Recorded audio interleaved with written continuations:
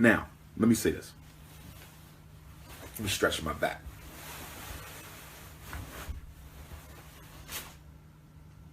Okay. I'm sitting straight up. You know, tall brother. Sometimes we got them lower back issues. Okay. The loosey goosey. You the loosey goosey. You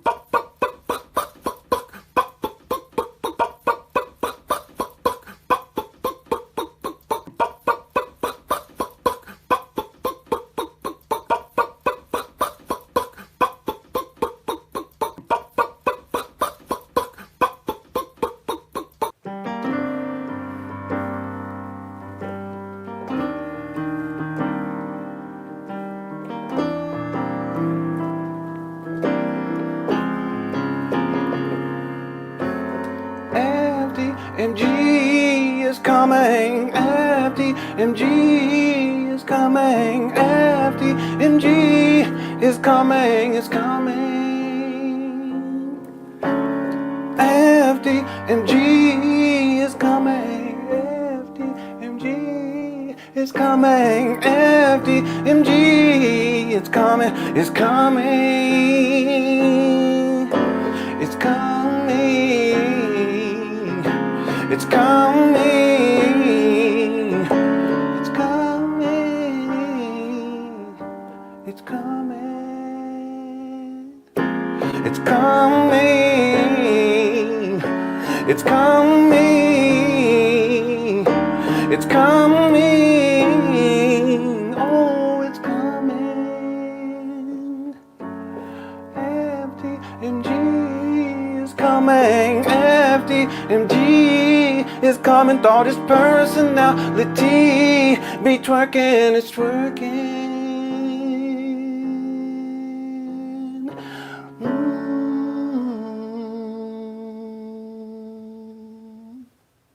All right, thank you guys so much for tuning on in. Cookie Crush Chat's undefeated. It seems like it's been like a month, but it hasn't been that long. It just doesn't it seem like it's been a while, like a couple months.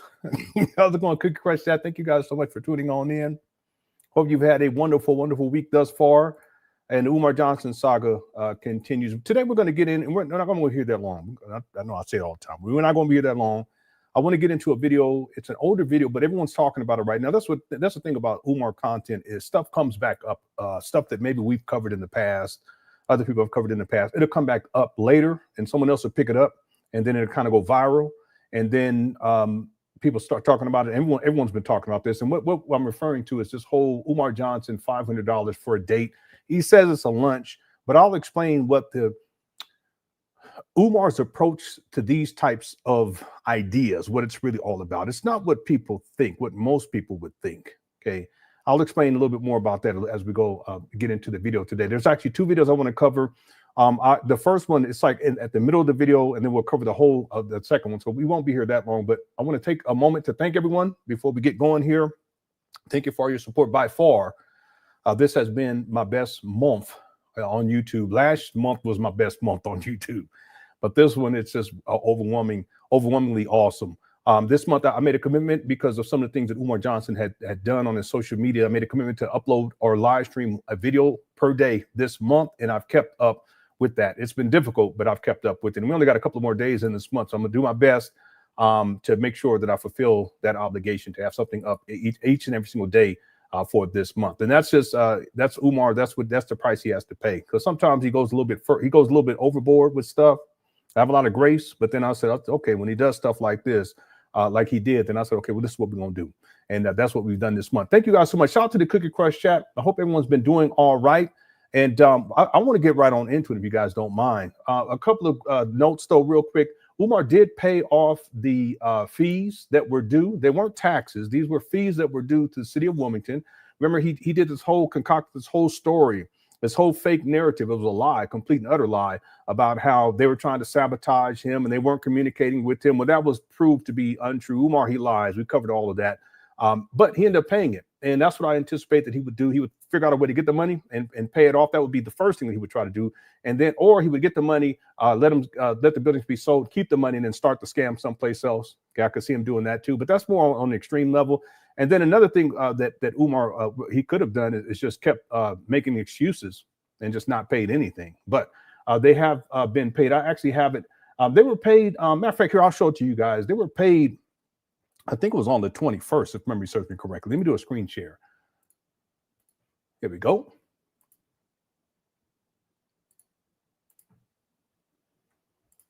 All right, here it is. So this is for the first case for I think this is the larger building.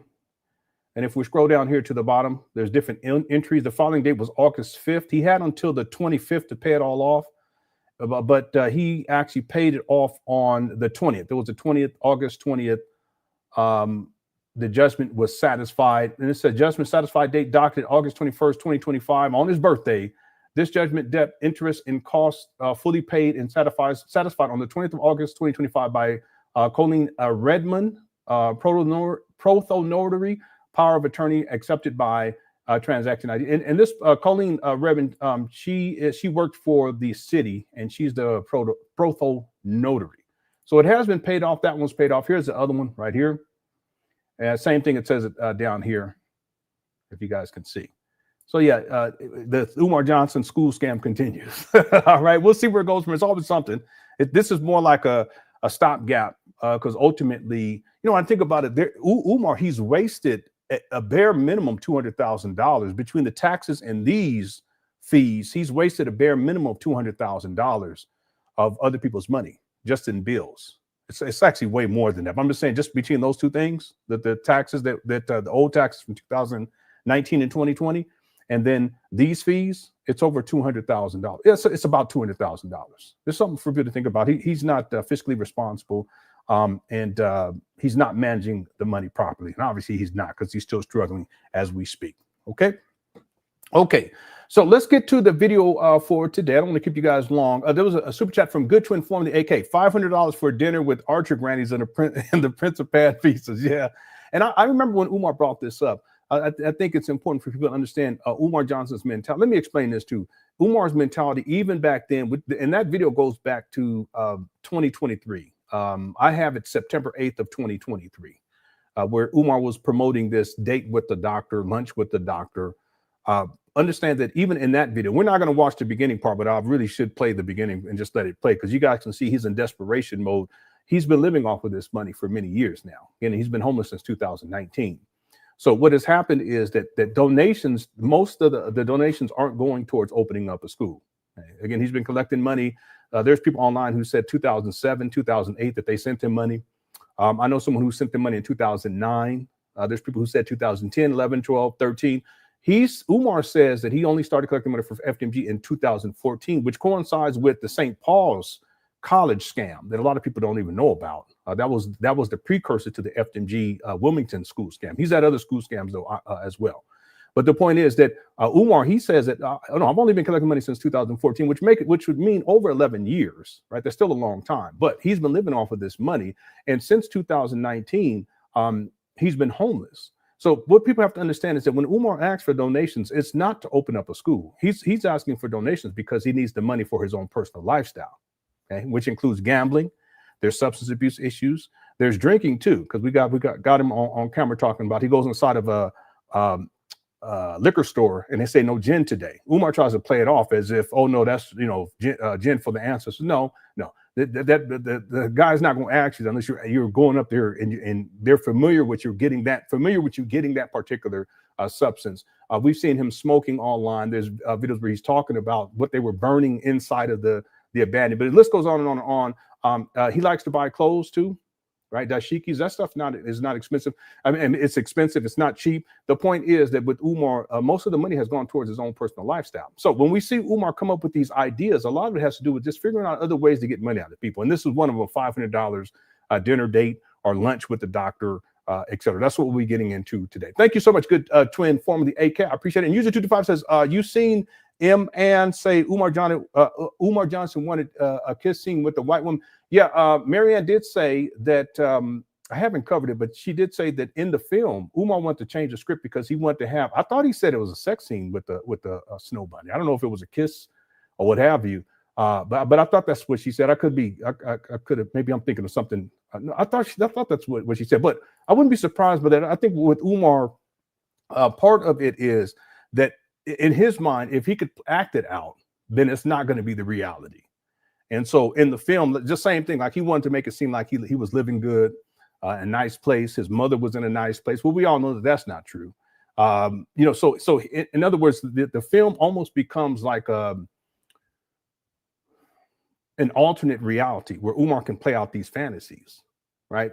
That he's the most requested scholar, that he's this so-called black leader, that he's living high on the hog, that he has all these women that he can exploit. Well, that's part of his fantasy too. And that his mother's living well too. That's part of his fantasy too. We know that's not true. But also part of his fantasy is white women. Let's be real about it. So that's why he's always talking about white women and what he calls snow bunny crisis and all this stuff. There's a reason for that. So that's why I think that Umar came up with that idea, because on one hand, he can play it out on the screen, but then he said, well, that's not really reality, right?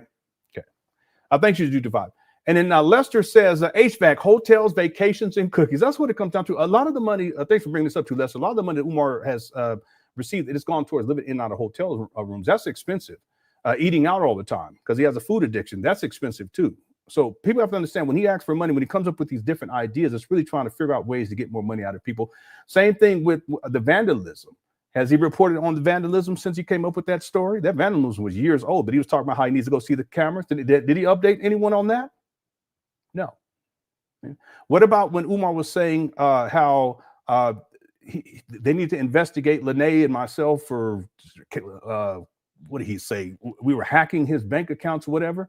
Where's the follow-up on any of that? But see, that's a way for Umar to get money out of people. I need donations because I need to, we need to get lawyers involved and all this kind of stuff. So everything comes down to that with this guy, because his lifestyle is expensive. Hotels, vacations, cookies, traveling all over the world, that's expensive.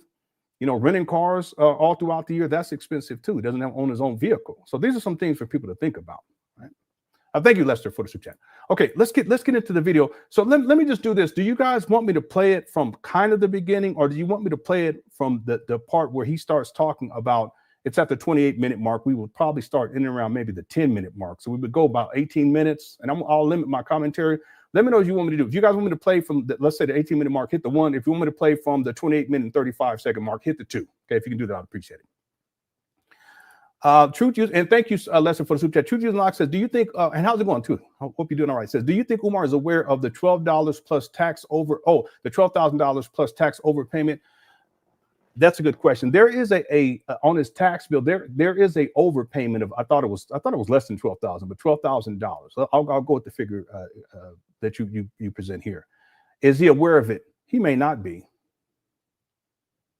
Because he could have just, whatever that overpay was, he could have just went in and asked for them to issue him a check, for $12,000, and then he could put that towards these other fees, right? So I don't know. That's actually a good question. And the reason I say he probably doesn't is because Umar's not financially responsible. Okay, he's not the type of person who's going to open up mail that needs to be opened up, because he's so in the hole anyway. He just leaves stuff alone. That's why this whole situation with the fees got to where it was at. Was it $33,000? It's just wasted money too, by the way. Not one black boy has been educated. It's ridiculous. I have it on my other. I thought it was $38,000 or $33,000, something like 17. Yeah, it's not. Yeah, $38,000, I think. No, $33,000. Where's my other one at? I don't know. I think one of my kids must have got a hold of it. Anyway, I always blame the kids. Oh, here it is, right here. Oh, that ain't it either. Okay, never mind. Anyway, he probably does. He's probably not aware of it. I would think that he's not, simply because he doesn't handle business. Thank you, Truth Using Logic, for the super chat. Okay, let's get into the video then. Here we go. And then user 225 says, who covered the 38? That's what it was. 38,000. 33. Okay, I apologize. 38,000. His dummy fans or himself. He probably received a whole bunch of donations. I think that's what he wanted in the first place. That's why he was announcing and he was giving all these different stories and telling people he needed money for all these different things, because he knew that this was coming down the line. So people were sending him money. Then he comes up with the whole thing about he has to get lawyers involved with the bank because the bank froze his account, but then they didn't have the account, and blah, blah. The story gets all crazy. All that stuff. People were sending him money for all of these different things that he concocts So yeah, I just think his donors paid for it, and it's just wasted money. But they can do whatever they want to. It's their money, you know. I think she's a 2-5. Okay, I didn't even check to see what people had said in here. I see ones and twos, mainly ones. Okay, let's do this. Ones, yeah, I see some twos in here too. All right. I'll tell you what, let's do this. Let's do a compromise. I'll skip through. That's what we'll do. We'll skip through all the way up to the 28-minute mark. We'll do that. Okay, that way we can get through some of this. Okay, here we go. Let me pull it up. Pan Africanism, peace and Pan Africanism. Peace and Pan Africanism, peace and. See, he's going to be asking for donations, I'm sure, but I want you guys to understand that this is Umar. He's a dope fiend. I've been telling people for a long time. Okay, he's not up here working. He's not up here doing any innovations. This is about simply trying to get money out of people, and that's why he's looking like this. He just needs money. Pan Africanism. Peace and Pan Africanism, peace and Pan Africanism.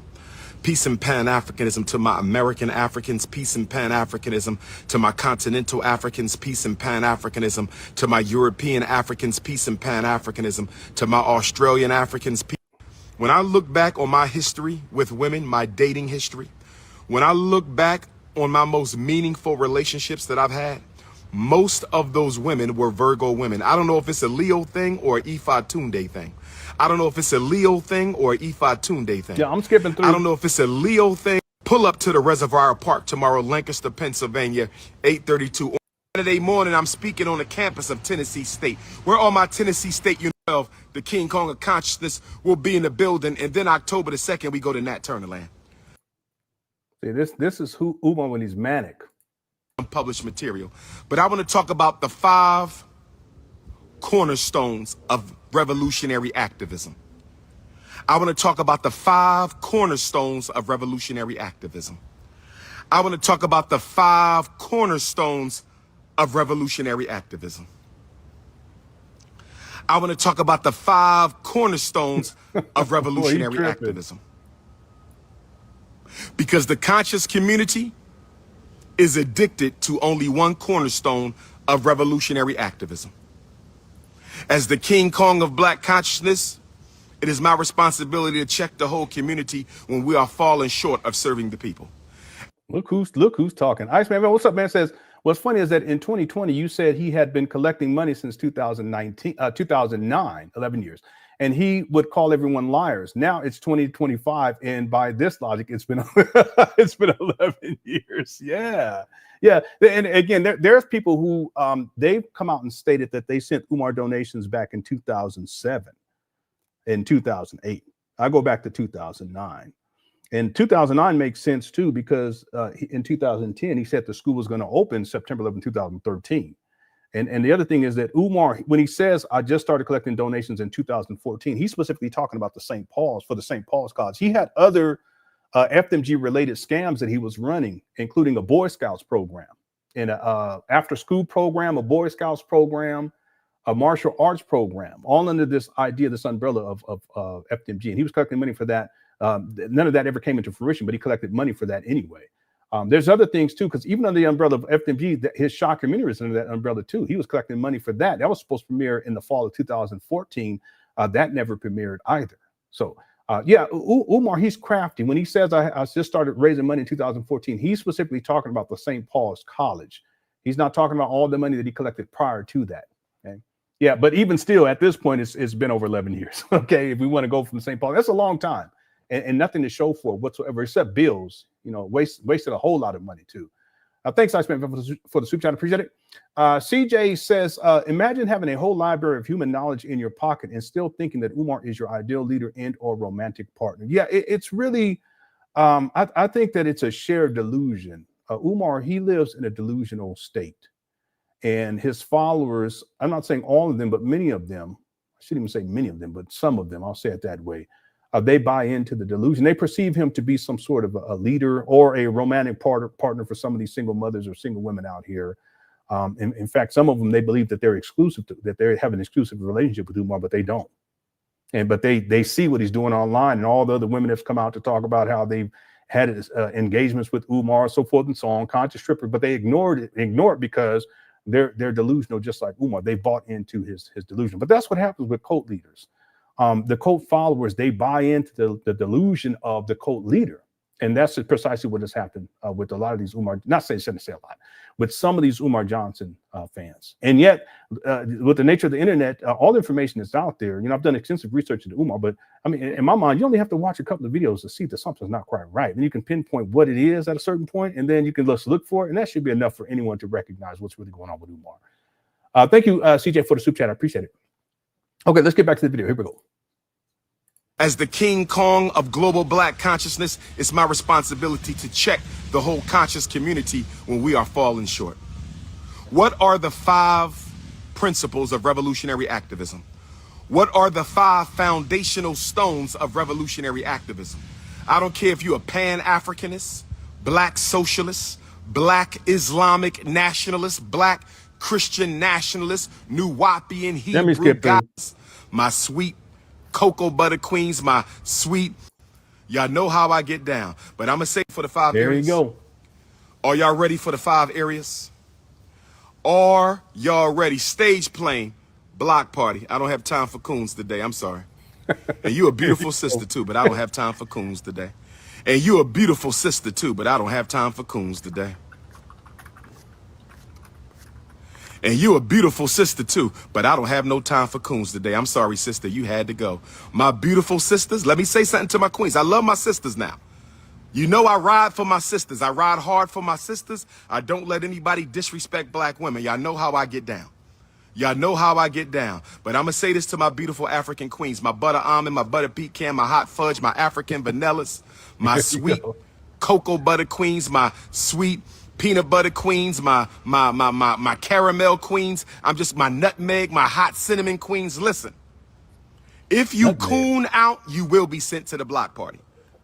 Okay? It's consciousness over cookies over here. I don't care how good you look. It's consciousness over cookies over here. I don't care how good you look. It's consciousness over cookies over here. If you coon out, I'm sending your ass to the block party, 5-5 or not. You getting sent to the block party. Conscious and curvy or not, if you coon out, you getting sent to the block party. There is no sexy sister privilege on my live. There What is a sexy sister privilege? That's crazy. is no sexy sister privilege on my live. There is no sexy sister privilege on my live. If you coon out, you get blocked. Now let me get back to my message. Consciousness is always over the cookies. Politics is always over the punani.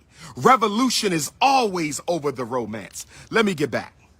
Hit the Cash App while you at it. $. See, he needs money. That's what it comes down to. Look at him. Look at this guy. FDMG school.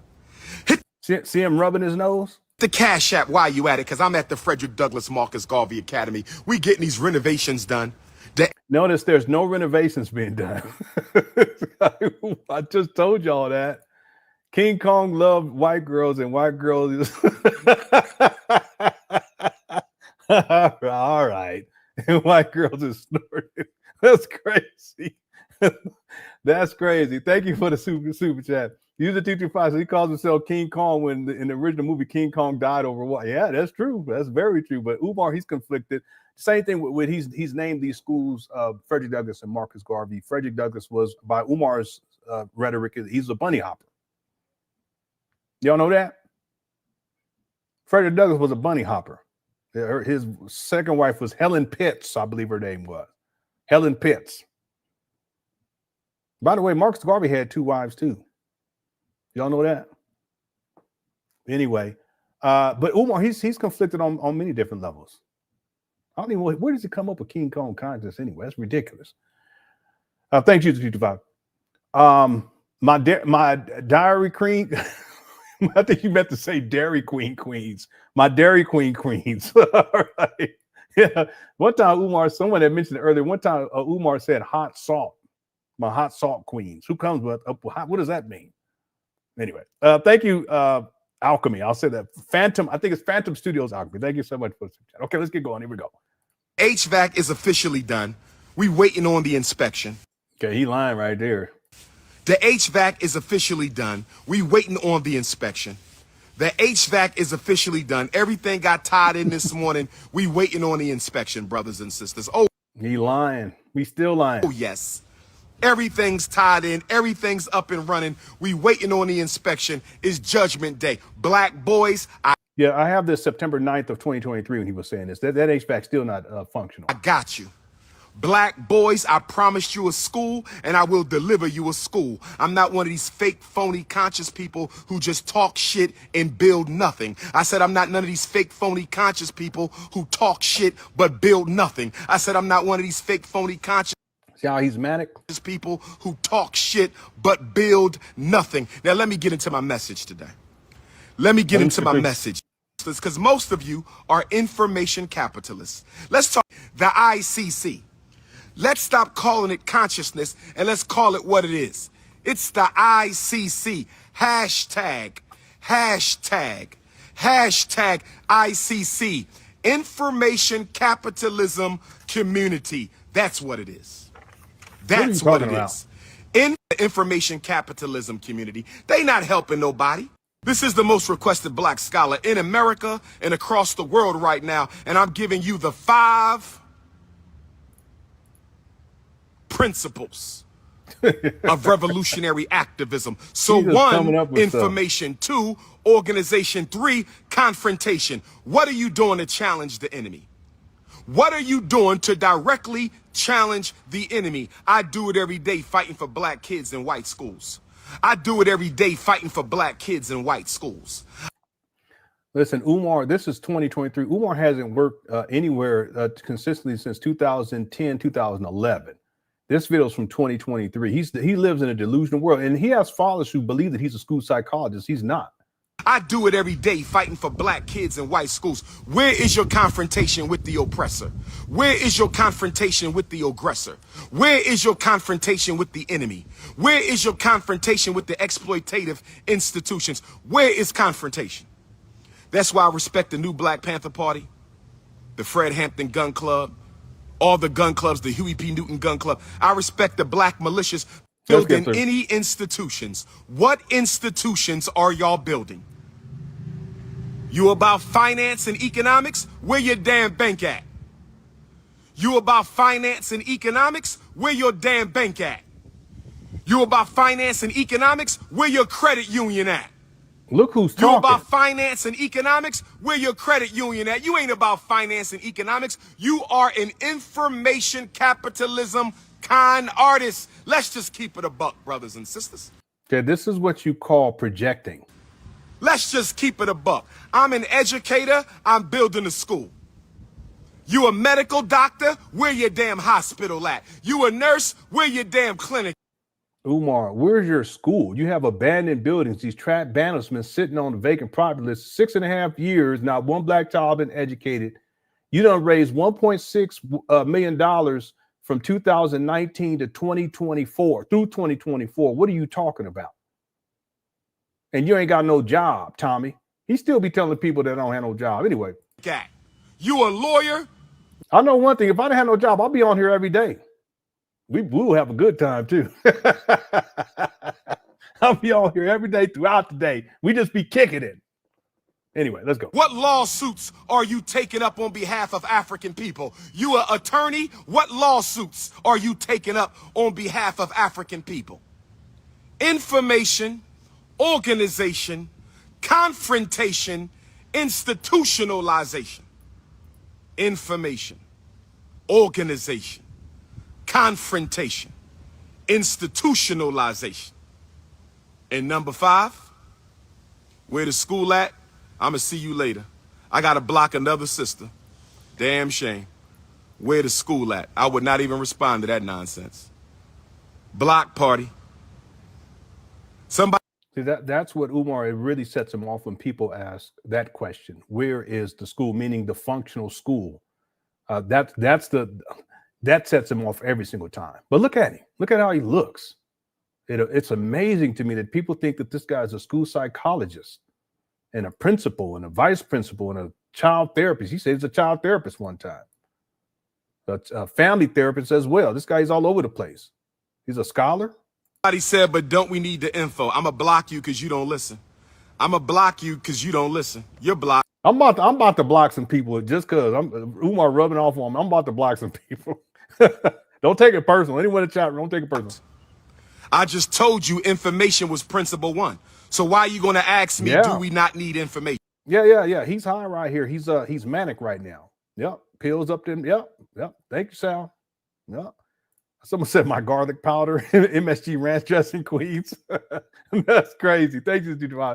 Phantom Studio says he waiting for the evac as in evacuation. Yeah.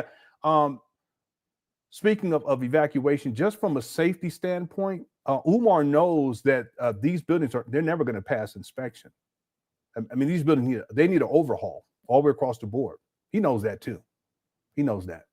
See, what Umar has done is he's used Pookie and Ray Ray to get stuff done, but there's so much work that needs to be done in that those all three buildings. He said there's 4. One time he said 5, but all 3 buildings. And if you think about it, even him being in there, it's a hazard. These buildings, I mean, they in essence they're abandoned buildings. Right? Can you guys imagine? One quick example. You guys remember he was doing the paint days and stuff? I should pull it up. You guys remember when he was giving tours in there back in 2019 with no electricity and people were using their cell phone flash lights in order to walk through? Okay, what would have happened if there was an emergency? I don't know, a fire breaks out. Toxic chemicals are in the air because of the building's been sitting for so long. Someone opens up a door and there's who knows, okay? But what happens in terms of evacuation? It just goes to show where Umar's mind is. So why would he do something like that? I should pull it up and show you guys. He did that because he wanted to get money out of people. He wanted to show people as if he's made this great purchase. And look what I've done with the money. We don't have any more money left, so we need more donations. That's why he did it. But even from that standpoint of egress, it's a huge issue. And it still continues to be a huge issue to this day with Umar. But he doesn't care. He's not worried about safety. He's worried about getting money out of people. Thank you, Phantom Studios Alchemy, for the super chat. I appreciate it. How's it going, Kiara? Kiara says, shout out to my cocaine bear queens and kangs. All right. I tried to watch that movie one time. I couldn't get into it. I just couldn't do it. I mean, the idea, like, come on. All right. Thanks, Kiara, for the super chat. I appreciate it. Let me see. Let's use 225 says Umar Johnson's fingernails dirty because he misses. Okay. All right. How's it going, Aisha? I haven't seen you in a while. Hope you're doing all right. Say confrontation. Is he being serious? Yeah. Umar, he's always at odds with somebody. He's always at odds. He's always mad and angry too. You guys notice that about Umar? He always mad about something. You should be able to get up sometimes and be okay and be happy sometimes, Umar. That's what you get. Okay. Yeah, but Umar ain't got he's the last person that needs to be talking. Thank you, Aisha, for the super chat. User 225 says, Sister Lene, thank you for the finger. Next time.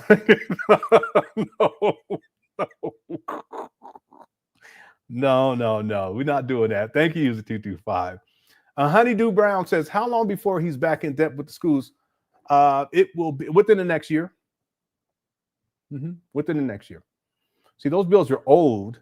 I would highly doubt that those years are dealing. No, those years aren't dealing. No, I would have to go back and look at the paperwork. Yeah, at the end of the year, he'll be in the red again.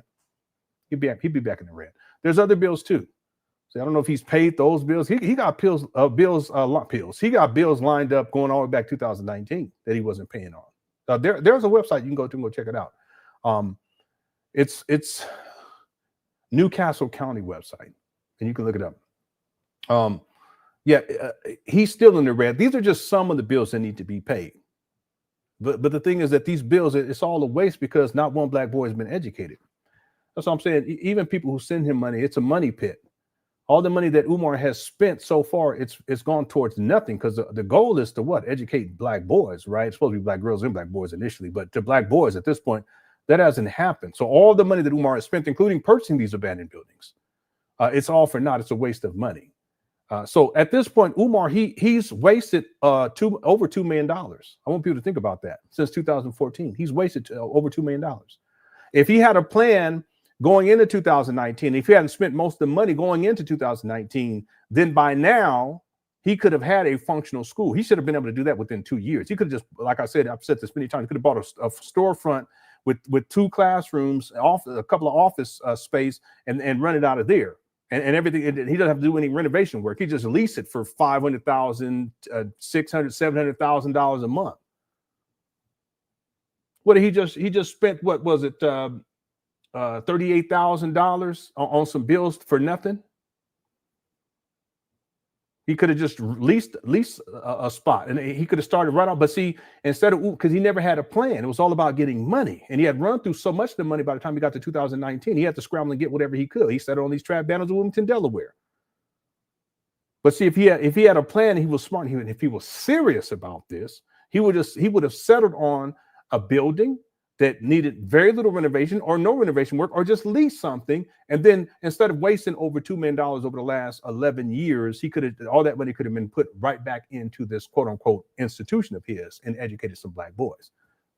So he's still in debt with these abandoned buildings, and the debt will continue to accrue as months and years progress. I don't even know how long he's gonna be able to keep this up. I already told myself next month I gotta take a break. We're gonna still get together, but I got this month, boy. Umar, anyway. Thanks, Honeydew Brown, for the super chat. Appreciate it. And so, what's up, A-Stage Play? Says some single mothers crave male aggression and direction. That's why he's in costume and character. Crooked preachers do the same thing. Yeah, Umar, he is a character. He has different characters too, but this whole aggressive part of this aggressive confrontational Umar that we're seeing here, part of it is that he's high. See, and Umar, he's been in this routine a lot, that when he's high, he has to figure out a way to get money again so he can get it before he comes down, and then he starts having those withdrawal symptoms. And so he gets aggressive. If any of y'all ever dealt with drug addicts, you know what I'm talking about. It's a cycle that they run over and over again. And that's what Umar does. And you're right. There are some women who see this, and for whatever reason, they find it to be attractive or I don't know, however they see it. But at the end of the day, what we're looking at is a Pookie who's a deadbeat, and he's a scam artist. He's a con man. So they can look at the fantasy that they want to perceive this to be, or they can look at the reality for what it is. I mean, this guy, he's out here sweating and blinking and sniffing. Well, he ain't sniffed yet, but I'm sure he will at some point. Okay. But you know, to each their own. You know, I would hope that women, and black women in particular, that you do your due diligence and understand that if you're willing to accept someone like Umar, then you're willing to accept pretty much anything. Just something to think about. Thank you, SH Play, for the super chat. User 225 says, Sister Lene, go get the shea butter. I need you to help me realize. No. Okay, that's enough of the thumb jokes. User 225, if you don't mind. Thank you for the super chat. Also, thanks, SH Play, for the super chat. Iceman Veb says, wait, I missed it. He paid the $38,000. Yeah, he did pay it. I pulled it up on the screen. It's been paid. It looks like the donations came through for him to get that paid. He hasn't updated anyone in terms of his bank accounts yet either, at least the last time I checked. Thanks, Iceman Vamp. And then CJ says he wants some sort of Black Conscious January 6th. What is that? I don't know what you're referring to, CJ. Did he change the grand opening date to January 6th? he might as well. By the way, everyone, the school's supposed to open next month. Y'all do realize the school's supposed to open next month. It's something for y'all to think about. There is a poll. We already have 1,450 votes. Is Umar Johnson a scammer? 95% said yes, and 5% said no. Okay. Make sure you get that 5% got me cracking up. Make sure you get your vote in during this live stream. Excuse me. And then we have the likes. Our goal is always 500. I think we're at 489. If at any point you're enjoying this live stream, go on and hit that like button and get to that 500 mark. Okay.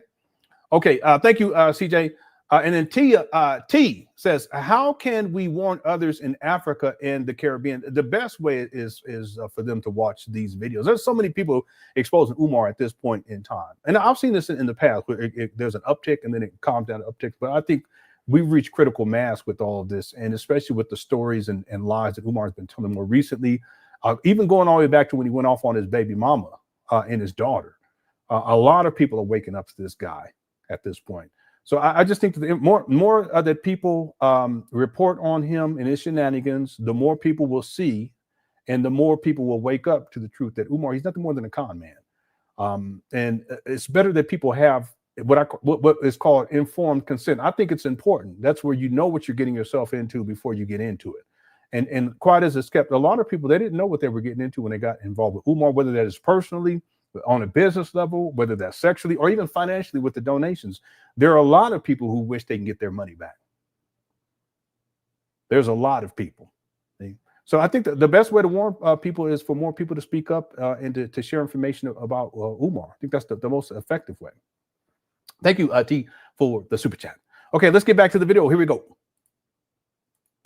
I just told you information was principle number one. So why are you going to ask me, do we not need information? I just told you information was principle number one. So why are you going to ask me, do we not need information? Since you have a listening comprehension disability, I just sent your ass to the block party.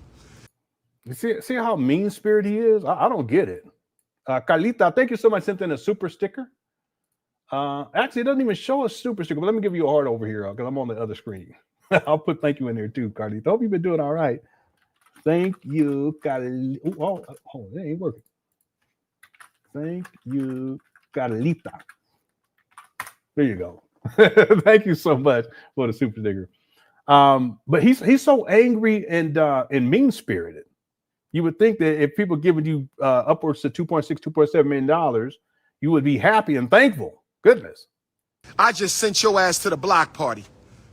I evaluate for learning disabilities. I don't tolerate learning disabilities on my live feeds. I evaluate for learning disabilities, but I don't tolerate learning disabilities on my live. He's so mean. Starflower said that Marquette Devon paid the debt. Marquette offered to pay the entire debt. No, I think Umar's donors, they're the ones who just sent them the money. That's what I think took place. And remember, Umar set it up way in advance. We covered that. He set this up way in advance. So even the stories Umar, he was telling, talking about how his bank accounts, this is before he says goes crazy with this, but he says his bank account information may have been taken by Lenon. That's all setting stuff up. And he's asking for donations. So there's people, and then he says we might have to get lawyers involved. Well, that's a way for people to send him money for lawyers. Now, I know some of us will say, who's going to send him money for lawyers? Well, who's going to send him money for this whole bank account frozen scam? Frozen bank account scam. That's what we should call it. We wouldn't think anyone would send him money for that. Yeah, well, they did. Well, and then who would send him at this point? Who would send him money for these fake schools anyway? I'm talking about his donors, his supporters. Who would do that? We would say logically, no one would do that, but they do. See, so Umar set this up long time ago. Not long time, but he set this up in advance because he knew what was coming down the line. So the idea for Umar was, let me start begging now so that by the time this needs to get paid, I'll have enough money to pay it. And I think that's what took place. I think that Umar, he basically finagled his audience again, comes up with all these fake narratives, all these lies about, why he needs money. And then ultimately they sent him the money. He just stacked the chips until we got to, I think it was the 21st, and he just paid it off. That's what I think. Okay. Thank you, Starflower, for the super chat. I appreciate it. And then Texas Diva gifted 5 membership. Thank you so much, Texas Diva. If you received a membership, make sure you thank Texas Diva. Very kind of you. I appreciate it. All right. Okay, let's get going here because I told y'all I was going to hold y'all long. We got about 2,400 people in the building. Thank y'all, everyone, for tuning on in. Cook Stats Undefeated. Let's go. I evaluate for learning disabilities, but I don't tolerate learning disabilities. Okay, he doesn't evaluate that either. This was 2023. Again, Umar hasn't worked as school psychologist since 2011, 2012. On my life. Excuse me, 2010, 2011. Why would you ask me, is information not important when I done already declared information? Donkey Kong consciousness. That was a game back in the day. A lot of people don't know about Donkey Kong. Thank you, Brian. That bring up some good memories because we used to have a saying back in the day, it's on like Donkey Kong back in the day. Anyone remember that? Hit the 1. That's how you know you old. Thanks, Brian, for the super chat. I appreciate it. What's up, Gamer Incorporated? Speaking of Donkey Kong, says this clown was talking about shooting women with super soakers filled with alkaline water. Yeah, we covered that yesterday. I did a video for you all. I uploaded the video and we did it as a premiere. It just goes to show a couple of things with Umar. One, the delusional state, because that's an assault. Don't wait around it. Part of it is Umar, he conceptualized FDMG, this campus. When people come onto his campus, he's in control of everything. He's a cult leader because he sees everyone as part of his cult. That's why he can talk to you, Umar Johnson. He'll talk to you all crazy. He'll talk reckless. He'll call you out your name. He'll yell at you, scream at you, say that you have mental health issues, that you have mental disabilities. They talk to y'all. See? But if we go back and we look at that particular video, you can tell Umar, in his own delusional mind, he has a way of thinking about what FDMG is. It's like a cult compound. And when women come, and he always takes the worst case scenario that they're these ghetto ratchet hood rat. I apologize for the women, but that's how he talked. That they're going to come in their pajamas. He said pajamas. He called them pajama mamas. And as a consequence, because they were out with Ray and bent over and all this other P. Diddy freak talk, he said he gets upset. He says, because you come into the school with your pajamas on, coming late with he tells all kind of stuff. Y'all get it. He says he gonna take his super soaker water gun and spray these women down and mess their hair up and mess their weave up and all this other stuff. Who thinks like that? But see, if you put it within the context of a cult leaders feel like they have full autonomy and they can do whatever they want to anyone at any given time, including abusing people. Well, that's Umar. He's an abusive person. He has an abusive personality. See, and this cult aspect of this and FDMG, that's just a central hub to which he can kind of fantasize about these things. It's hypothetical, but it's a hypothetical reality to someone who is in a delusional state, meaning Umar. So that's why he can talk like that. And you would think that he would have more sense than to even have those types of words come out of his mouth. But it speaks to the delusional state that Umar's in, the fact that he perceives himself to be like this great black leader, but it's more like a cult leader. He calls himself the Messiah. Anytime you hear people using terms like that, he calls himself the Black Christ. You guys got to be careful with that. But then also the violence aspect of this. He talked about how he wants to murder 10% of black boys. He talked about how when the boys act up at his school, he's going to take them back to I have proof of all this, that he's going to take them back to the black room back in the back of the school and pound their damn chest in. You see the violence that comes out? Who thinks like that? Well, abusers think like that. And Umar's, he's an abuser. Man. Thank you, Gambier Incorporated. Good to see you too. What's up, Black Wolf? Salute says, Lenon, stop that. I ain't gonna hold y'all long shit before I throw a mice on your ass. So who said I'm gonna throw a mice on your ass? You Cookie Crunch chat. You think I wanna look at that? You think I wanna bend? I'm gonna throw a mice on your ass. That's why. You see, I start turning into Umar. I start an altar beast. I start turning into a werewolf. You see that?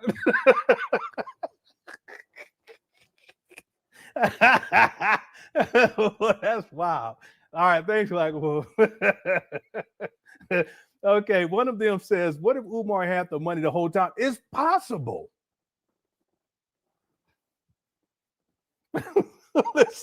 Listen, it's possible that he had the money the whole time.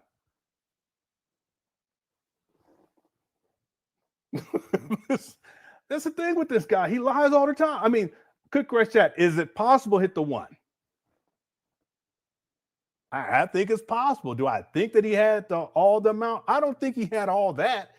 He probably had a couple bucks. Listen, he probably had a couple bucks here and there. You know what I'm saying? Some of it's inside of a closet. Some of it it's under the big plush gorilla in his room. A couple bucks in a rental car. I don't think he probably didn't have all of it, but he may have had some. He may have some, but the point is there's no transparency, so we don't know. We don't know. I will say this: it's unlikely that he had it because the amount of begging. Damn, you remember how much begging he was pleading and begging. I mean, if you're gonna ask for some money, okay, ask for some money, but you ain't got to be pleading and begging, and that's. So he went so low with it, talking about I've hacked his bank account. I ain't got nothing to do with that. What you talking about? Lenon hacked his bank. Come on, cut it out. And then he got to get lawyers involved because he want to sue us. Then he got to sue the bank. Then he got to sue the city. Whatever happened to that, Umar? He said they were going to have some. they're gonna do some marches up there. Well, Wayne, you see, he ain't said nothing. He don't gone ghost. He gonna gone quiet because he got that money. Okay? People were sending him all that money. He got this stuff paid off. He probably has some extra money left over, and he been tooting it up. But as soon as that money run out, he gonna be right back up on here, looking smoked out. Watch, begging again. But yeah, is it possible? It is possible with this guy because he's a pathological liar, right? That's a good point too. I hadn't thought about it. It's a good question, really good question. Jesus225 says, peace and Pan-Africanism. Queens, donate $500 to be on the Umar Ifatunde OnlyFans. Umar did say one time he was gonna set up OnlyFans. I remember that. Hit the one. I ain't making it up. And I was like, what? That was years ago, though. Anything he can get money out of people. We turning back shots into business. Brothers and sisters. Oh, yes. Yeah, that's he stopped saying that because we clowned him on it. You guys remember that one? He said business before back shots.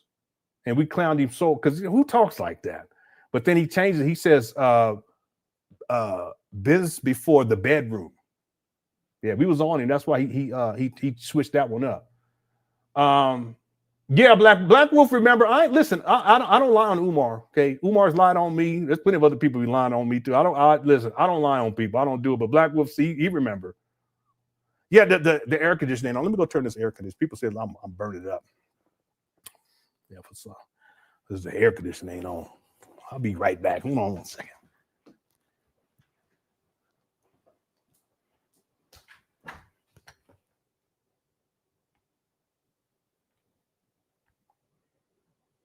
Yeah, it's 84 degrees in here.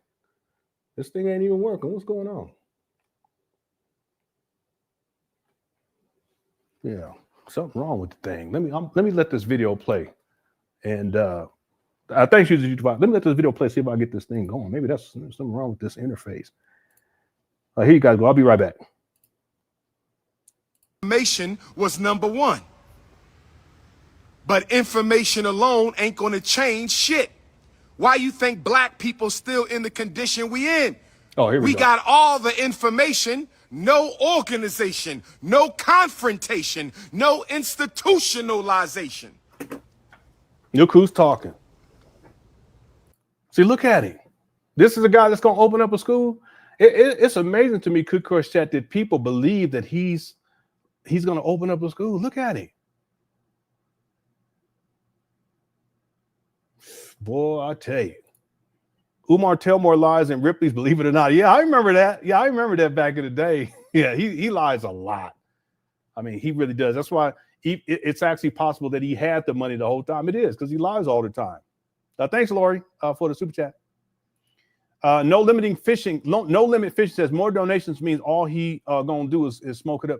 Yeah, well, what's going to happen is he had to put some money towards because he had to save the buildings, because otherwise, what is he going to have to fall back on? That's what I told people anyway. That's going to be his first objective, is to try to figure out a way to save these buildings. Because if he loses them, what does he have to fall back on? Where does he go from there? I mean, I think that would have complicated things to such an extreme. There's been a whole lot of people who would have called him out even more than what we see nowadays, and it wouldn't have been a good look. So he had to get these buildings secured at least enough at this point so that he can continue with this scam.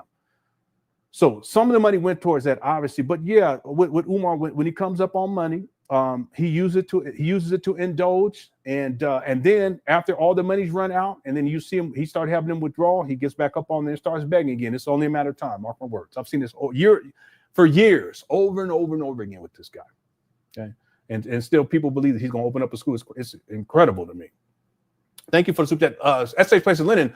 Hood rats don't mind if their heroes are crooked. They see it as a form of resistance against racism, government authority, etc. Crazy but true.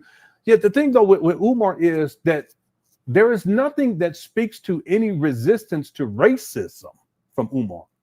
What I mean by that is what we find with Umar is rhetoric, but nothing in practice. You guys tell me, what has Umar done in practice that's tangible and real outside of running his mouth that is a form of resistance against racism? Call black people coons? I hate that word. I hate even using that word. I apologize. But is that resistance to racism? Calling black people trifling ass black people? Is that resistance to racism? What else?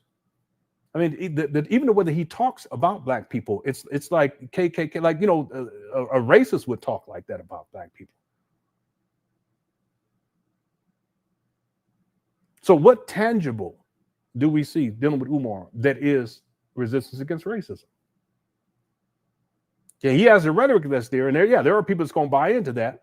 What about against government authority? We're going to march on Wilmington. Why? Because he didn't pay his bills? See, Umar, he will maintain his nonprofit status, right, which is government authority. Why? Because it's dealing with the money. He can keep more money to himself. Is that a resistance against government authority or a resistance against racism? No, he'll use the white man when he can. Remember, he called the police on those he called the police on those children, those black children, in point of fact, that were inside his abandoned buildings. Don't make me pull it up. He called the police on them kids. He told them that he was going to call the police. Then he called the police on them kids. Is that resistance against racism or government authority? No. Here's another one, though, SH Play.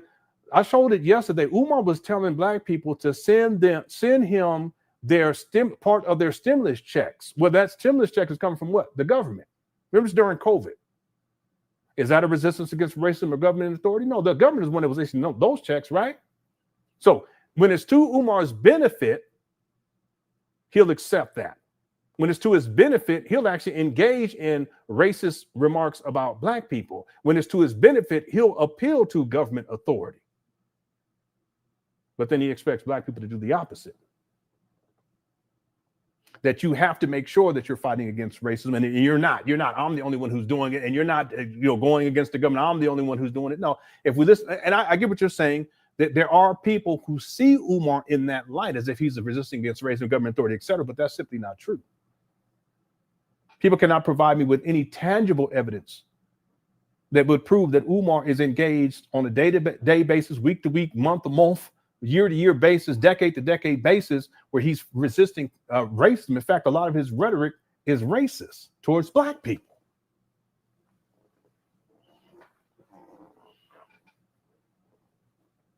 How many black people over the years can we count Umar attacking verbally online? Verbally attacking online.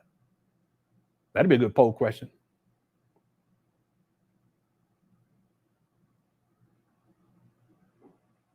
Let me give you 5 off the top of my head. Deion Sanders, Kobe Bryant, Barack Obama, Oprah Winfrey, Tyler Perry.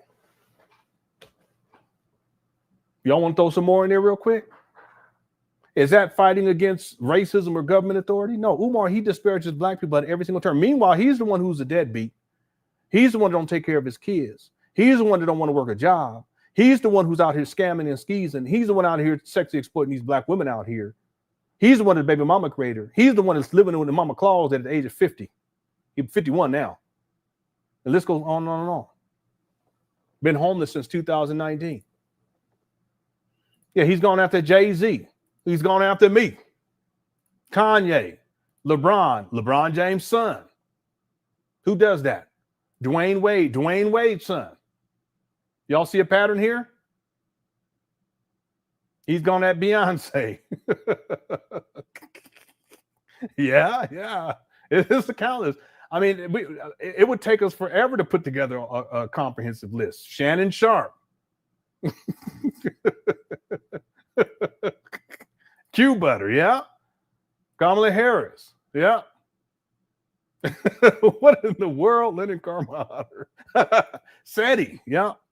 Roland Martin, Sarah Suchetti, Jay-Z, Beyonce, Brother Jose.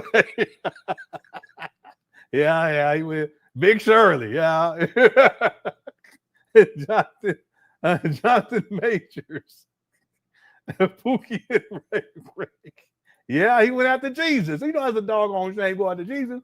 Said Lord Jamar. Stephen A. Smith. I don't like Stephen A. Smith too, but hey, it is what it is. Big word. All right. Yeah, Tariq Nasheed. Yeah. Yeah, you right about that, Deborah.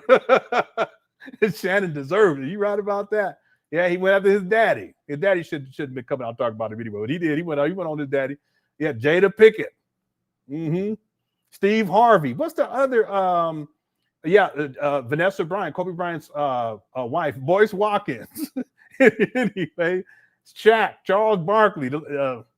Okay. Medea. Yeah, his own daughter. See?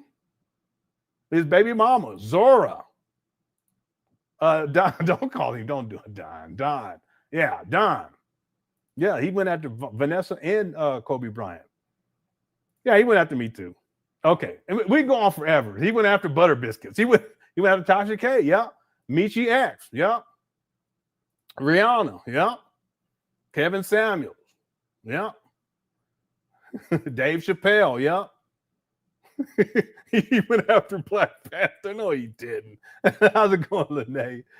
Okay, let me get out this chapter because otherwise we're gonna be here forever. Okay, yeah, he went after Naomi Osaka. Yeah, Uncle Nancy. He went after Uncle Nancy as well. All the Smurfs this month. Okay. Anyway, thank you, SH Play. We got blowed off on that one. Thank you, SH Play, for the super chat. Black Anonymous says Umar couldn't pay me to go on a date with. But you know, there are probably some women in here that would go on a date with Umar, though. There's probably a couple of. If any of you in the cook question, any women in here, would you go out on a date with Umar? Hit the one. If you wouldn't, hit the two. I'm sure there's probably couple, because there's some Umar Johnson followers. We love y'all too. All right. Let's see what people say. Thanks, Black Anonymous. Oh my God, this chat is looking real bad right now, family. There's a lot of twos in here. The women ain't having this shit. They ain't having it. Yeah, all right. I ain't seen that many twos ever. Somebody even put in a three. That's really bad. All right. Wow. These women going in too. Hell no. Hell to the dog. All right. Someone said I go to hell first. Wow. All right. Someone said they'd rather date a bear. All right. Well, that's all in the chat room. I'm just asking because you never know. Thanks, Black Anonymous. Laurie, how's it going? Laurie says classic dad stuff, Leonard, controlling the thermostat, conservative. Yeah, conservative. Yeah, I do. Because the last bill was like $264.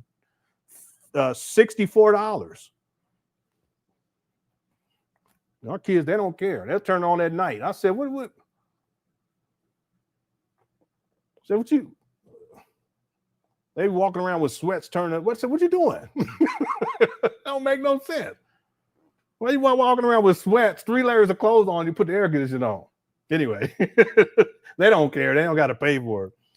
Thank you, Laurie. But I'll be watching. I'll keep an eye on it. Thank you for super chat. Angelique says he did the cash he hit the cash in the big back TV. It'd be funny if Umar, if one day that he knocked that big back TV over and it bust open, it was like $40,000, $50,000, $60,000 in there. He put it a big back TV. Thank you, Angelique. Cooking with Frank says, Dr. Umar Ifatunde Oguntade, intergalactic rib tip King Kong consciousness. Salute to what does that mean? Dr. Umar Ifatunde Oguntade, intergalactic rib tip king. What? Con consciousness. Salute to Lenon for the work. All right. Thank you, Cooking with Frank. For super chat. Jana says, you didn't that video of Cali visit, that student that invited him paid him a check, but Umar always said he doesn't get paid for his speaking. Yeah, I'm not familiar with what you're talking about from a California visit. Maybe when he was at Cal State, I think he was at Cal State Long Beach. Yeah. Well, see, here's the thing, Jana. Umar, he's been avoiding getting paid legally for decades now because he's been hiding from child support. Even the way that he has this set up, this his EIN number as a nonprofit status. He has it set up. If you guys look at the documentation, the tax filings, he has on paper that he's not paying himself anything. So the money that's coming in is all of it's supposed to be going towards opening up these abandoned buildings. Obviously, that's not taking place. Most of the money he spent on himself, but legally on paper, there's no way that they can say that he's actually earning income unless he has speaking engagements. And in the case of a college or university, yeah, they're going to issue a check, and they're going to be a paper trail, because that's how they operate. They handle business. That's always been like that. So if Umar is actually, if he's paying any taxes on income, it will be on stuff like this, not on any money that he's received for FDMG, because FDMG, that's a nonprofit. He's very crafty how he sets this stuff up.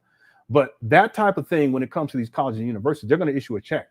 They're not going to be giving them cash, nothing, even a per diem, right? They're going to issue a check for the speaking aspect of this, and that would there's a record, and that would go towards Umar's personal finance, as it were, and that would be subject to taxation as income, personal income.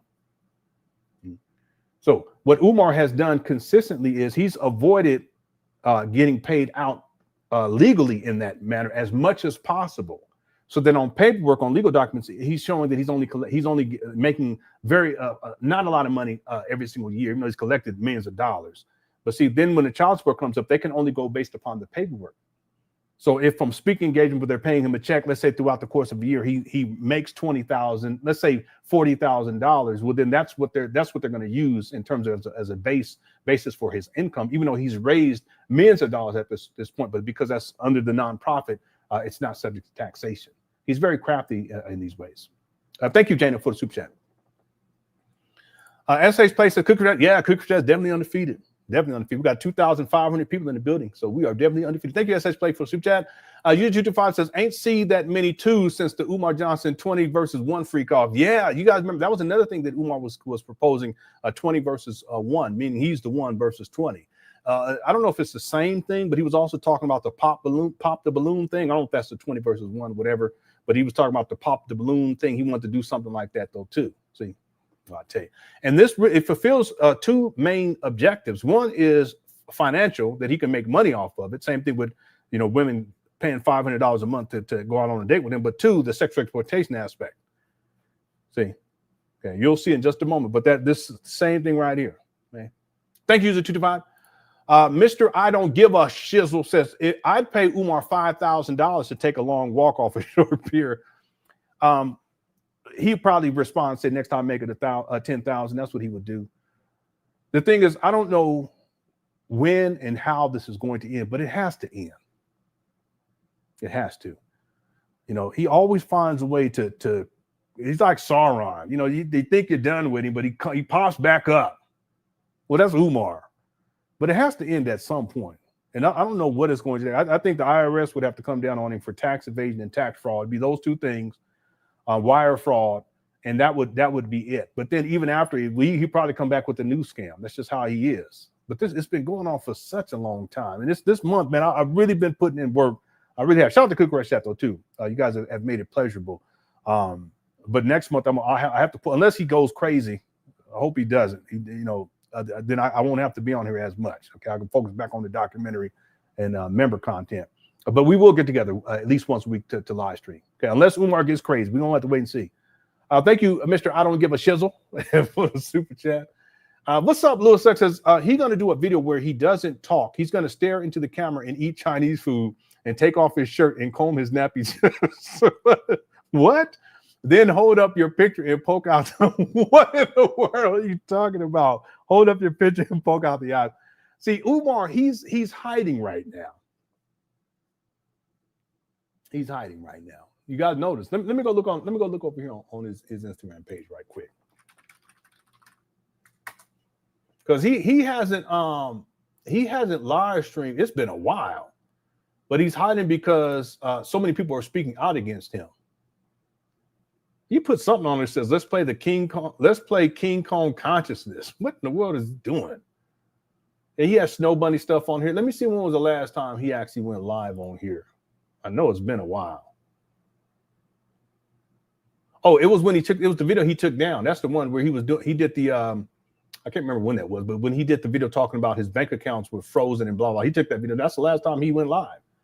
But he got some foolishness up here right here. It looks like it's called Kong Skull Island. It's a gambling game. And then he says, let me play King Kong Consciousness. It's a doggone shame. Umar, he the last person to be talking about gambling because he be gambling y'all donation money. Thanks so much for super chat. Netta says, Lenon, is your HVAC system being worked on by Umar's team? No, for some reason I was pushing the thing to try to turn it on. It wouldn't turn on, but it's on now. I don't know if you guys can hear it or not. I just had it off all day. Yeah, I told my kids, I said, no, don't put it on, but it was like 84 degrees. Thank you, Netta, for the super chat. Umar doesn't. Let me just be clear about this. Umar doesn't have a team. Okay, he has people who come through every once in a while to do some work. That's it. See, and if Umar was wise, what he would have done is from the jump, February of 2019, he would have had a team set up in advance of even acquiring these abandoned buildings and a plan in terms of what needs to take place day by day, month by month, and year by year. It shouldn't take him 6.5 years. He's not even done with any renovation work yet. He hasn't finished anything, but it shouldn't take 6.5 years to get something done. I mean, really, he should have been able to get at least half of one half of the street done in 2 years. But that means planning. That means he would have made sure that he was a good steward of the money. He wasn't spending it on himself. He would have to put together a professional team. Okay, there would have to have been transparency. These are all things that permits needed to be pulled. All this, but that's not what Umar wanted because it was always a money grab for him. Let me see how I can get this money, and with no transparency, therefore no one will ever know. See, even today in 2025, I can ask the question: when was the last time Umar gave an update on how much money he's raised? I'm talking about a figure. The last time Umar gave an update was in 2020, and he said $850,000. And in 2025, 5 years later, over 5 years later, he's telling people that he hasn't raised $1 million, even though back at the end of 2016, the beginning of 2017, he said he had already had $1 million. So that's why he doesn't want that level of transparency, because when you're working with professionals, they're going to need to know that you have the money, where the money is at, so that they can know that they're going to be getting paid out, so forth and so on. But what Umar does, his quote unquote team, is Pookie and Ray Rays that come through. They've come through here and there, and then he'll hire someone, maybe a professional here or there every once in a while, but nothing that is pre-planned, and they know what they're doing day by day, and they can actually project over time. Okay, when are we going to be done with this? Umar has no clue. Thanks, Dana, for the super chat. I appreciate it. She sent in a super sticker. Thank you so much. Odette says he gets paid in kind. They pay his expenses. Yeah. That's part of what happens with Umar. They'll pay for his living expenses, like if they have him come speak. But there are times where he's not making any money from his speaking engagements. Okay? That's clear to me, because there'll be like 16 people in the audience. It wouldn't even make sense to even pay for a flight if you're going to have 16 people in the audience and they're going to pay for hotel, motel, food, and a rental car. It just makes no sense. So Umar will take whatever he can get, and then he'll try to sell some DVD or sell some books or whatever, or he'll ask for donations for the back in the day, the documentary, or for FDMG Wilmington or the FDMG St. Paul's, whatever the case may be. That's how he makes his money. But in terms of him getting paid out big time money, that's not happening from his speaking engagement. In fact, his speaking engagements, they've dried up. Let me just check one more time. I want to see if he posts his. Yeah, see, he's still saying that he's a certified school psychologist. He holds no certifications in 2025. He says certified school principal. He holds no certification. Let me see if he has. Yeah, see, he's not even putting his calendar up there. But part of the reason why is because he ain't got much going on. Also, he has to be present more now. So what he has as his schedule is the next speaking game is a question mark next to it is 9/6. So next month. 9/13 question mark. So he just could be still putting this up here. 9/24 to 26 through the 26 question mark. And then he does have something, and it looks like Loving Arms Liberia, something like that, and 9/27. So the only thing that it shows as confirmed is the 27th of next month. And then the following month, he has 1, 2 that are confirmed. All the rest are question marks. And then the next month, which would be November, he has 1 speaking engagements, two speaking engagements.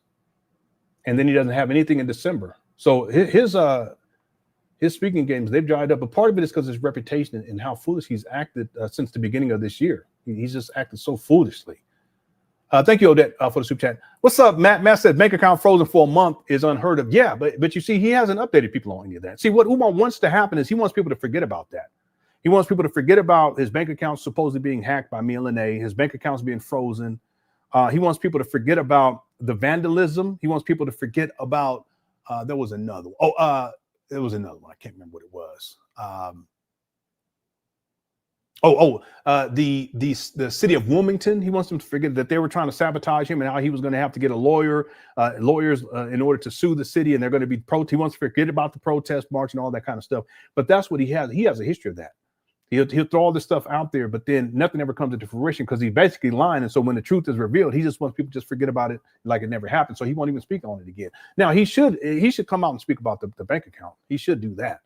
He should speak about him paying off these bills. He should also speak about the fact that they're erecting a fence on the exterior of the buildings. And I told people back in February of 2019, I told Umar that that's what he should have did back in 2019 is erect the fence. Okay, now they're doing it, but them doing it now is it's in compliance with the city of Wilmington. So that ultimately he can get off of the vacant property list. But there's so much that he has to do. And that's one of the things that should have been done from the beginning. That's why he's having it done now. Okay. Thanks, Matt. Black Wolf says, Lenon, asks a Naki comment, brother. Answer Naki comment, brother, please. I didn't see that one.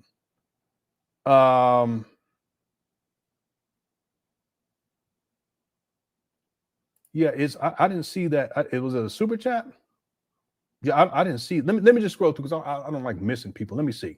And thanks everyone who sent in super chats. I appreciate it. But I'll be feeling bad when I miss people, and then I'll be thinking about it throughout the night until when I wake up. Oh man, I missed super chat. Yeah, I don't see a super chat with a question from Naki. Yeah, I've scrolled all the way up. Yeah, I didn't see it. Yeah. Thanks, Black Wolf, for the super chat. Odette also said he's supposed to be back on the Breakfast Club. Yeah, I did hear because what's his name? Charlemagne was caping for Umar. Charlemagne knows Umar. He's a scam artist. He know that. Charlemagne's intelligent enough. But see, it's for Charlemagne. They've invested so much time into Umar and promoting Umar that it's hard to step back from that after this far into it. It's difficult. Same thing with Cesar Pena. See, they should have been campaigning against him once they figure all this out. But they said a couple of things, but not too much. Same thing with Polite. Same thing with Jay Morrison. See? So I did hear Charlemagne say that Umar is going to be on the Breakfast Club soon. I don't know if it's true or not. We'll have to wait and see.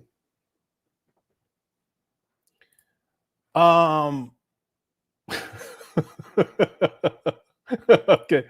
I didn't see it. Can someone repost it? Yeah, so this is from Naki. Yeah, I didn't see it. Yeah, if someone has that question, if you can type it inside of the yeah, Jay Morrison was on there. He was on there. Lewis X says Umar isn't hiding. He's the world's first AI specifically targeted to the urban community. His software is being updated by his creator, Jay Morrison. Yeah, they gotta write a couple more thousands of lines of code to get this get Umar's programs, his software updated so that he can continue to scam. Yeah, that's a good one. No, he's hiding right now. That's what he's doing because there's been so many people who've been speaking out about it. And good. But at some point, he has to come back online because he's going to run out of the money that he received for this most recent scam to get money out of people. Yeah, he paid some bills. Yeah, we saw that. But when the money runs out, whatever's left over, when that runs out, he's going to be back up on here begging. Okay, you can mark my word on that one. Thank you, Lewis. And Jay Morrison, too, by the way, he's disappeared. You guys know he took all his social media down, all of it. Thank you, Lewis, for the super chat. Jay says, Naki, did you see Siobhan, his ex, on Touch K? What do you think of what she said? Yeah, I don't know this whole Naki thing, so I'm going to have to update it. I did not see any of that. So Umar has the money in Africa. Facts. We'll talk. I'm sure well, I don't know for sure, but I wouldn't be surprised if Umar had some money stashed over there in Africa. I wouldn't be surprised by that at all. That's what I'm saying. That if Umar was ever indicted, and under investigation and was indicted, and they opened up the books and it became public record, people would be shocked. A lot of Umar Johnson followers would be shocked at where this money is going. Uber Eats. What is the thing called? We order the food. What you call it? Because my wife usually does, and I don't really usually do it. I'd rather save the money and make something, go in the pantry, find something. Whatever, you guys know what I'm talking about. Yeah, DoorDash. Jack, I'm so stupid. And then when you get my age, you start forgetting that kind of stuff. DoorDash. Can you imagine what the Umar DoorDash bill has been over the last decade? Damn. Oh, Naki is a person's name. Okay. Yeah, I don't I don't know what y'all talking about. I ain't seen nothing in here. I ain't seen nothing in. Yeah, Grubhub, DoorDash, Uber. That's who are called. Yeah, there's Instacart too. Yeah, Instacart. Can you imagine how much money he spent on that? All right, let's get back on track. I done got blown off. Where we at side to let me make sure I got to everybody's side. I got to some things. Look, this got me blown off. TLJ says Umar has the money. Okay, I got that one too. Thank you so much for that. Sunkissed Melanin says the city of Wilmington is starting to look incompetent, allowing unsafe abandoned buildings to remain and just collect fees. Yeah, but there are a lot of buildings that are in a dilapidated state in Wilmington. There are a lot. If you guys go on Google Maps, and I'm just talking about just in that area alone, if you guys go on Google Maps and just scroll around, you'll see it. I mean, there is gentrification taking place in some areas, and not too far from these abandoned buildings too.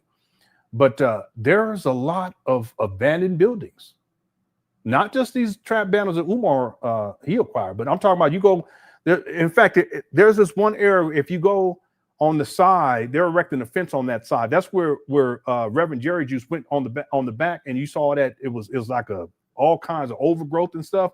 But if you keep going, instead of going up to the back like that, if you go around the corner and keep walking down the street, there's boarded up buildings all the way down.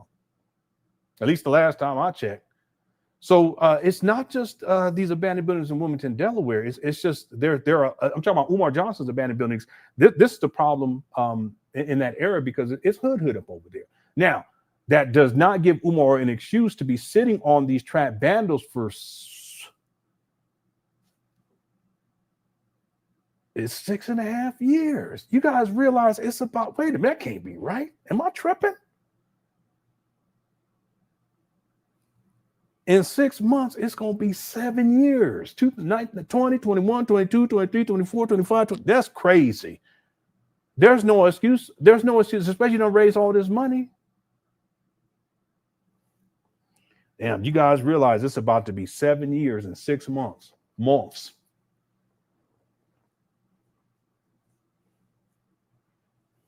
Back then, I could walk up the stairs and I'd just be perfectly fine. Now I get to them stairs. We got a lot of stairs here too. When I get to them stairs, I'll be looking up at the top. Like, Jesus, if you can, Lord, if you can give me the strength to get up these steps this month. That's what I'm saying. Trying to tell y'all. It's bad fact. By the time we see something happen up there, we're gonna all be dead. Umar's ghost gonna be on the internet begging and shit. you know that's bad when you a ghost and you begging for super chats. What kind of ghost? You know what I'm saying? Talk about get on your PayPal. I got a ghost bank account. You need to cut it out, Umar. Umar gonna be a begging ass ghost. All right. What are we talking about? I don't know. I don't even know what we're talking about. Outside Kiss Melody. All right. Thank you for being a member for 4 months. T says Charlotte and Umar are one mislead people for money. I don't even know who Charlotte is. Is that another scammer? I don't know. I ain't heard of Charlotte. Oh, you talking about Charlemagne? Oh, okay. Charlemagne and Umar are one mislead people for money. Okay. Yeah, I don't watch the Breakfast Club. I do know this, that Charlemagne knows that Umar is a con artist. He knows that. He know there ain't gonna be no school. Matter of fact, Charlamagne, you ever see this video? I probably won't. But how much money have you donated each month to since you believe in this bullshit? How much money have you donated to Umar each month for these trap vandals in Wilmington, Delaware? DJ Envy, how much money have you donated each month? Because y'all got it, right? See, all need to be said. They know what's going on, but they'll have him on because he brings in views, they get the numbers, they get paid. See? Thanks, T. Brian Cooper says, Dr. Umar Johnson, the original Philadelphia. Oh my God. You ain't got to say it like that. I think Tariq called him that one time. I said, damn, don't do that. Okay. Thanks, Brian. Blackwood says, Naki wants to know what you think about Siobhan's interview with Tasha K. Okay. I watched it, but you know, most of the information that Lene shared, not all though, but most of it, she's already shared on my platform. Probably the only thing that I would have liked to have happened is if Tasha K asked more questions about the financial aspect of FDMG and what Lene thought about that. That's what I would have liked, because the thing is that I have a sense that there are a lot of people who they know that Umar, he's out here sexually exploiting Black women. Okay, he gets a pass for different reasons. But if there's a way to tie, and that's why I always try to get back to the financial aspect of FDMG. If there is a way to tie, and there is a way, because Lene talked about how Umar, he's not responsible with money. He just buys whatever he can. Remember how she talked about how Umar, he doesn't know how to shop. Like he'll go and he'll just buy a whole bunch of the same thing and just like a pack rat, just packing it. See, that's she also, I remember she had talked about how he had a whole bunch of Amazon packages. But that's because he has money that should be going towards these abandoned buildings, but he's just buying shit off of Amazon. I would have liked for Tasha K to ask more questions about that and really have a discussion about those types of topics, because now we're dealing with the financial aspect of FDMG and where all this money has gone. That's what I would have liked to have seen. And that's what I would like to see from everyone who's covering Umar. Get into the financials, because that's where the scam is. Let me be clear about something. The scam is not the school. I know we call it the school scam, but the scam is not the school. The school is just the carrot that Umar dangles in front of people to scam them. So what is the actual scam? The scam is the money that Umar gets from people while he's dangling this carrot. So that's what I like to see more people talk about, is the financial aspect of this, because that's where it opens up Pandora's box. See? Yeah, but it was a good interview, and Tasha, she does great work. She also interviewed years ago. She interviewed Zora. She interviewed her. I just wish that Tasha got more into the financial aspect of this. Yeah. Thanks, Black Wolf, for super chatting, for letting me know what this was about, because I had no idea. I was like, who's Naki? I thought there was another woman that dealt with Umar or something. I didn't know. Thanks, Black Wolf. Brandon's Block, how's it going? Says, hey, Google Chat, did y'all see the vid of the woman showing what FDMG looks like in person right now? People have been sitting there. I haven't had time to watch. I haven't really had time to be online to watch other people's stuff. But people have sent that to me. What I can tell you guys is that there is no major difference. I'm talking about major, because I like to give Umar credit. So let me just be careful. There's no major difference between February of 2019 and August of 2025 when we're talking about these abandoned buildings. That's why I think the focus should be on these abandoned buildings, especially the financial aspect, because where's all this money gone? See, again, just from 2019 to 2024, Umar raised $1.6 million. Have we seen $1.6 million worth of renovation work in these abandoned buildings? No. So where's the money gone? See, you would think that with $1.6 million, if we look at a video from 2019 and look at a video from 2025 of these buildings, we would see dramatic differences, right? But that's not what we see. In fact, I will propose that the interior of these abandoned buildings look far worse now than they did when Umar acquired them in February of 2019. Why do I say that? Because at least the paint job prior to Umar, with all these paint days, it was decent. Now, you walk up in there and it's like all these different colors, crazy colors. I think it's a reflection of like Umar's mind. It's just way out there. Crazy color schemes. You know, that green, the chroma key green. I mean, who does that? Red? Why would you have a classroom that's all red? a classroom that's all black because he's trying to do the red, black, green. Then you go into the gym and you see all these different colors on. He ain't showed the gym in years. I'm talking about the small gym.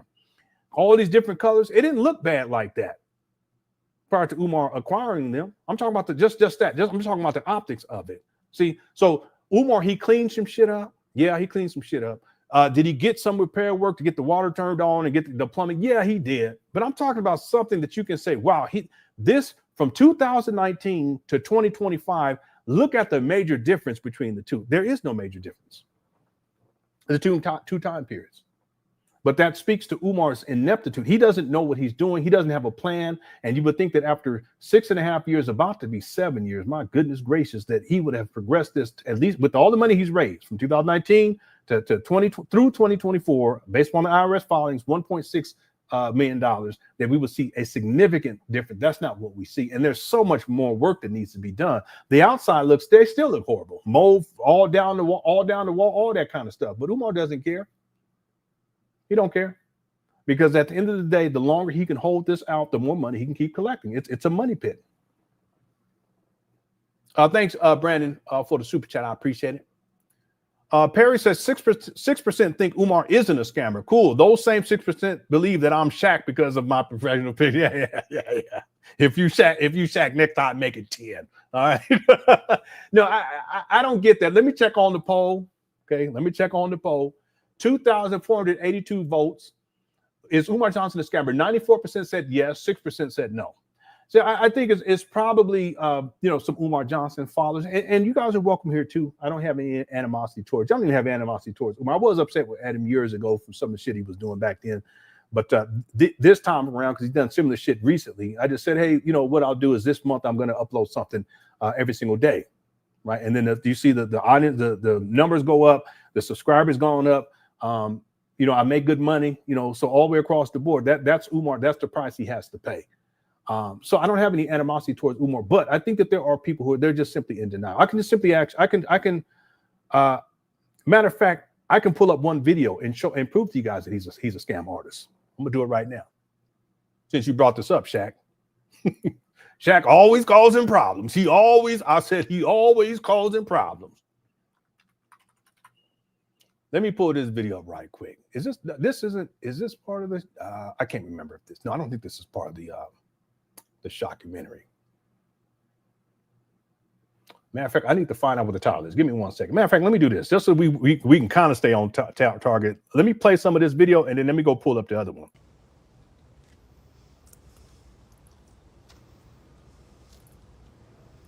Number 5. Systemization. Systemization. Once we build the institutions, we got to bring them all together into a system. Systemization. Systemization.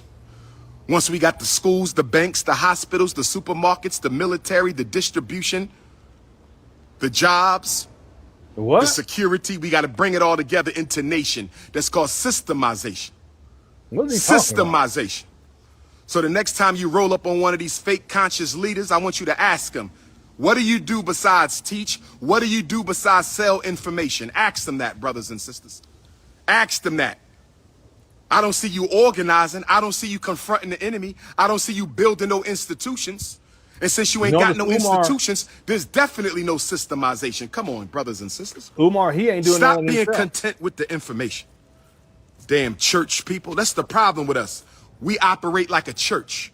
The conscious community is like a church. All y'all care about is the message. And don't get me wrong, I'm the greatest messenger alive. Don't get me wrong. Yeah, see the narcissism? Okay, I'm going to prove to you guys right now, and I've already done it many different ways, in fact, not just one way, that Umar, I think this is the video, that Umar he's a scam artist. So this is for you 6%ers, if you guys don't mind. Let me make sure this is the video. Here we go. To Umar Johnson, he took his first on April 14, 2000. According to Umar Johnson, he took his first FDMG Academy donation on April 14, 2014. I want to say thank you to all my donors. Where are my donors at? How many of y'all been donating since the first fundraiser April the 14th, St. Louis 2014. On April 3rd, 2025, Umar Johnson said the following on It's Up There podcast. Now, mind you, Black Lives Matter raised what? $100 million? I don't think they ever got audited. We never broke $1 million. We got audited the year before last, and we had to show them everything. The man was You like, ain't broke $1 million? Nah, close to it, but we ain't broke $1 million, which is fine. What Umar Johnson Okay, so he's saying he hasn't raised $1 million, right? This is in 2025. is saying is that by April of 2025, he had not raised $1 million for FDMG Academy. We never broke $1 million. We got audited the year before last, and we had to show them everything. The man was You like, ain't broke $1 million? Nah, close to it, but we ain't broke $1 million, which is fine. Even though Umar Johnson claimed that he had not raised $1 million by April of 2025, video evidence, interview evidence, podcast evidence, lecture evidence, and IRS nonprofit financial records prove that Umar Johnson had raised well over $1 million by April of 2025. For the purpose of this video, we will specifically examine online records related to the purchase price of the abandoned buildings in Wilmington, Delaware, Umar Johnson's own words, and Damn, you see these steps? They don't even look like this anymore. There's like dirt and grime and mold on them now. Hit the one. we got to go back and watch some of these old videos at some point, but these steps don't even look like this. I mean, they're dirty here, but now they're covered in mold and shit. hit the one. It's a damn shame. Kirby, can you get your boy, Dr. Sabi? Shout out to Dr. Sabi. He always lying, Lene. We know that. It is that building. It is. It's a classic because it looks worse out there now than it did back then. Let's keep going. These steps don't even look like this anymore. buildings in Wilmington, Delaware, Umar Johnson's own words, and Umar Johnson's IRS filings for the year 2020, 2021, 2022, 2023, and 2024. On February 9, 2019, Umar Johnson announced that he had acquired abandoned buildings in Wilmington, Delaware. Brothers and sisters, I'm glad to announce right here today on Saturday, February the 9th, 2019, Black History Month, that the location of the first Frederick Douglass and Marcus Garvey Academy will be in the great state where Marcus Garvey incorporated the Black Star Line Steamship Corporation. Marcus Garvey incorporated the Black Star Line Steamship Corporation in the state of Delaware, 1919. And Dr. Umar Johnson, with the funds donated and invested in him by our people, have purchased the first Frederick Douglass Marcus Garvey Academy in the great state of Delaware, 2019. In the school announcement video, Umar Johnson did not disclose how much money he spent to acquire the abandoned buildings.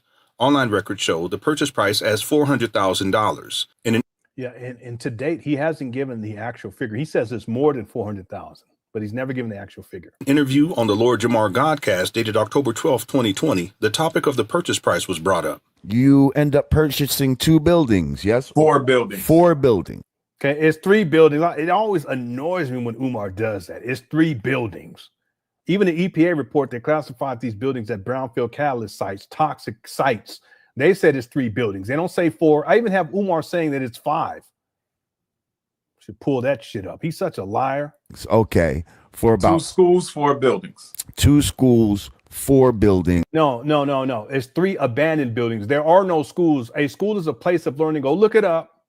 It's a place of learning. Not one black boy has been educated. Cut it out. For $400,000. It was more than that. Okay. Well, Notice that Umar Johnson stated that the purchase price was more than $400,000. Umar Johnson did not reveal exactly how much more the purchase price was. 2 schools, 4 buildings for $400,000. It was more than that. Okay. well, Everybody wants to know where's the extra money? Where'd the extra money go? For the purpose of this video, we will accept the online record as factual and establish that the purchase price was at least $400,000. Therefore, we can state that by February 9, 2019, Umar Johnson had raised at least $400,000 to purchase the abandoned buildings in Wilmington, Delaware. Okay. I apologize. I'm gonna be petty for a moment, but I got to go back because I want to show you how much of a liar Umar is. Watch 2 this. schools, 4 buildings for $400,000. It was more than that. Okay. It was more than that. 2 schools, 4 buildings. Umar Johnson stated that the purchase price was more than $400,000. Umar Johnson did not reveal exactly how much more the purchase price was. 2 schools, 4 buildings for $400,000. It was more than that. Okay. Well, everybody wants to know, where's the extra money? Where'd the extra money go? For the purpose of this video, we will accept the online record as factual and establish that the I'm sorry. Hold on. 2 schools, 4 buildings. 4 buildings. Okay. price as $400,000. In an interview on the Lord Jamar Godcast dated October 12, 2020, the topic of the purchase price was brought up. You end up purchasing 2 buildings, yes? 4 buildings. 4 buildings. Okay. Okay, you see how he says 4 buildings? I want to play something for you guys from April of 2019. All right, this is a radio interview that Umar did. Check it out. Listen to what he say right here. Pan Africanism has a really strong influence if you really take the time to actually learn about it and learn about the principles. And that's why I wanted to ask you, if somebody wanted to learn more about it, how they could go about doing that. And I know you keep a very, very rigorous schedule, Dr. Umar, and you have speaking events quite often. So one thing I wanted to ask you before we even conclude is, what kind of things does Dr. Umar Johnson do for fun when you want to relax? The revolution is my fun. Like, I literally love educating. I love organizing. Mm-hmm. Obviously, right now, since we've just acquired the campus for the very first Frederick Douglass Marcus Garvey Academy, which will be in Delaware, and we want all your viewers and readers and listeners to please donate and help us raise money for that school. There's 3 stages in the FDMG process. Stage 1 is acquisition. We've achieved that. We've purchased the school outright. We own it. Thank you to all my donors around the world who made that happen. We have a 4 to 5 building campus. It is beautiful, but it needs to be renovated. So we're now in our second stage, and that's called restoration. And we're trying to raise $1 million to restore all 4 to 5 of the campus buildings. So anyone who would like to make a donation can mail it, payable to the FDMG. Okay, and there's 2 things here that he said that is very important. I got notes on all this shit, Joshua. I got. He said 3 to 5 buildings. He says 4 in the Lord Jamar. He says 4 to 5 here. But listen to what else he says. You got to be careful. He's such a con man. Listen. One thing I want to ask you before we even conclude is, what kind of things does Dr. Umar Johnson do for fun when you want to relax? The revolution is my fun. Like, I literally love educating. Cut it out, lady. Organizing. Mm-hmm. Glaze. Cut it out. The campus for the very first Frederick Douglass Marcus Garvey Academy, which will be in Delaware, and we want all your viewers and readers and listeners to please donate and help us raise money for that school. There's 3 stages in the FDMG process. Stage 1 is acquisition. We've achieved that. We've purchased the school outright. We own it. Thank you to all my donors around the world who made that happen. We have a 4 to 5 building campus. Okay, so now it's 4 to 5.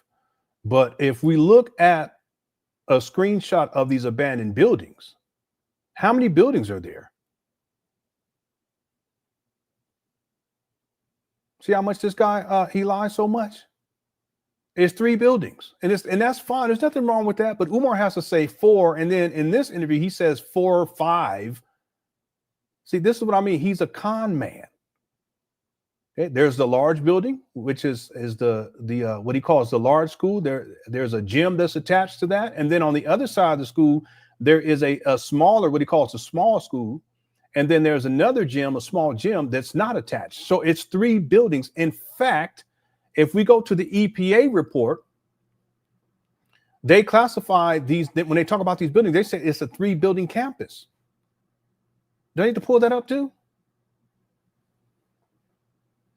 This guy, he lies so much, it's incredible to me. Matter of fact, I'm gonna pull it up.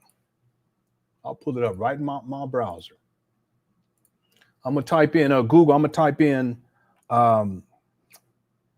Wilmington, Delaware, Brandywine District Area Wide Plan EPA report. It's that simple.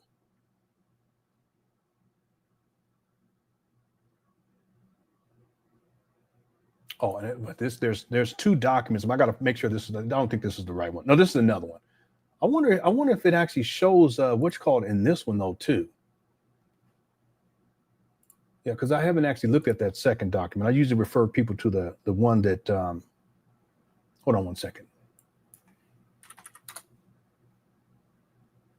Yeah, let me put in 2019.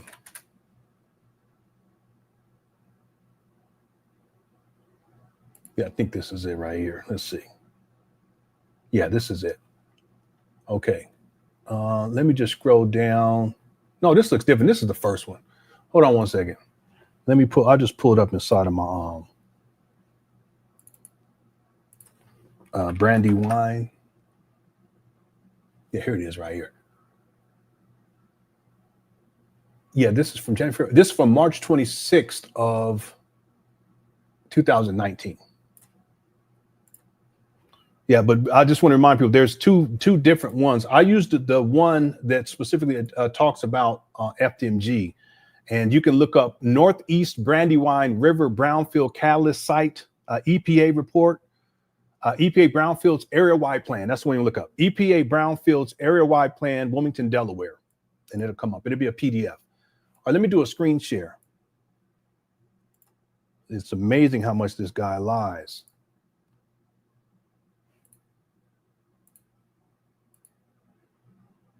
Yeah, here's the report right here.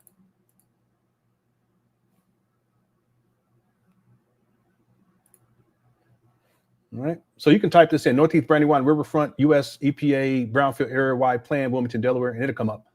And we're just going to scroll down a couple of pages, and you'll see right here. Let me read it to you. I'll zoom in. The Moyer School property. This complex of buildings is located on two separate parcels divided by 17th Street. The school is closed and the buildings are vacant, boarded up, and blighted. Portions of the property were previously owned by Hercules Inc. I've talked about this, a chemical business, which included the largest of the three buildings. How many buildings does it say? The largest of the three buildings. So the large, what Umar calls the large school, that was part of the chemical business. It was called Hercules Inc., which included the largest of the three buildings, okay? Not 4, not 5. Although there are records of underground storage tank removal occurring on the site in 1991, there are no other records regarding environmental conditions. This is crazy, and there's still none to this day. Umar hasn't had these buildings inspected. And what this means is that these buildings have not been inspected for environmental conditions since the last time they were active with the Moyer Academy. So it's been about a decade. See, the AW, that's what I'm saying. Umar has a lot ahead of him. If he's not serious about opening up school, but he has a lot ahead of him. The AWP proposes that's the area-wide plan, proposes one possible option, which included the acquisition of the Moyer School by the Boys and Girls Club. So the Boys and Girls Club, they would purchase it. And that the long-term proposal included raising the existing buildings for a new outdoor recreational facility associated with the club, giving them one continuous campus. When they say raising the existing buildings, there's 3 of them, not 4 or 5. That means demolish those buildings. In mid-March 2019, it came to the attention of the city that the ownership of the site recently changed. That'd be Umar. Due to this recent property transfer, coordination with the new property owner is not reflective as part of the area-wide plan. No communication with the new property owner has occurred regarding their intentions, and no formal plans have been submitted to the city for the property. Any new plans for this property can be incorporated into future development, and we do note that this is a vision plan and nothing is set in stone as to what may actually happen with any of the ideas expressed through this lengthy planning process. Yeah, you can even look at the steps right here, nice and clean, relatively speaking. Hey, these days, this look horrible. And these are the other catalyst brownfield sites, 4 catalyst brownfield sites were the focus of this reuse planning effort. And through the AWP planning, process. Additional smaller scale potential brownfield sites were identified. The 4 catalyst brownfield sites are blah, blah, blah. All right. So even the government, the EPA, the Environmental Protection Agency, they said that this is 3 buildings, which makes sense because that's exactly what we see. We see 3 buildings, but Umar says 4, and sometimes he says 5. He's a liar. All right, let's get back to the other video. Here we go. For about 2 schools, 4 buildings. 2 schools, 4 buildings for $400,000. It was more than that. Okay. Well, Notice that Umar Johnson stated that the purchase price was more than $400,000.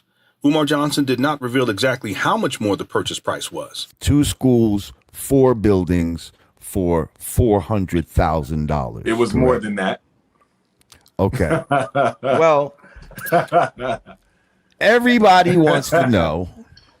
By the way, we got 2,800 people in the building. If you guys are enjoying the show, make sure you hit that like button. I'd appreciate it. We're almost at 1,000 likes. I appreciate it. Quick chat's undefeated. The poll question is Umar Johnson a scammer? 94% say yes. 6% said no. This video that I'm playing now is for you, the people who said no, you 6%ers. This proves without a shadow of a doubt that Umar is a con man. He's a scammer. It's about the money. Let's take a look. Where's the extra money? Where'd the extra money go? For the purpose of this video, we will accept the online record as factual and establish that the purchase price was at least $400,000. Therefore, we can state that by February 9, 2019, Umar Johnson had raised at least $400,000 to purchase the abandoned buildings in Wilmington, Delaware. Okay. Now, Umar never gave the price, but he says it was more than that. So we're just going to say $400,000.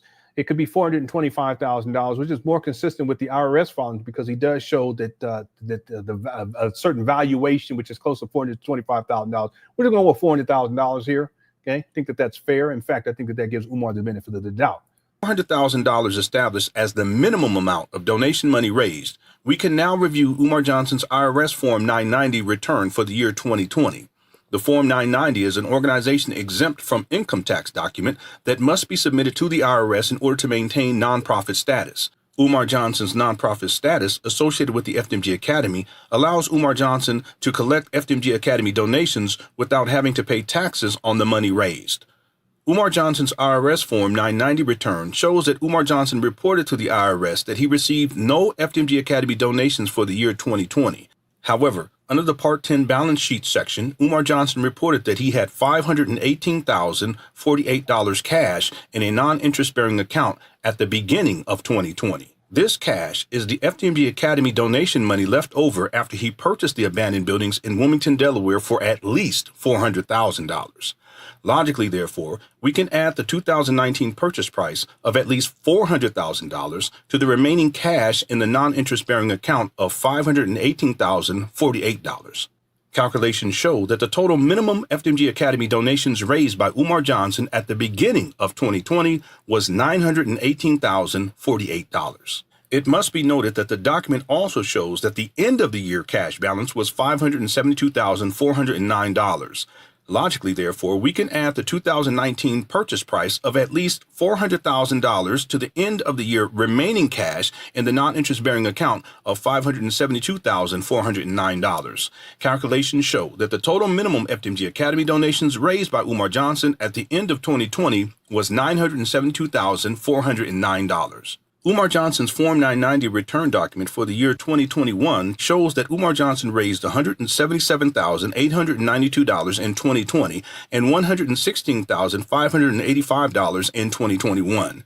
Since Umar Johnson did not report the $177,892 to the IRS on his 2020 Form 990 return, we can add the $177,892 to the total FDMG Academy donations raised. Calculations show that the total minimum FDMG Academy donations raised by Umar Johnson at the end of 2020 was $1,150,301. We can now add the $116,585 raised in 2021 to the total minimum FDMG Academy donations raised.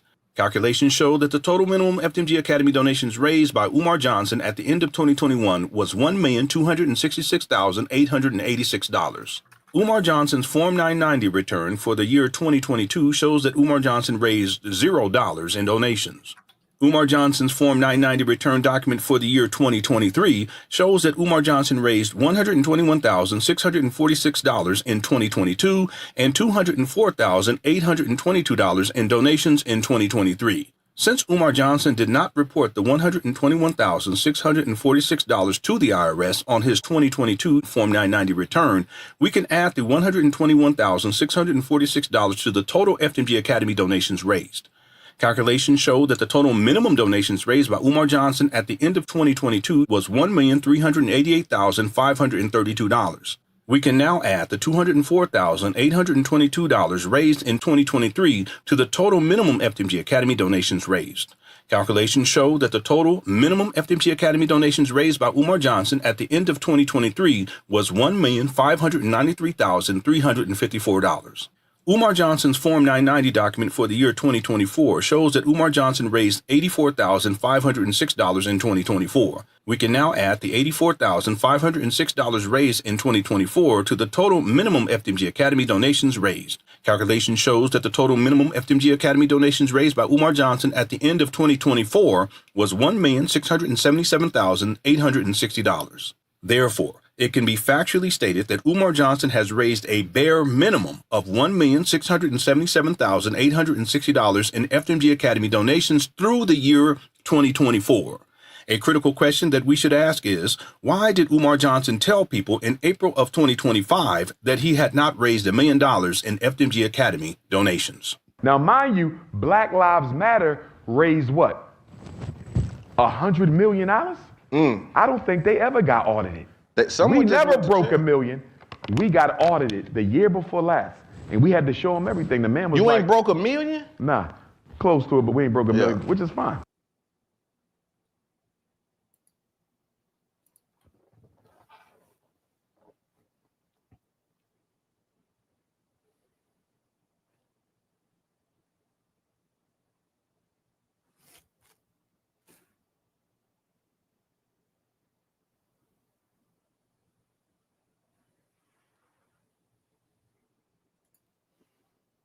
The poll question is Umar Johnson a scammer?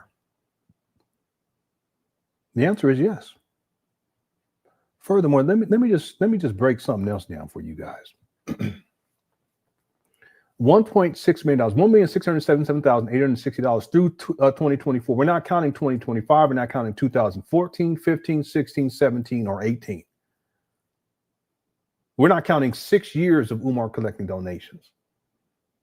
6 years out of 11. Again, this is 2019, based upon what he put on his IRS filings in 2020.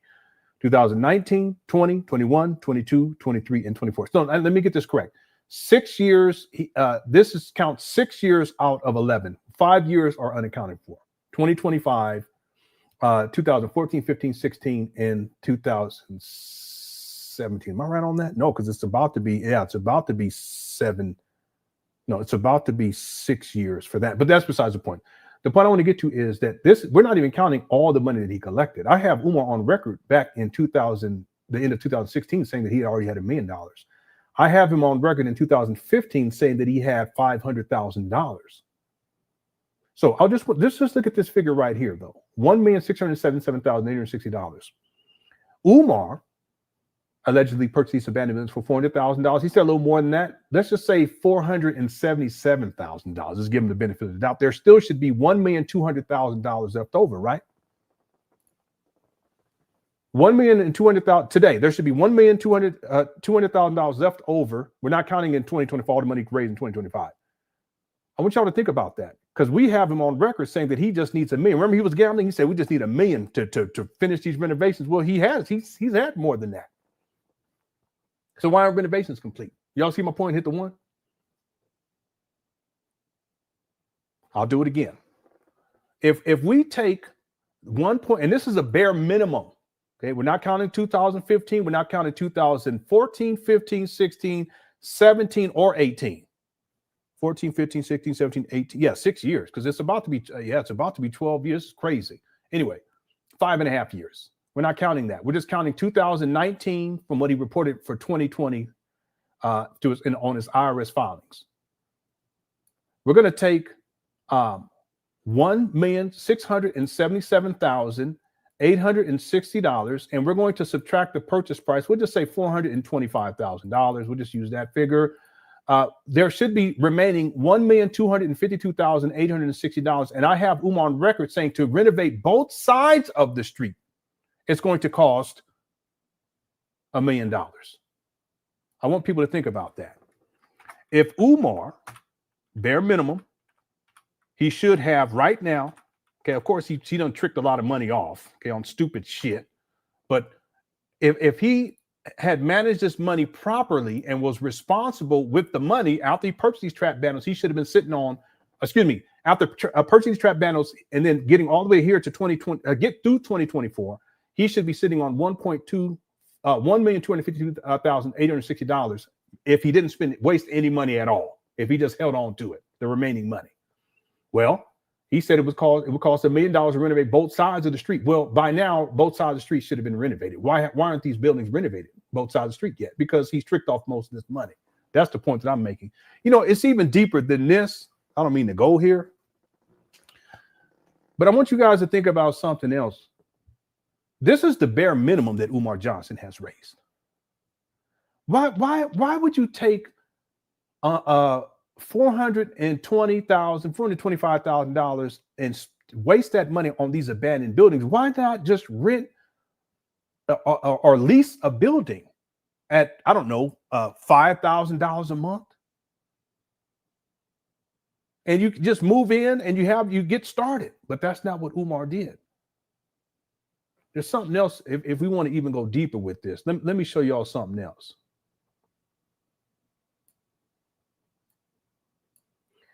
This right here, these figures, you see it, the 2019 is a purchase price. Umar doesn't file with the IRS until 2020 with his current EIN number.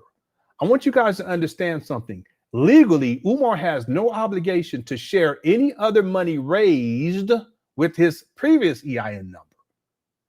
This makes sense? Hit the one. Because it's separate. It's a separate business in essence. It's a separate nonprofit. He changed the name. He got a new EIN number and started collecting money again. The previous EIN number, which he set up in 2015, it was revoked because he wasn't filing with the IRS and wasn't giving them the information that they needed to maintain his nonprofit with the white man. So they revoked it. None of that money that he collected back then is being reported with this EIN number under this different, it's a different organization. He changed the name. So all of the money that Umar collected in 2014, 15, 16, 17, and 18, 5 years, that's totally separate than the $1.67 million that Umar collected with this new EIN number. Okay, $1,677,860. I want y'all to really think about that. That's why when I say this guy has collected closer to $2.7 million, that makes sense, because in 2017, Umar was saying the beginning of 2017, the end of 2016, the end of 2016, beginning of 2017, Umar said he had already raised $1 million. Well, you throw another million on there, now you got $2.7 million. That was in 2017. We're not counting 2018, by the way, and how much money he raised there. Yeah, it is a damn shame, B honey. It is. So you 6%ers, you have to come to grips with this. This man is a con man. I've proven it many different times and in many different ways too, by the way. Another way that I can prove it is Umar says on average that he collects $125,000 a year. Okay, if we take $125,000 a year and we're going to multiply that by 11, that's $1,375,000. But he's telling people in 2025 he hasn't raised $1 million. He's a con man. See, the scam is not the school, the scam is the money. It could be way more than 2.6 and 2.7 at this point, too, by the way. This guy, he could be over 3 million. But my best estimate, based upon my research, 2.6, 2.7. Again, the figures that I show in that video, that's just from the IRS filings for 2020, 2021, 2022, 2023, and 2024. And I give Umar the benefit of the doubt because he says that he had cash on hand sitting in a non-interest bearing account. I'll extend that to 2019, that's the money that he had left over. See, I want people to understand something else too. Umar's best year in collecting money was in 2019. Why? because that's when he purchased these abandoned buildings and people went crazy. They sending this guy crazy. And you guys will see by the time we get into 2020, he looks so smoked out because there was money coming in like crazy. You best believe what he's reporting to the IRS is much less than what he's actually received. So 2.6, $2.7 million, I can see 3. There's people say they can see 4. People say 5. No, I don't see 5. Okay, that's no. 2.6, 2.7, $3 million, 3.5. Yeah, maybe. But see, Umar, the point is that in 2025, Umar is still telling people that he hasn't raised $1 million yet. He's a scammer. That's the point. That was one of the things. In 2020, Umar said that he had raised $850,000. And that's when I realized, I said, wait a minute. This guy, he don't even know how much money he raised, because I have him on record at the end of 2016 saying that he had raised $1 million. How do you go from $1 million at the end of 2016 to $850,000 towards the end of 2020?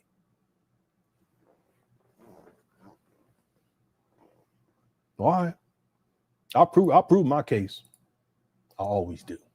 All right. Shout out to the Cookie Crush chat. Make sure you get your vote in. We've got 3,000 votes on the poll question. Umar Johnson, the scammer. 94% said yes. 6% said no. We have over 1,100 likes so far during this live stream. And how are we doing? We're doing okay on time. Okay, I'm gonna take my time now. I know I said. By the way, Umar, if you have to get to the point where you're selling pillows in the parking lot to try to get money together to open up a school, it's not financially viable. You see this foolishness? It's not financially viable. You're not going to raise enough money selling pillows, broke down ass pillows too, by the way, janky. You're not going to raise money to open up a school selling bum pillow. I'm sorry. The bum ass pillows in the Walmart parking lot. It ain't gonna happen. Okay. You got to get a better hustle than this, because selling pillows ain't gonna do it, family. So, Pretty Brown Eyes say a parking lot pillow pimp. He over here pimping pillows. You know, that's sad. It's so sad. He's tried all kinds of things to get money out of people, which gets us back to the video for today. All right, let's get back to it. Here we go. I'm the greatest messenger alive. Don't get me wrong. I'm the greatest messenger alive. I'm the top speaker on earth. But guess what? Top speaker on earth. Look at him. Smoked out.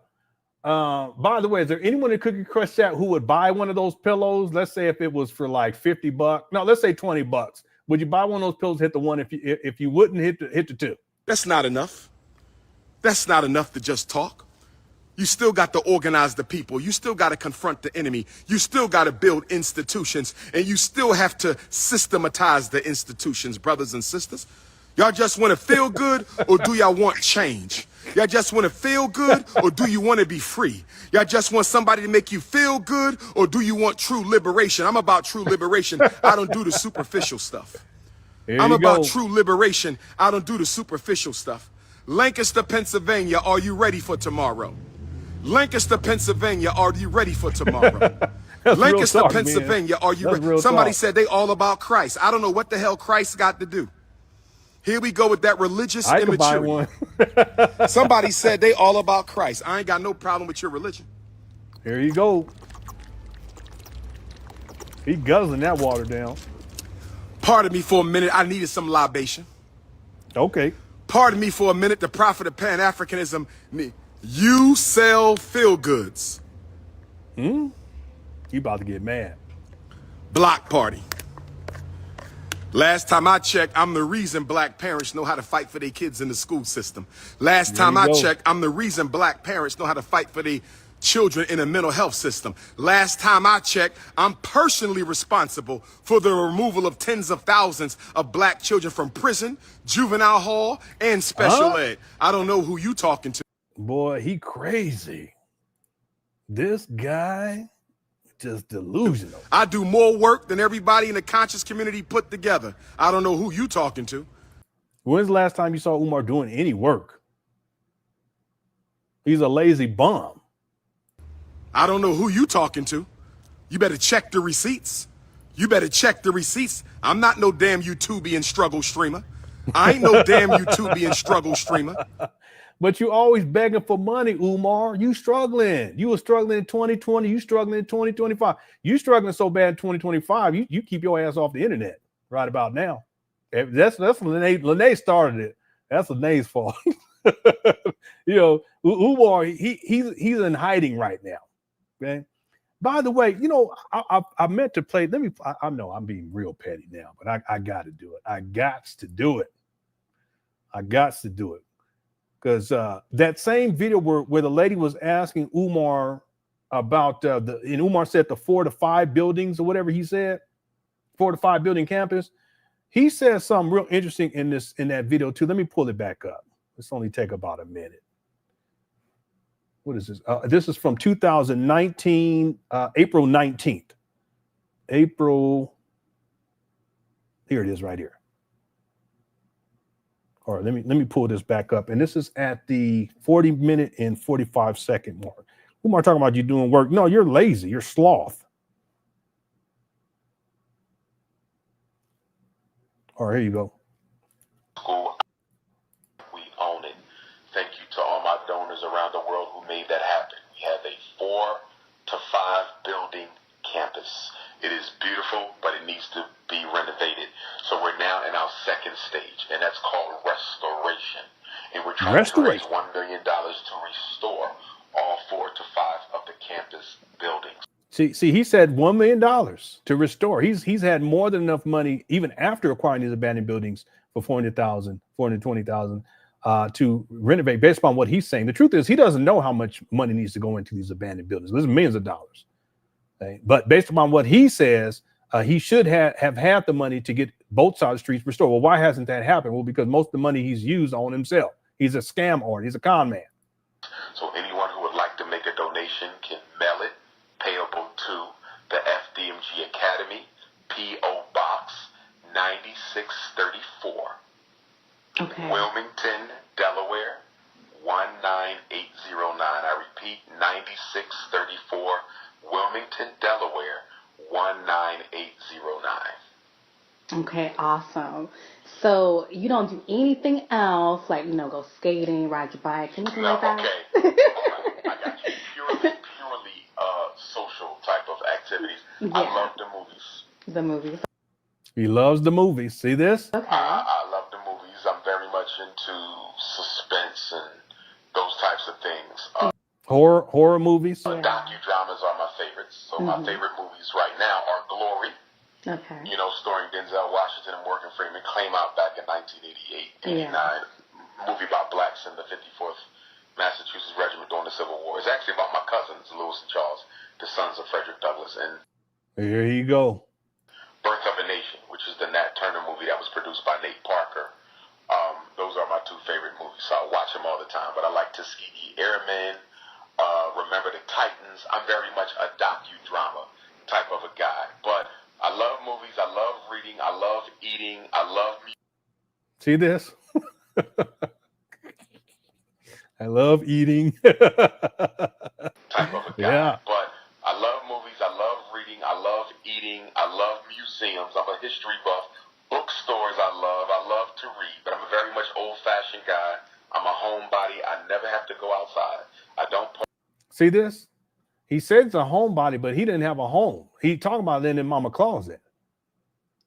Hit the one.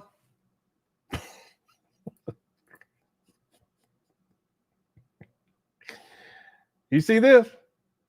I'm a homebody, but I thought you out here doing all this work. How you a homebody? He ain't got no job. He a homebody. He ain't got no job. He a homebody. He ain't got no job. He a homebody.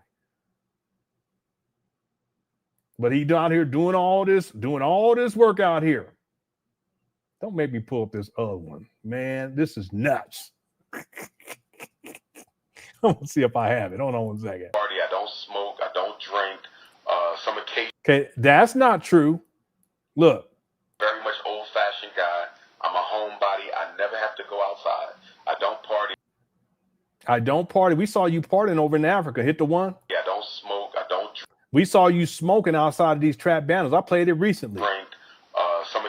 You don't drink, but we saw you talking about that gin when you walked into that liquor store. Hit the one. Occasional red wine. Okay. Because it's good for the Red heart. wine. But, you know, Good for the that, heart. my grandmother, my late grandmother, who passed away April 30th of last year, through whom I'm related to Frederick Douglass, she always called me an old man. She said I was an old soul because even as a young kid, I could content myself with very little. And I'm still that way now. Very much an old-fashioned guy. I'm not the life of the party. I might be the life of the conversation, but I'm not the life of the party. You know, I'm the type of guy who'll sit next to the river and just watch it. You know, I'm very much into connecting with nature and just being at one with the Creator. I love that. And, you know, I think sometimes people believe that based on what they see and hear, especially on social media or, you know, TV, that people have a certain persona. All right. Let's get back to it with this lazy bum. No damn YouTubian struggle streamer. I don't have a YouTube page because I'm too busy fighting for the people.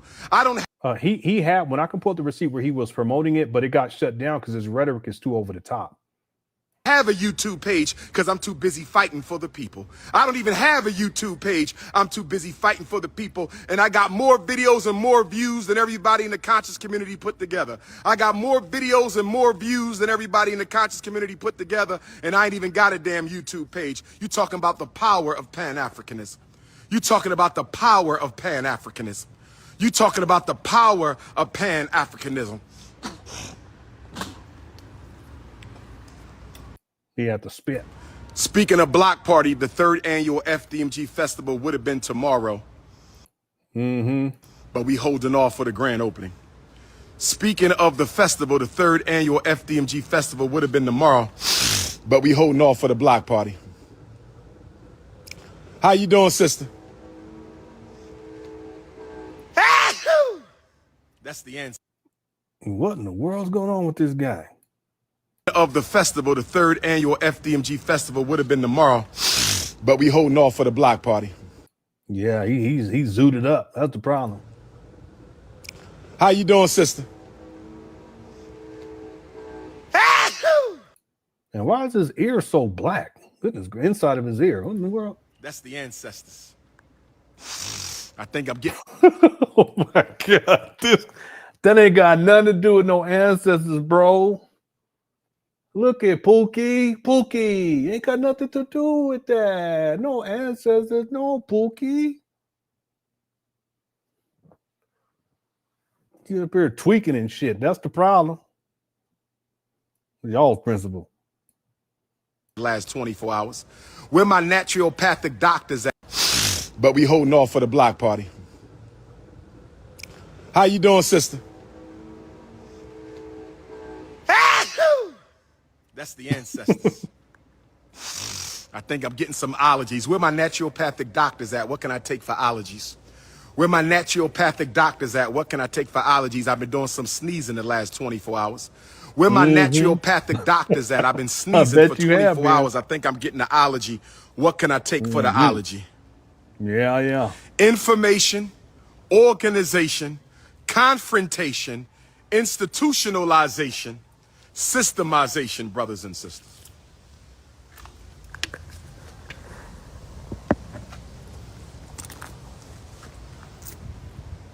Okay, we're getting to the part right here. Let me skip through. My black cosmetologists and shea butter queens and brothers who make natural. My Chicago Africans, what do we 89985? Go get a book on African slavery. Dang, he was tripping. New York City Africans come to Newark, New Jersey on Saturday. Stop being lazy. New York City Africans come to Newark, New Jersey on Sunday. Stop being lazy. Upper Maryland Africans come to Lancaster, PA tomorrow. Upper Maryland Africans come to Lancaster, PA tomorrow. Upper Maryland Africans come to Lancaster, PA. Listen, family, let me say this. Here you go. See him rubbing on his nose? Sad.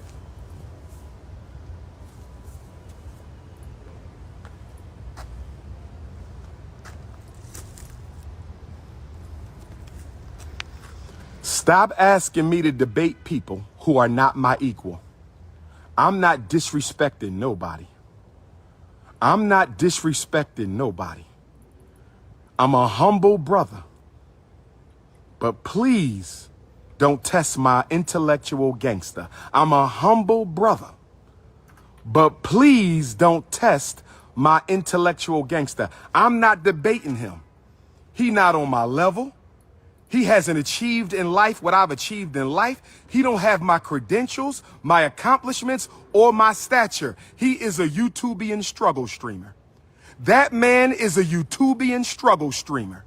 That man's only claim to fame is he is a YouTubian struggle streamer. If you think I'm going to take my 6 degrees and my 3 certifications, if you think I'm going to take my 6 degrees and my 3 certifications, if you think I'm going to take my 9 pieces of paper and put it up against a YouTubian struggle streamer with no credentials, no grassroots resume, no history of activism, you're out of your damn mind.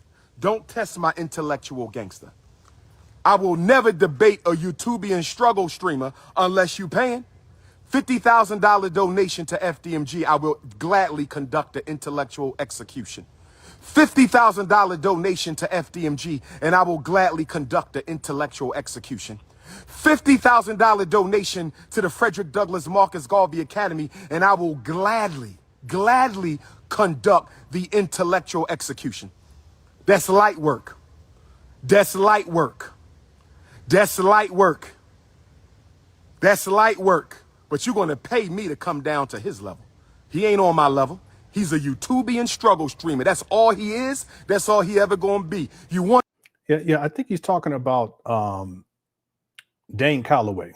This is Dane Calloway. This is from 2023. Because Dane Calloway, he challenged Umar to a debate. He was actually going to pay Umar too, but Umar, he didn't want to do it. The debate, put the 50 grand in the CashApp. Put the 50 grand in the PayPal. Put the 50 grand in a check and money order. I'll debate them anywhere you want. I'll debate. But if you ain't paying me, you out your damn mind. You ain't getting no free lecture by the top man on the planet in black consciousness, the top Pan Africanist of the 21st, the top school psychologist in history. You out your damn mind. You out your damn mind. You want me to conduct the intellectual execution? You got to pay for that. Ain't nothing free around here no more, African.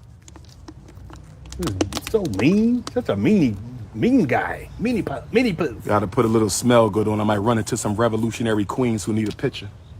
There you go. I might run into some revolutionary queens who need a picture from King Kong. Y'all know how that go.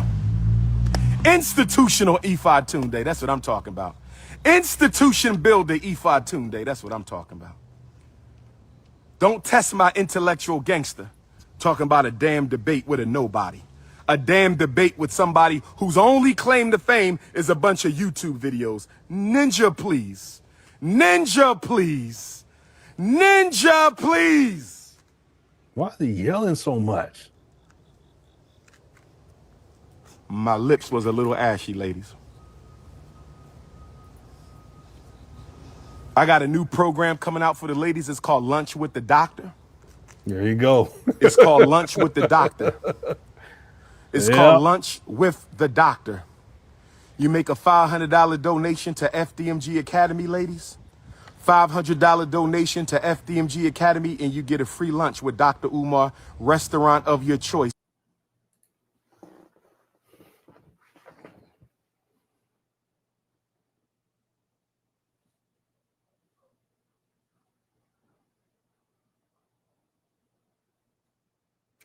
Like I said in the beginning of this live stream, I know we're finally getting to it 2 hours and 20 minutes later, but we have to put everything in context. The context is Umar needs money, not to open up a school, but he needs money so that he can continue to do. You see, he out here tweaking in this video. Let's be clear about that. So like I was saying, he comes up with these things, these ideas to try to get money out of people, outlandish ideas, including that he needs to sue me and Lene for hacking his bank accounts. He needs to sue the city of Wilmington, that he has to sue the bank. So he needs lawyers. He needs a defense fund or whatever he said. Well, this is just another thing that comes to his mind to try to get money out of people. In this case, $500. And what you get for paying $500 is you get a free meal that he's paying for, which makes no sense. I'm talking about logic and reason here. Because if you're giving him $500 and he's taking you out to go eat, he's paying your meal with the money that you gave him, lady.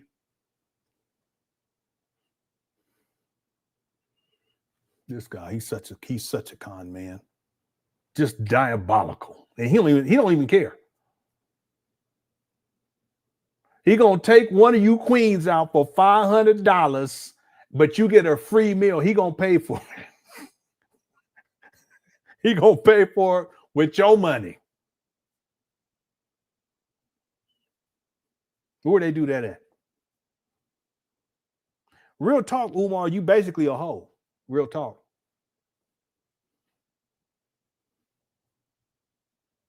Let me tell you, I don't want to use that strong of a term.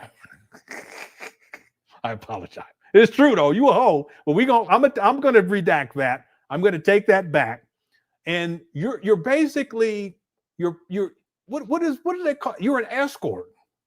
You're a black conscious pookie escort. That's what you are. Because you want these women to pay you $500 to go take them out to eat, and you're gonna buy them some food with their money. Why you do this, Umar? But like I said, is this to open up a school? No. This is to get money because Umar has some serious substance abuse issues and other addictions as well. Like I've been saying, you got to put all this in context.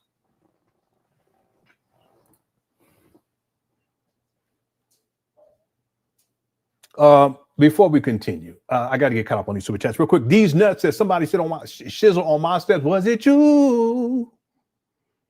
Somebody shizzle on my stairs. Was it you? Somebody shizzle on my stairs. Was it you? Somebody shizzle on my stairs. Was it you? Thanks, these nuts. Street Genius says, do you think Umar is getting dumber each day? Now, I think he gets more desperate, and the more desperate he becomes, the more I don't know if it's it. I think just out of desperation, he just says things and does things that are just dumber and dumber and dumber to get money out of people. That's what it is. So I guess it's true. But it's all out of desperation, not to open up a school. Because if he was serious about opening up a school, he'd done this a long time ago. He's had the money. I've already proven that during this live stream. He had the money. There's no excuse for that. Based upon his own words, he said it's going to be $1 million to renovate and restore both sides of the streets. Based upon his IRS filings, he's raised well over $1.6 million from 2019 to 2024. Okay, purchase price is $400,000. Well, he should have had over $1 million left over to date to have these renovations done. We're not counting all the money collected in 2025. We're not counting the money collected in 2014, 15, 16, 17, or 18. So there's no excuse at this point. So because of the desperation, he has to come up with all kinds of stuff, and it does. It just is dumber and dumber and dumber. And there are people who believe it, and they follow along with it. But that ain't my fault. I try to warn people. I try to do my best. Many of you guys have too. Other people are too. So at the end of the day, people have a right to make their own decision. My job is to give you guys information so you can have an informed and educated decision as to whether you're going to support Umar or to what degree you're going to support Umar. Okay. But at the end of the day, that's on y'all. That's not on me. Okay. I'm trying to pull up this other video. Let me see if it allows me. Yeah, it's doing it right now. Okay. It's just putting it in the wrong folder, but I'll find it. Thank you for the super chat, Street Genius. Miss Butter Biscuits. All right. Thank you so much. And thanks, these nuts as well. Sent in the super sticker. Thank you so much, Miss Butter Biscuits. Miss Butter Biscuits, I'll say shout out to my VSG who MSG African. What?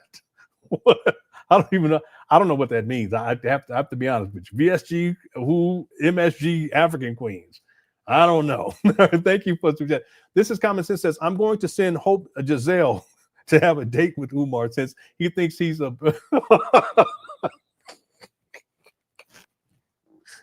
yeah, Hope was talking about y'all and y'all this and y'all men this, and I was like, what you talking about? You was a y'all not too long ago. What you talking?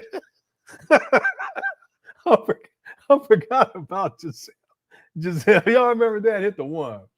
Yeah, that was wild. Okay. Thanks, Common Sense. The memories. Miss Butterbit says, hey, my okay, all right. That's thank you. SH Play says, great work, Lenon. Even with under-reporting, Umar can't get around receipts. Yeah, and I guarantee you that he's under-reporting how much money he's received, because the cash that he gets, he has no obligation to report that. He's already a scam artist, but it's not like they can track it, and not, at least not readily track it. Again, if Umar wasn't reporting to the IRS from 2014 through 2017 with an EIN number, why would people think that somehow he's reporting accurately from 2020 to current? He don't care. He just uses a system to get the money and then spend most of the money on himself and underreport and pocket as much money as possible. He's been doing this for I mean, if you think about it, since St. Paul school scam, over 11 years, over a decade. This is how he's been doing things. So yeah, but there's still enough receipts on record for us to take a look and realize very quickly that he's raised over $1.6 million. Even though, again, in 2025, he's telling people he hasn't raised $1 million yet. He's a scam artist. He's a con man. Yep. And people can look up those receipts online themselves and just crunch the numbers. That's what I did. Okay. Thank you, SH Play. Dr. Nene says, does he have a mortgage on those trap banners? Listen, I'm going to tell you guys something because I did some research because Umar, he's careful to say, and he said it quite a few times. Let me just see something. He said it quite a few times that there is no mortgage and that that he owns it outright, that he paid for it outright. But again, he hasn't shown any receipt in terms of the purchase price. I'm gonna tell y'all something. I haven't been able to verify it, but I did research not too long ago, and it showed that the 610 East 17th Street, that it did have a mortgage on it. Okay? Now I haven't been able to verify that. That's why I haven't reported. So I'm not saying that it does. Let me just tell people this right now because I haven't verified it. But it was. I looked and I said, wait a minute, what's going on here? Okay. Now again, I'm not saying that it does. I'm saying that I did some research and it was showing on this website that there was a mortgage there. All right. But it could have been, it didn't have specifics. So I don't know if that could have been from the previous, that wouldn't even make sense. The previous owner though, that wouldn't make sense because they were abandoned for 4 years before Umar acquired these abandoned buildings. Anyway, please do not report that, hey, Lenon is saying that there's a mortgage. That's not what I'm saying. Okay. I'm just saying that I saw some receipts online that could be interpreted that way, but until I verify it, I'm not going to report it as a statement of fact. I shouldn't even say nothing here. Okay. Now, that being said, Dr. Nene, I wouldn't be surprised though, because he's a con man. See, why not? Umar, when you purchased trap banners in February 2019, why not show the receipts to show how much that you paid for them and show that the deed is in your name, that there is no mortgage? Why not show that? He never did that. He never even showed the deed. There is a transfer deed, but he actually never showed the actual deed on these properties. I broke the story on the transfer deed. Anyway, again, people, please don't go around saying that that's what I said, because that's not what I'm saying. I'm saying that I did see something online. I said, wait a minute. But again, I haven't verified it, so I can't report it as a statement of fact. Could it be true? Yeah. But it also may be false. Thank you, Dr. Nadia, for the super chat. Daxter sent in a super sticker. Thank you so much. Ike says he's like the crackhead with the staple gun saying he fixes cars. Yeah. A hammer, a staple gun, and a piece of cantaloupe. You know. Yeah, everything he says that he does, it's a figment of his imagination. You know, he's still telling people in 2025 he's a school psychologist. Okay, when and where? You guys, if you guys go to your child's school website and you go look up school psychologist, there's going to be a picture that's going to pop up. You can put their name in on Google and it'll direct you to that website. Their name is going to pop up with a picture. I want you guys to do that for Umar. For any year.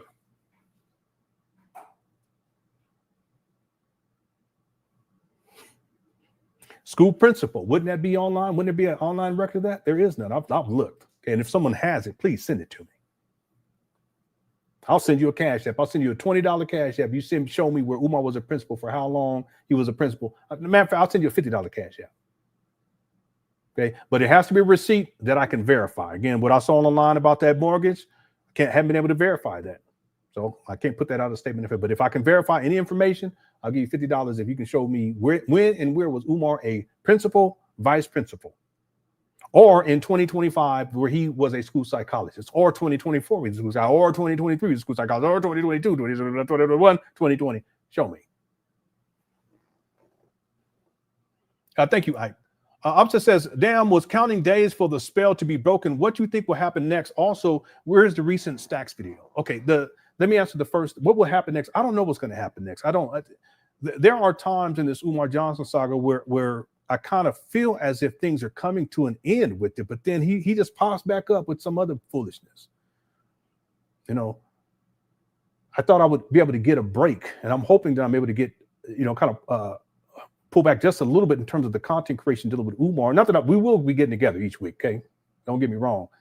But who knows what he's going to do next that's going to necessitate a more analysis and review.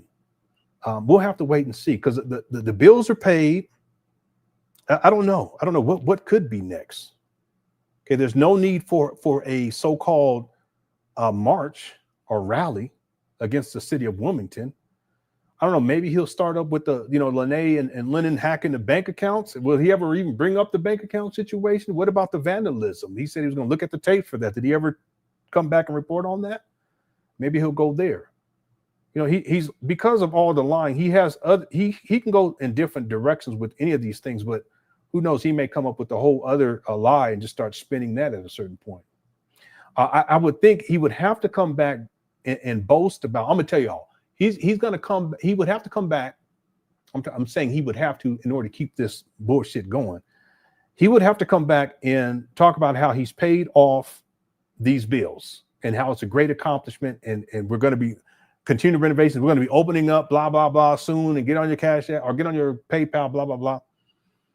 And then I think what he's going to do is the work that is mandated by the city to put up these fences that are being erected now, because there was already a fence that was put up, I think it was a year and a half ago, something like that. But to come into compliance with the city, he has to put up more fencing. He may use that as an example. Look, we're working, blah, blah, blah. We're getting renovations done, blah, blah, blah. It's just a fence that I told him he should put up back in February of 2019. I told him he should do that. And he'll spend that, and his followers will get excited and send him more money. That's the more probable a next step with this. But again, you never know with this guy. We'll have to wait and see. And then the second question is the recent Lene video. Okay, I took the video down. There's a lot in there, and I have to say it's too much. Okay, my goal is to edit stuff down, but the thing is that after I edit it down, it may not be much there left. But I have to get the time to do that. So for right now, I'm just going to ask for people for patience. Okay. If it's not enough there, I probably just won't repost it. It's just a lot. The thing is that I can give you an example. There were things where, and see, that's how I know that the source is credible, because Lene was talking about information that I know about that I haven't even reported on, and I haven't talked to her about either. And I'm specifically talking about Umar Johnson, some of Umar Johnson's family members. I haven't talked about that. But she spoke about that during the interview. I just think that that's beyond the scope. So there's an editing process that I'm gonna have to go through. I got to protect the channel. Got to make sure that the channel is here, because otherwise you guys will, you guys gonna have to go watch King Kong Consciousness then, or Umar's Instagram page.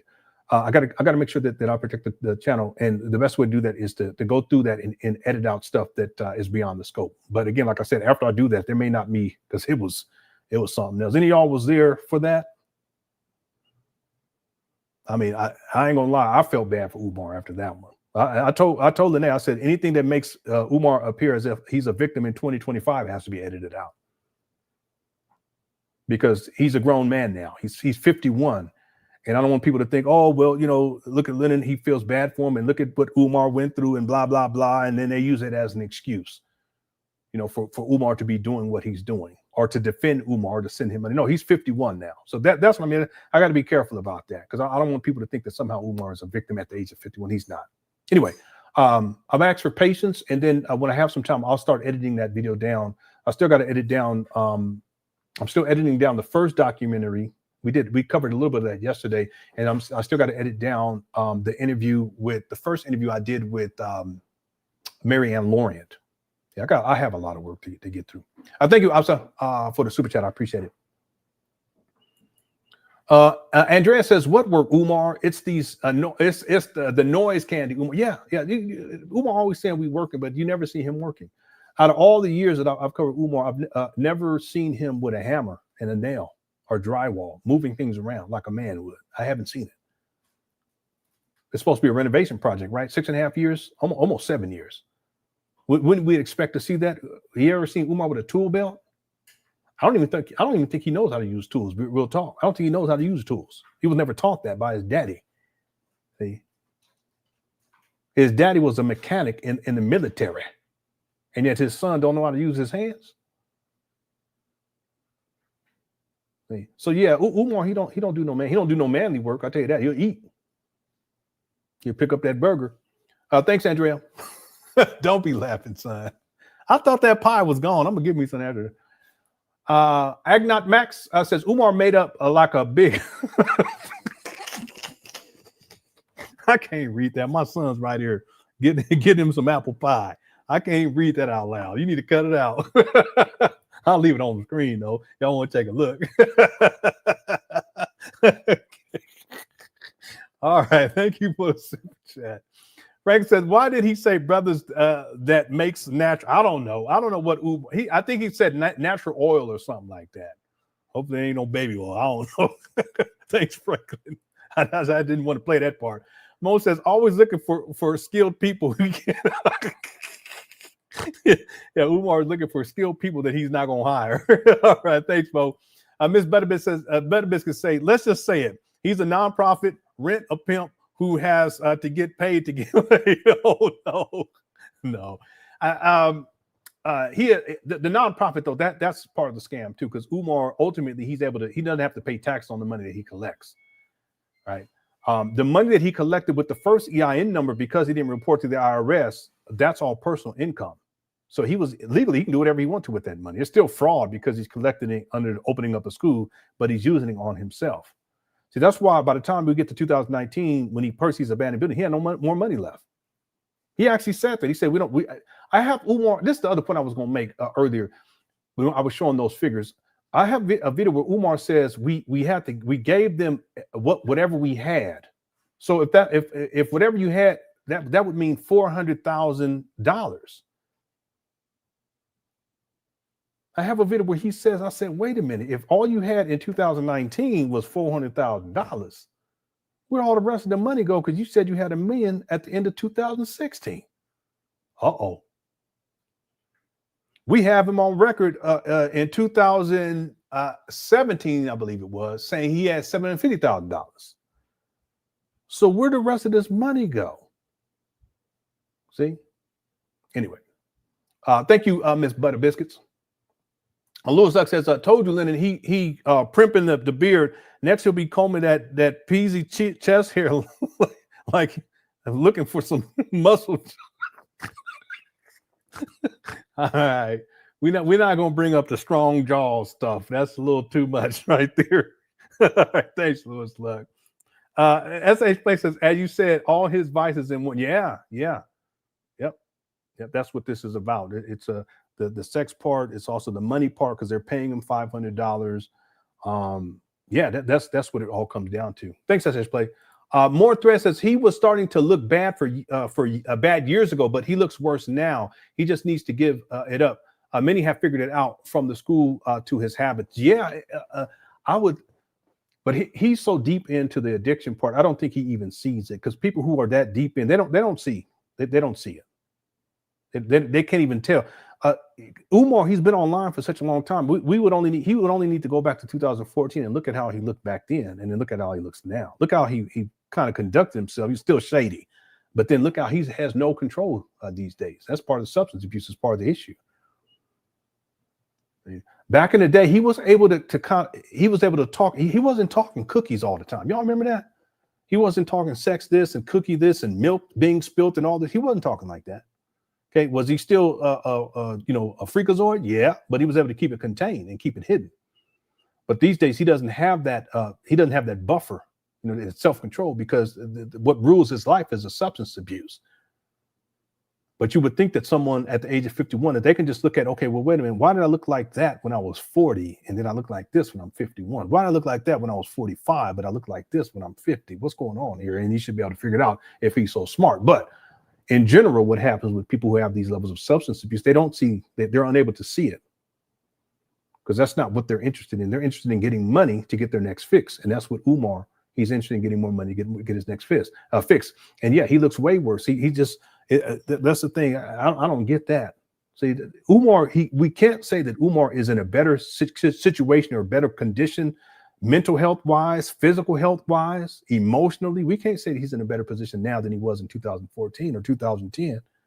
Was he batshit crazy then? Yeah, but you see where he's at now. We can't say that he's in a better position. That's the part I don't understand about Umar. If you're so smart and you know, you should be able to recognize that your life has not gotten better, that it's gotten worse, then you should figure at some point you need to make some changes. That's not what he's done. It's sad. It's a cautionary tale. Like I told people back in the day, it's a cautionary tale. Thank you, More Threads, for the super chat. I appreciate it. Lewis Suck says he's going to hand whatever lady pays for the date a paper bag with oil stains on the bottom of the bag with the word lunch written in crown on the bag, and the bag is going to be moved. Yeah. And then looking at that bag, it's going to be some chicken gizzards in a plastic baggie. It don't even make no sense. Why would you tell a woman? I mean, you're supposed to be alpha male, right? Allegedly. Well, is there any men in here? You tell a woman, okay, I want you to give me let's bring it down. Let's say I want you to give me $50 to go out on a date with me, and I'm going to pay for your dinner or your lunch. Would that make any sense? Any of you women out there, if you had a male that came and said, listen, queen, I need you to give me $75 so I can take her out to lunch. I'm gonna buy whatever you want. Would you go for that?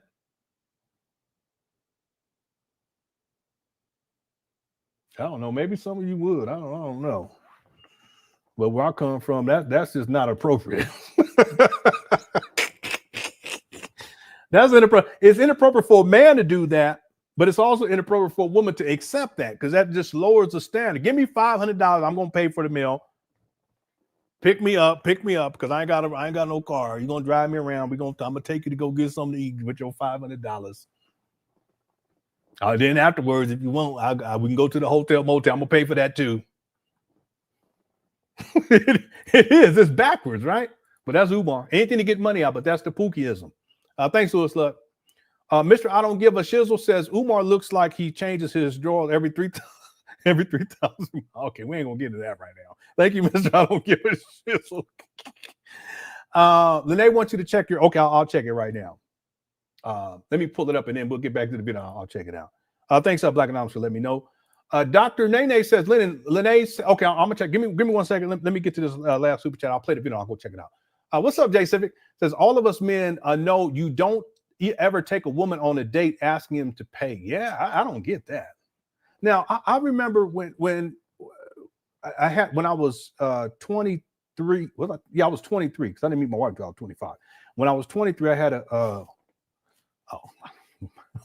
I had a girlfriend who was 33, but we would alternate when we would go out to eat. So if we go to a restaurant for that first time we go out, I would pay for it. Then we go to another one, she would pay for it. Then we go to another, and I would pay for it like that.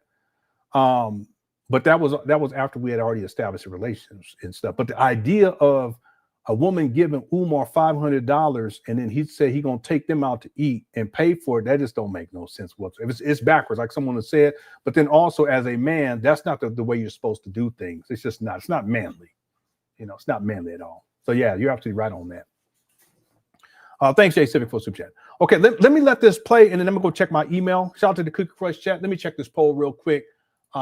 We are where we at? Okay, the poll question is Umar Johnson a scammer? 3,476 votes. 94% say yes, 6% said no. Make sure you get your vote in, and we have over 1,200 likes so far. If you guys are enjoying this live stream at any point during this live stream, you haven't hit that like button, go and hit it because it helps get this video out into the algorithms. Okay, I'd definitely appreciate that. Okay, let me let this play, and I'm gonna be right back. Here we go.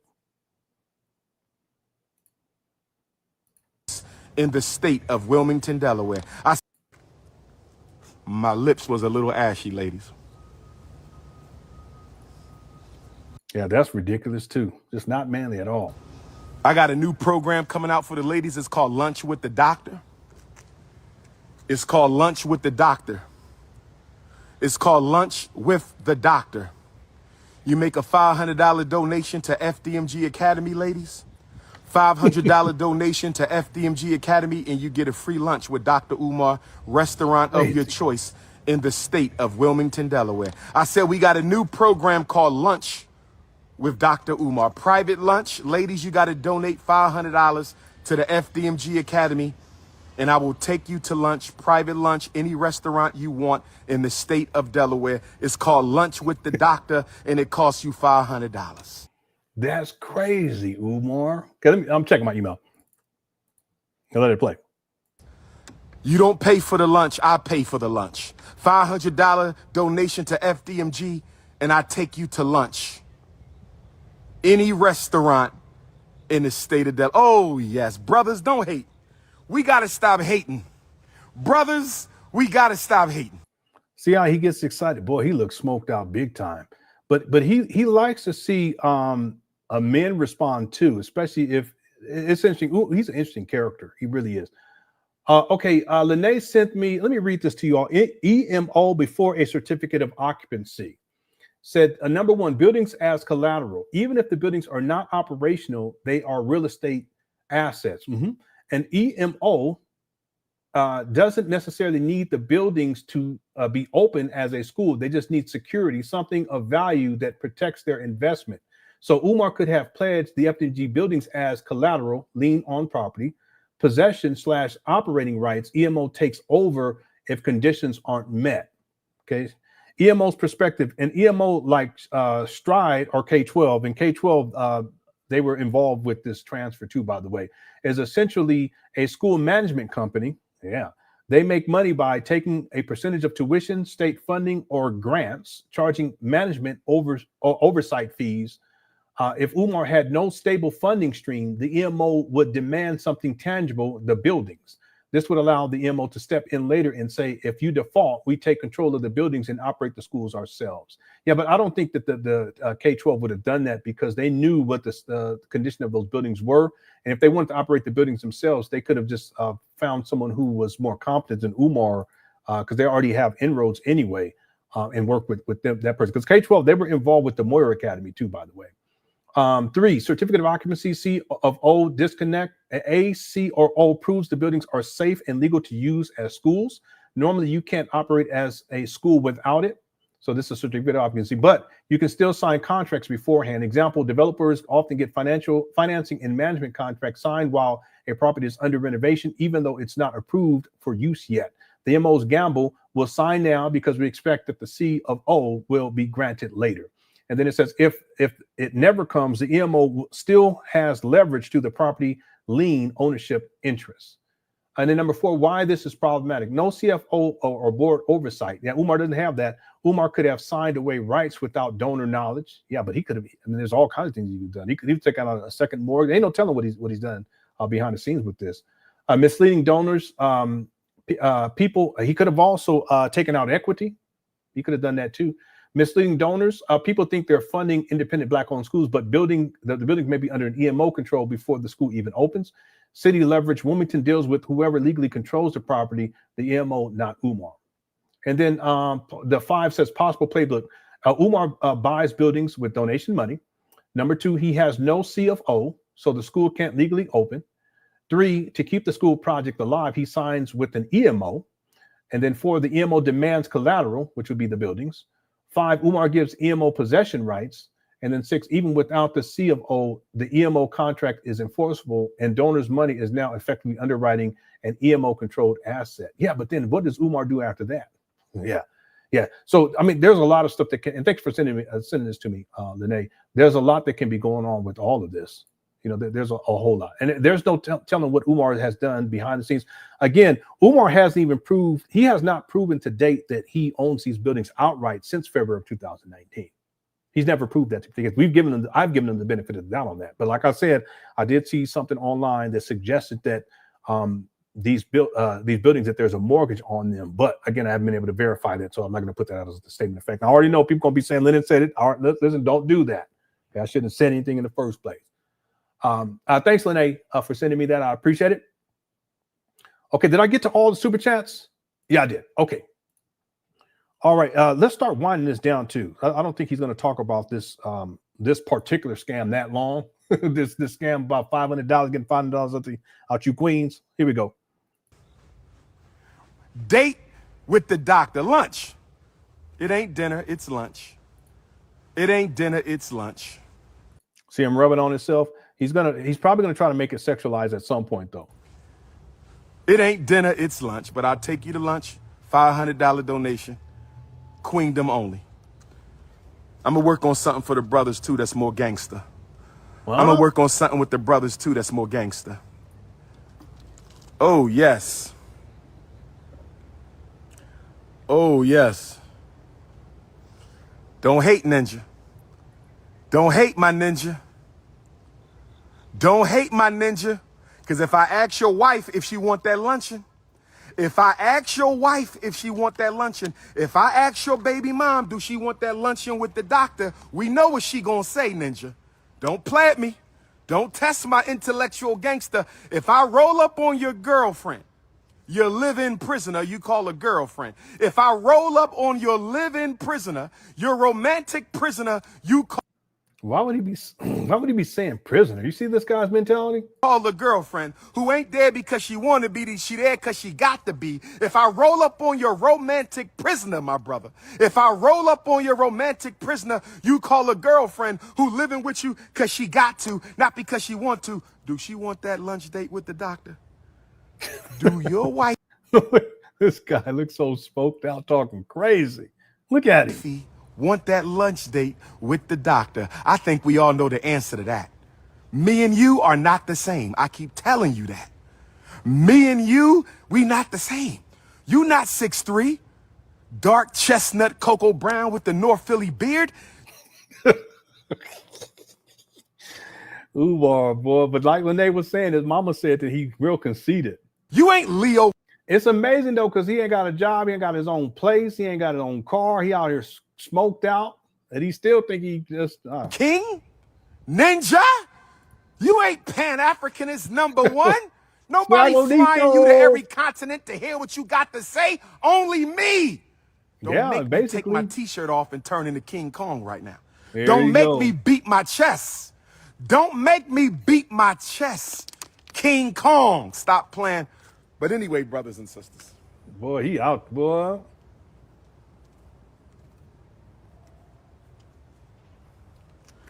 I just wanted to holler at y'all. I just wanted to holler at y'all and let y'all know. Information is not enough. We need organization.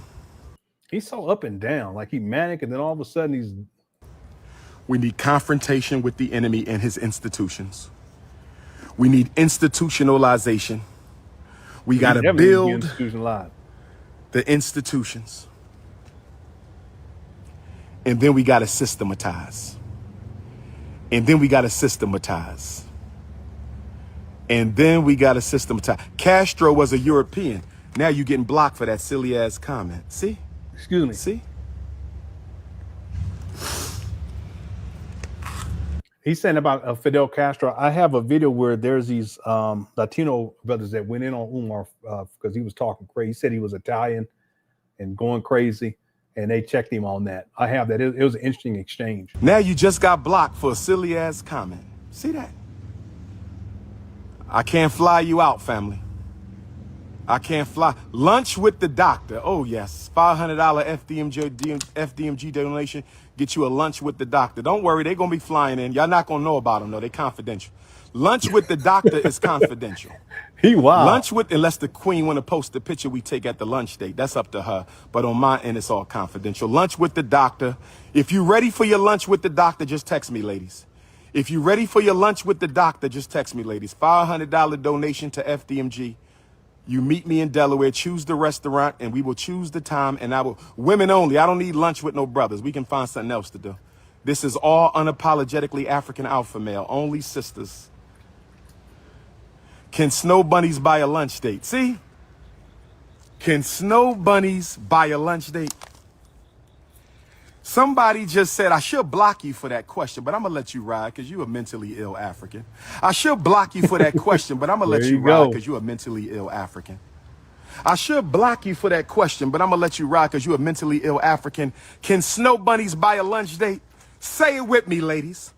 Ladies, y'all know the shout. Y'all know the chant. Say it with me, ladies.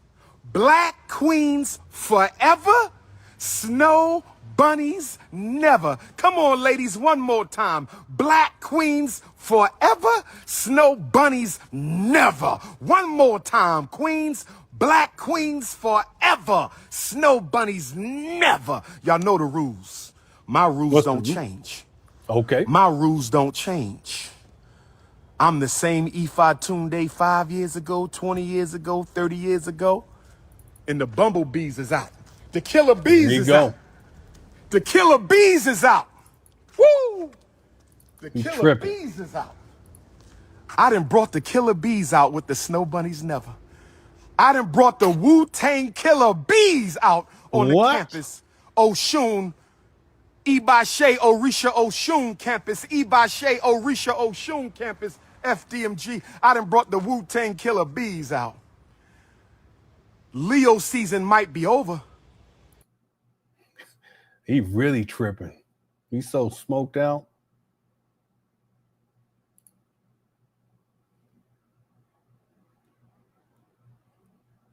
Black queens forever. Snow bunnies never. I said black queens forever, family. Snow bunnies never. Mm-hmm. Mm-hmm. Yep.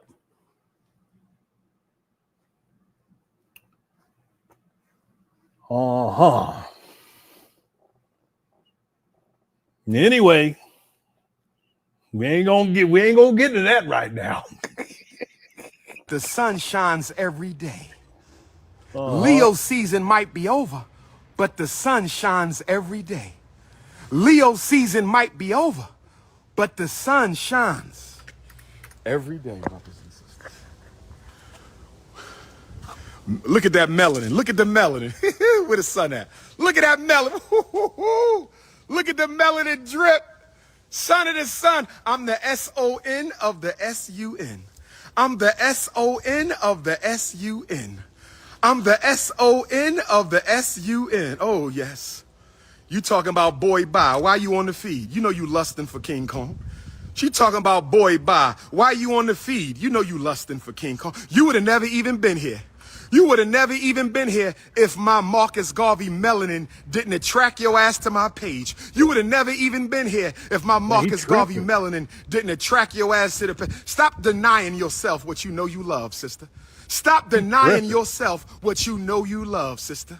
If you on this page, you got some kind of love for me. It might not be romantic. It might be political. It might not be political. It might be spiritual. It might not be spiritual. It might be social. But if you on this page, you got some love for me. So stop denying yourself, sister. I am that I am, sister. I'm the prince of this time. I am the prophet, the living son of God for the black revolution. Stop denying. I forgot about this. This guy, you just living, what did he say? Umar, you really tripping, bro. You got some love for me, so stop denying yourself, sister. I am that I am, sister. I'm the prince of this time. I am the prophet, the living son of God for the... No, you tripping. He going too far. Y'all Umar followers, y'all mean to tell me watching Umar videos make you say, I can't wait till he is leading my kids? Umar followers, seriously look at him. Yeah, and look how he talking. Look at him. First of all, look at him. Look how he acting, yelling and screaming, talking crazy, looking all smoked out. But then he talk about he's this. Did he say this? He didn't say the son of God, did he? He even got my blood pressure. Let me just check that. I'm tripping. He didn't say that, did he? It might be political. It might not be political. It might be spiritual. It might not be spiritual. Yeah, see, he really high right here. Because y'all remember that one time water on his head? It was like it was 1 a.m. He was up there, these abandoned buildings, and the same thing. He get that stuff, he started getting hot. Might be social. But if you on this page, you got some love for me. So stop denying yourself, sister. I am that I am, sister. I'm the prince of this time. I am the prophet, the living son of God for the black revolution. Yeah, he said the living son of God. He tripping. Yeah, I listen. I don't know what to tell the followers. I don't get it. I don't know what else people need to see. Thanks, Black Wolf. I really don't. All this, and y'all know there's been, before we close out, we all know there's been so much. This guy, he done been involved with so much foolishness. But for him to be talking like this, it's over the top. It's way over the top. And that's, but you know, cult leaders, they think like that. They talk like that. You know, they call themselves, you know, I'm a prophet this, and, you know, I'm ordained by God, and I'm all this kind of talk. Umar, he said he first of all, he's a prince. Then he's the son of God. Then he's the black Messiah. He's a most aggressive scholar. You know, I mean, that's what you call, it's a cult. That's what they do. That's what cult leaders, they talk like that. And sometimes they believe in their foolishness too. They buy into it in their own mind, their delusional state. They believe that they're all these things. He ain't nothing but a pookie. That's all. Thanks, Black Wolf. Not Mac says those are definitely flies chasing him. Musty and dusty. I don't know what he was talking about. He said the killer bees, and then he said something about the Wu-Tang Clan and all this other stuff. It's probably just some flies. They, you know, flies. They anyway. Thanks, Hank Mac, for the super chat. Hey, Umar, start with dinner with your daughter. It's free. Hey, amen. Amen. See, he'll talk all this other. You know, it's crazy because he's flown women out, and you know he'll fly out and put them up in hotels and motels, but he can't do nothing, not one thing for his own daughter. Then he complained about paying child support, and then when it got increased recently, he was mad about that. He posted that on his Instagram page. It was in his calendar. He put on there whatever the date was when it was increased. It said child support increase date or whatever. Just being petty. I mean, he's a disgrace. That's all I can say. He's a disgrace, and he don't even care. He don't care. And see, this video we were watching, this is from 2023. He didn't care then. He didn't care in 2024. He don't care in 2025. I think the one and only DJ Nick Nasty is in the building. Thank you for that. Jay Civic says donations forever, pay bills.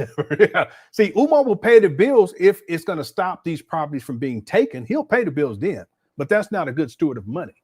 That's not being a responsible adult. See, the idea is if you can pay your bills in advance, pay them in advance. It feels good when you pay them in advance, don't it? In advance, you pay them in advance. You be like, yeah, I got you this month. I got your ass. Next month, you're like, oh shit, I gotta get this money up so I can pay this. It's due tomorrow. I don't know how to. Y'all know what I'm talking about, right? Yeah, Umar, donations forever, pay bills never. He'll pay them when he absolutely have to. All right. He wait to the last second. Thanks, Jay Civic. I got this one earlier. Yeah, Umar, he's so backwards. You know, men know that you don't ever take a woman on a date asking them to pay. That's just wrong. Right? Okay, thanks, Jay Civic. I got this one earlier. Thanks, Black Wolf. Shout out to Black Wolf. Seth, what's up, Seth? Says snow bunnies can't buy a date, but jungle bunnies. Oh, no, don't say that. All right, but I see what you're saying, though. So, you know, you black women, you can have to pay Umar $500 to go out on a date with him. But the white women, because of snow bunny crisis, they don't have that option. Okay? Make that make sense. And of course, Seth, I'm saying allegedly. That's alleged, sir. This show is crazy. I have to say allegedly at this point, Seth, as you can see. All right. Thanks, Seth, for a super chat. Okay. King 6 says he has gone completely insane. Well, the thing, let me just explain something about Umar. He's up and down. So, I mean, this video that we're watching, this is from 2023, but he's up and down. I would say when he did the rant against his daughter and his baby mom, that was horrible too. When he did that was Umar. He was insane. sitting in his mama closet, first of all, looking all funky, sweating, and had on a WWF belt. Huh? Y'all remember that? Hit the one. At some point, we're going to have to revisit that. I don't know when. I know we got a holiday coming. We do a marathon. And we'll do a 2025 review so far. That's insane. And he was talking crazy, talking reckless, coming up with all these stories. He be lying, he telling these stories. Well, one thing he said that one of his baby mama tried to get him involved in a I don't know if he said threesome or menage a trois, whatever that, not something like that. It was a love triangle. That's what he said. I don't want to overstate it.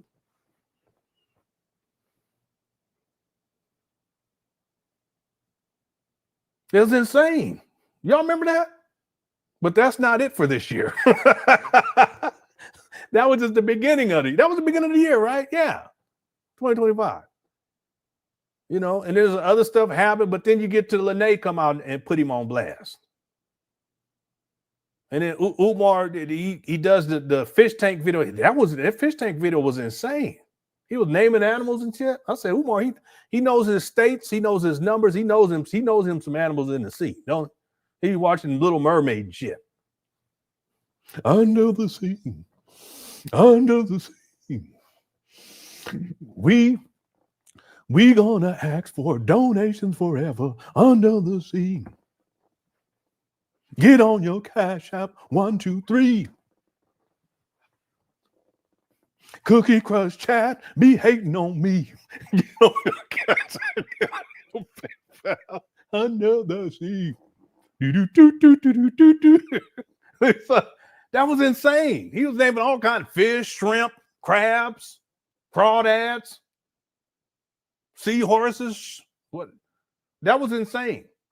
And then he does the video where he's talking about his bank accounts were hacked and he needed to get his homie needed some money and how he needed a couple bucks. He needed you donors to give him a couple bucks. That was insane. And here we are. And then him talking about how the city of Wilmington was racism against him and they didn't tell him about the bills and we proved that to be a lie. That was insane. Who even thinks like that? To be coming up with some crazy shit. It's amazing that this guy could do that. He'll sit up there and just be coming up with shit on the spot. That's a skill. That's a skill, and not many people can get up there and be just spinning these fantastic stories. Umar, he can do it. See, the point is with Umar, it's up and down. Next week, he may be in a suit and tie, sounding kind of professional, and then the following month, he looking like a pookie again, talking insane. It's good drama. Yeah, it's entertaining. But he's insane anyway. But I'm just saying that sometimes he just gets all the way crazy, right? Thank you, King 6, for the super chat. I appreciate it. Miranda, how's it going? Says, hey, Cookie Crush Chat, Snow Bunny love. Snow Bunny. Snow Bunny love. Snow Bunny. I need me a Snow Bunny love. Snow Bunny. Gonna take you out. And you gonna pay me $45, Snow Bunny. I know you got the money, honey, because you's a fine Snow Bunny. I know you think I'm talking funny, but that's because I want the sugar smacks honeycomb hideout queen. All right. That's enough. Snow Bunny. Oh man, that's wild. Miranda, you tripping. Thank you for the super chat. Always blame it on somebody else. You see that? All right.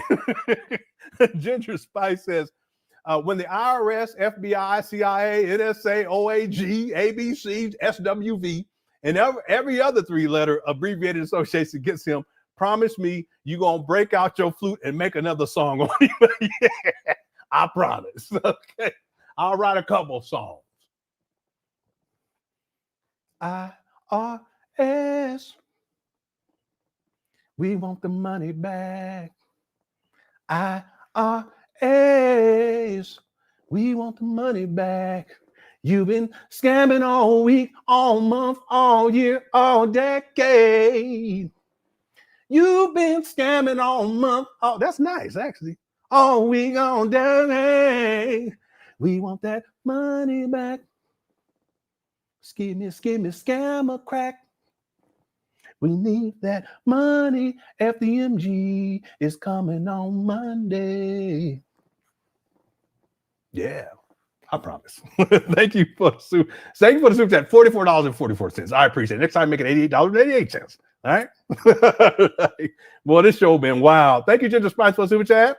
Master Khalik says Umar pay his bills in bulk. Yeah, he let them accumulate, then he pay him just like the child support. That's what he did. By the way, you guys do realize that Umar, he's lost his driver's license. It's been revoked several times due to non-payment on child support. What does that tell you right there? Because he tells, I have him in video where he's telling people, I pay my child support and I got money to do it and blah, blah, blah. No. He don't handle business. He don't handle bills, with personal bills, child support bills, what have you. He don't handle it. So you got to have a plan, and you got to have a budget, and you got to know what needs to be paid when, and you handle it. Not Umar. So if he can't even do that in his personal life, how is he going to do that when it comes to this FDMG? And understand one other thing too: the bills that were due that he paid off on the 21st, that's just a fraction of the bills that are going to be needed to be paid once this trap bando actually opens. Y'all hear me on that? See, insurance, paying faculty and staff salaries, paying into 401k plan, workers' comp, the internet bill. It ain't gonna be no regular old internet bill, Umar. You're gonna have to go into contract with ISP, where they get fiber, and you're gonna have to go into contract for bandwidth. It's going to be extremely expensive. You're gonna be running a whole school.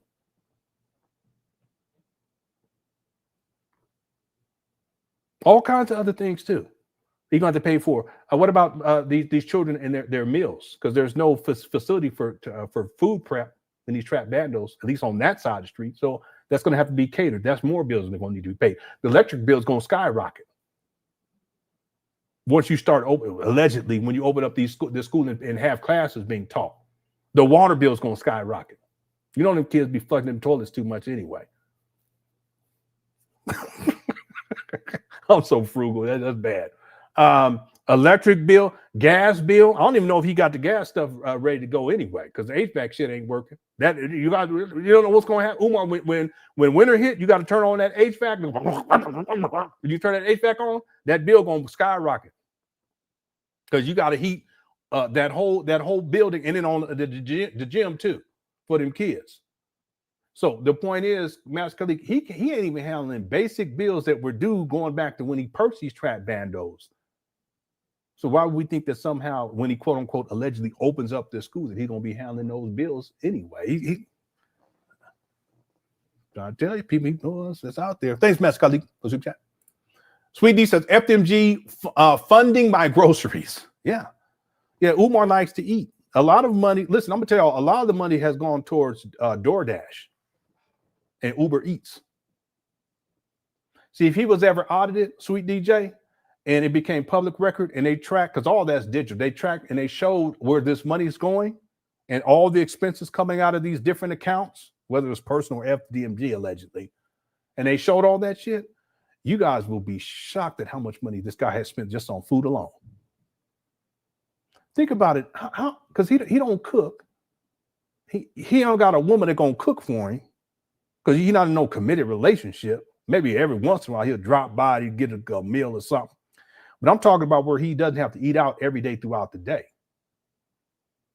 Can you all imagine how much money he spent just on food since 2014, living like that? And he liked to eat, he gluttonous.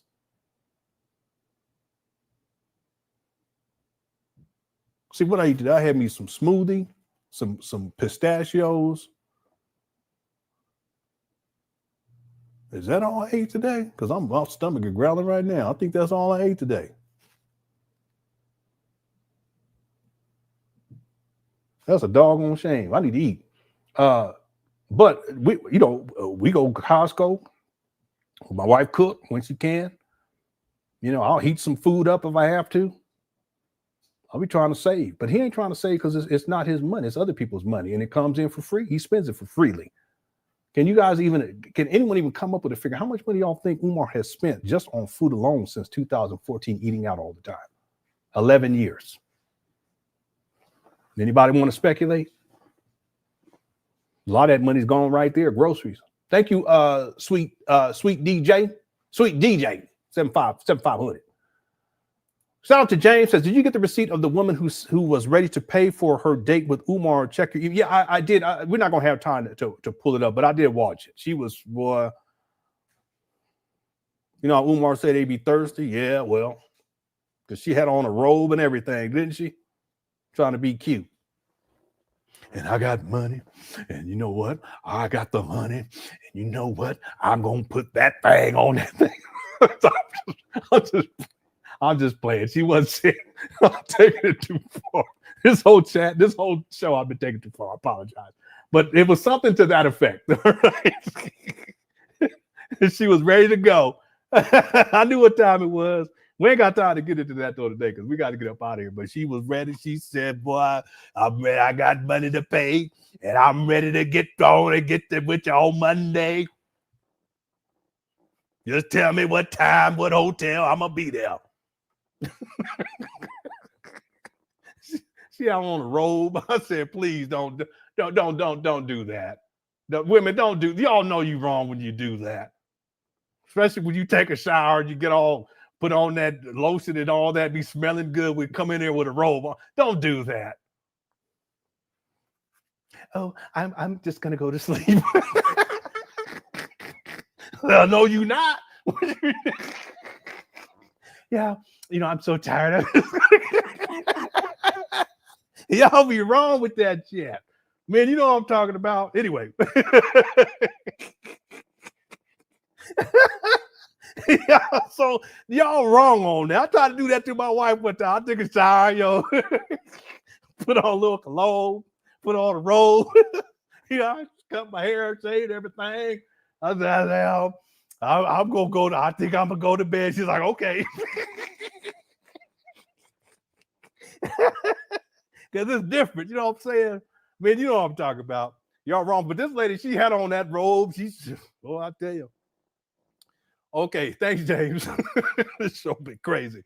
Miranda says, if it opens in teacher and staff check doesn't. Listen, I can totally see this happening. If the school opens and the teacher and staff, their checks don't clear.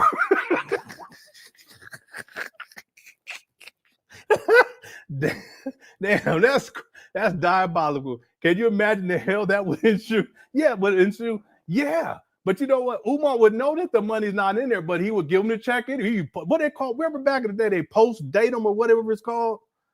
Yeah, I think you post date or postmark post date. I think it's you post date them.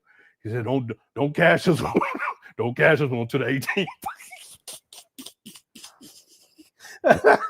It'd be the 24th of the previous month. No, don't cash us until the 18th. Hold on to the. These poor teachers. Well, these poor teachers, they don't have a chance. You know what I'm saying? They're gonna be homeless and shit. Umar, we need to get paid so we can pay it because we need a place. They're gonna be coming to the school all thin and weak. Umar, I ain't ate in 3 or 4 days. I really need to get that check to clear. All right. Yeah. All right. Thanks, Miranda. It's true, though. That's what would happen. These poor teachers. Okay. Thanks, Miranda. Jay Civic says, next time, make it $88. Yeah. Because Citrus did $44.44.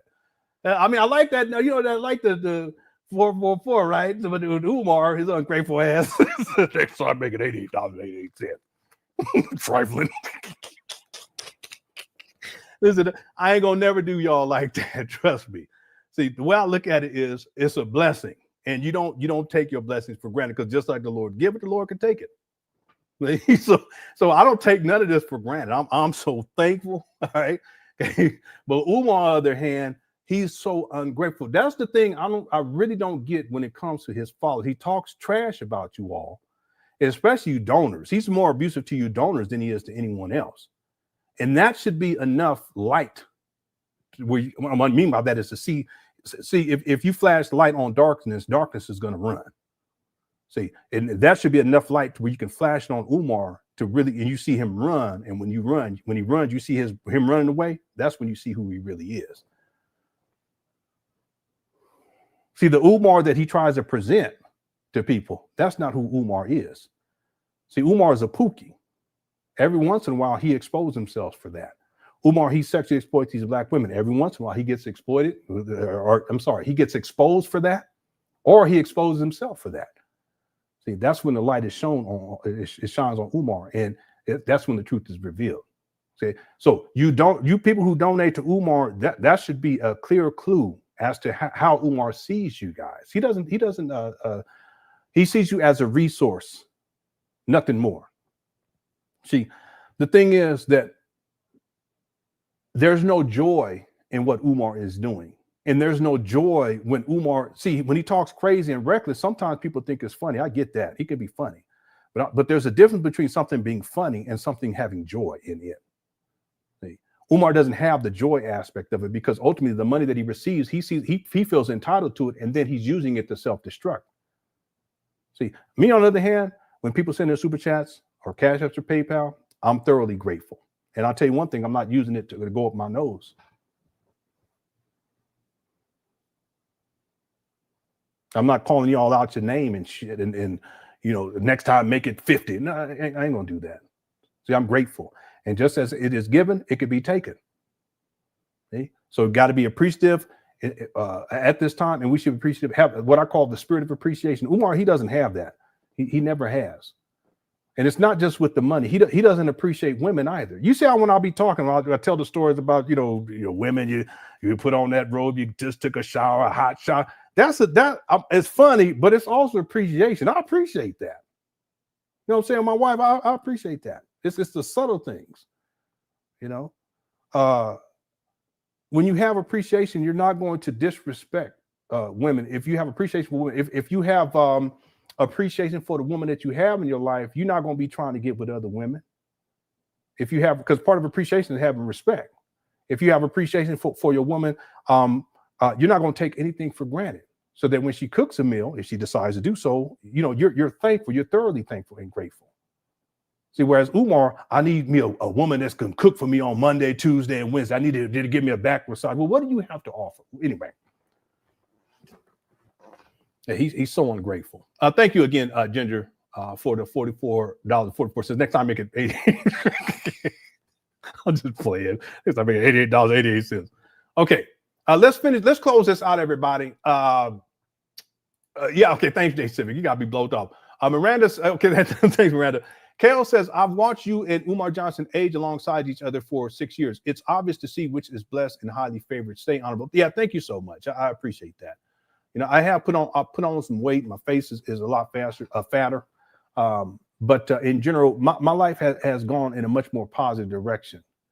And I had hoped that I could show Umar, and not to be like this, but I hope that the change that I've made, it's been a plan. I'm still working my plan. That perhaps, because Umar watched these videos, I would hope that he would see me progress in life, and that ultimately he was figuring it out that shit, I can do it too. See, I've been able to get to where I'm at today while raising 5 kids and a wife. Umar, he doesn't have a wife. He doesn't take care of his kids. It's basically him. He says he takes care of his mama, but he's living off his mama. He don't have no excuse not to be in a better position in 2025 than he was in 2019. His health should be better too.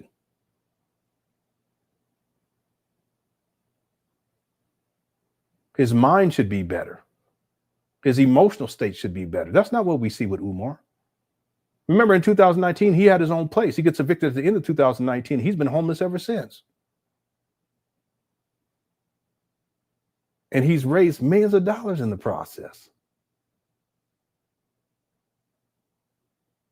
That's the other thing too, Kels, is and it's not their fault, but Umar Johnson followers don't realize that they've enabled Umar to self-destruct. I was telling the people this back in 2019. You're enabling him to self-destruct by sending him money. It's not going towards opening up a school. Look at where Umar's at today. Look at how he behaves. Look at him physically, how he's deteriorated. Okay, and again, as we age, things change. I get that. But if we go to 2019, we can just go to 2014. We go to 2014 to 2025 and look at the difference. There's something that has been going on with Umar, and it has to do with the money that he has received. Most of it hasn't gone towards opening up a school. Most has gone towards his self-destructive lifestyle. One last thing.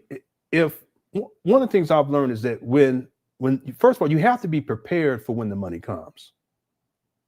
You can struggle your whole life, but when the money starts coming, it's going to come at some point. As long as you stay true and you work hard, it's going to come. And I work hard here on YouTube. Don't get it twisted. I've put in a lot of work, even offline with research and so forth and so on. But you have to be prepared for it. And what you find is that when the money comes, if you are in the right state of mind and you've prepared for it, you're going to use the money to do the things that are in the best interest of those around you. Can we say that about Umar?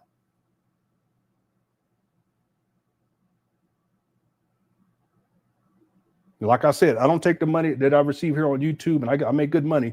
I don't take it, and I'm not driving a fancy car, although I guess I could. But why would I do that? I'm not dressing in fancy clothes and dashikis, different dashikis each day, and Nikes. Again, there's nothing wrong with Nikes, but I got 5 kids. They come first. I'm not doing drugs or alcohol. See, there's a lesson in that for all of us to learn. That wherever you're at in life, if you struggle financially, if you work hard, at some point things are going to turn around and the money's going to come. But you got to be prepared for it, and then you got to be a good steward of the money. So when people send super chats and cash apps and PayPal, trust me, it's not going towards any type of addiction or anything like that. It basically goes to my family. Very little do I spend on myself, and they deserve it. And I work hard, not just here on YouTube, but my day job. It's funny because Umar's still saying that I don't have a job. Umar, you haven't worked a job since 2010, 2011. And I worked my ass off. But what I can say is that if we go back to 2019 and we go bring it to forward, I'm in a much better position today than I was back then. You go back to 2010 and bring it to forward, I can say that I'm in a much better position today. But there's a reason why. Because I've worked my ass off. And I've put my family first. Umar, he has no excuses. He doesn't put his family first. He doesn't put his children first. He doesn't put any woman first. It's all about him, and he's collected millions of dollars. And look where he's at today. Look at how he's looking today. Yeah. Thanks, Kels, for the super chat. Okay, let's wind this down. Mr. I don't give a shield says I could see him trying to take the parents' EBT and claiming it's part of tuition to feed their children at school. The thing though is the tuition that Umar is asking for. It's unrealistic for that community. He's saying that it's going to cost $500 a month. And I have him on record saying that twice. I may have him 3 times, but for sure twice. One in the Big Papa podcast, another one, another video. I think he's being interviewed. I don't even think it's a actual video interview. It's like a radio interview. And he says $500 a month.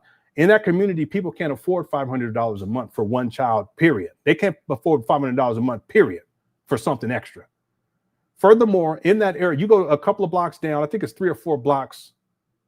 3 or 4 blocks. Let me see if I get this right. Northwest.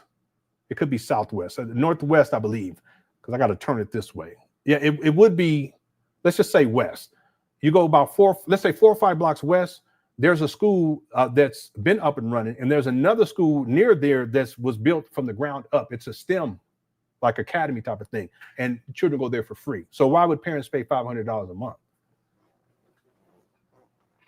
And they can't afford it anyway. It's not even financially viable. Thanks, Mr. I don't give a shizzle. ZZ Top says, why does Umar have Diddy sentencing on his schedule? I don't know. Does he have that on there? I ain't even going to look it up. I wouldn't be surprised. Umar always defends abuse. He defends abusers because abusers defend abusers. It's just the bottom line. That's ridiculous if he has that on there. First of all, he shouldn't be defending P. Diddy in the first place. He's been defended. He always defends abuse. But the other thing is that Umar, he has to make it seem as if he's the most requested, and his schedule is full, but it's not. Most of the dates that he have on his schedule throughout the year, from now to the end of the year, it's question marks, which means that he doesn't even know if it's going to happen. I'll propose that someone, he's just putting it up there just to fill in gaps, including the P. Diddy. If he did, in fact, that's the part he puts up there to make it seem as if he's all busy. He ain't busy doing nothing. Thanks, Easy Top. MBSSN says, if Umar had a genie lamp, rubbed it 3 times, and was granted 3 wishes, FDMG would still look like the intro to Tales from the Crypt. Tales from the Crypt. I remember that show. Yeah, I used to be scared. It used to scare me of Tales of the Crypt. Yeah, if Umar had 3 wishes, it wouldn't be to open up the school. Unless he said, I wish to open up the school. That means renovations are completed. But then he would also have to wish for money to pay faculty and staff for operating costs. And then he would have to wish for a faculty and staff too. And then, I think Umar would ask for money, more money, and he would probably tell the genie that I'm going to use it to open up a school, but he's going to lie to the genie. Most of the money he's just going to use it on his own lifestyle. He'll probably wish for some zebra cakes and some what was the thing that it was I can't remember what it was a soda that he used to like to drink. He says Seagram's ginger ale. That would be his 3 wishes. But open up a school? No, he ain't interested in that. Thanks, MBSSN. And then Black Wolf gives another membership. Thanks so much, Black Wolf. And whoever received that membership, make sure you thank Black Wolf for that kind gesture. Thank you very much. I appreciate it. Okay, so we covered the video today. It took us a lot longer. I know it's going to be here for just a second. Here we go.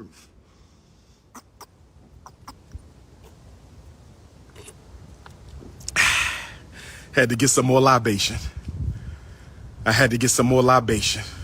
You ain't got nothing else to do. I had to get some more libation. You got to subscribe to www.drumar.tv. I got some new videos up. That's another scam. Let me go see if he still has it up too, by the way. www.drjohnson.tv. Is that what he said? Let me see. Let me hear that again. He be scamming. Had to get some more libation. I had to get some more libation. Okay, and we're going to be done in 5 minutes. Anyone, if you haven't voted on the poll, make sure you get your we had 3,907 votes. Wow. Is Umar Johnson a scammer? 94% said yes, 6% said no. I wonder if we can get to 4,000. Okay, that we would need, I don't think so. Okay, that we would need like 92 votes. We still have 2,525 people here. Thanks everyone for tuning on in. I appreciate it. And we have over 1,400 likes. If you enjoyed any of this show during this live stream and you haven't hit that like button, go on and hit it. I'd appreciate that because it'll help out with the algorithm and more people will see it. And the subscribership will go up and to give you more incentive to continue to kick it with the Cookie Crush chat. I appreciate y'all. James says Umar didn't show up for the Nat Turner land in Mississippi was canceled. Yeah, I heard about that. Nat Turner land, there's scammers down there though too. That Nat Turner land. I got receipts on that too. I just haven't shared it publicly. What they would do is when people would go down into Nat Turner land, the quote unquote elder down there, his name is Khalifa, something to that effect. He would try to get them to buy some of his acreage that he allegedly owns down there. That's why they call it Nat Turner land. And there is a couple that they end up sending him money to buy this acreage. There's a whole backstory in terms of how he kind of sold it. When I say sold it, what is the term? He groomed them into buying, allegedly buying. But what happened was they sent money, and he wouldn't send the proper documentation back to them, right? So it could have been a deed or something to that effect. What ends up, and this goes on for many, many months, but when they showed me all the receipts, I have all the receipts. And what ended up happening was that they had to have hire a lawyer, and Laura looked into it. I think that's what they said. Laura looked into it and found that the property had liens on it, but they were never told about that. So if they would have actually purchased, if the sale had gone through, and they couldn't see, he wasn't even in a position to sell it anyway. But he didn't disclose that information to these people. They got scammed, and then they were trying to get their money back. I don't know if they ever got their money back or not. But anyway, yeah, Umar, he's in hiding right now. He's not trying to go anywhere. He's not trying to live stream. But once the money runs out that he was able to get for people under this whole story about the city of Wilmington and racism and all this stuff, and how they stopped communicating with him about paying these fees and all this stuff. Once that money runs out that he scammed on, He's going to be back online begging. Mark my words. Okay. It's inevitable. Thanks, James. And then Foxy sent in a super sticker. Thank you so much, Foxy. I appreciate it. You guys have been so kind to me. I really do appreciate it. Thank you guys so much for all the support here on the YouTube. Okay. Like I said, I do not take it for granted at all. Thank you. I got to say, sometimes I say to myself, man, I can't even believe it. It's like, well, I did sometimes the way I think is like, am I even deserving? But then I say, I really do. I put a lot of work. It's not just me live streaming. It's all the research that it goes back years now, and then we've reached critical mass, but the numbers are incredible, and it's kind of hard to grasp sometimes. But at the end of the day, the Lord give, the Lord take it. Okay, so just be appreciative. Thank you, Foxy, for the super sticker. I appreciate it. And then King 6 says, I don't want this school no more. He is not fit to be around young children. Yeah, maybe you were a former Umar Johnson supporter.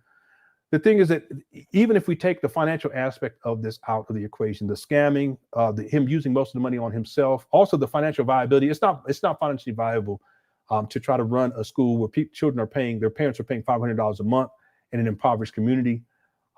If we can take that out the equation too. Umar, in terms of his character, I think that's part of what you're speaking to here. He has no business being around children. Look at how he behaves. I've been telling people this for years, though. Look at how he behaves. Look at how he talks. I mean, Umar talks more about sex than he does about education. Real talk. Hit the one. As we wind this down. He talks more about sex than he does about education.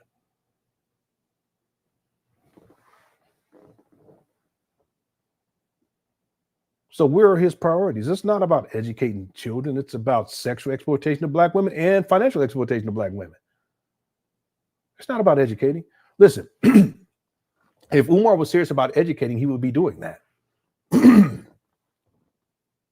talking about educating children. He would be doing that. If he was serious about educating children, he could have just became a school teacher with his alleged 6 degrees. So what's the excuse?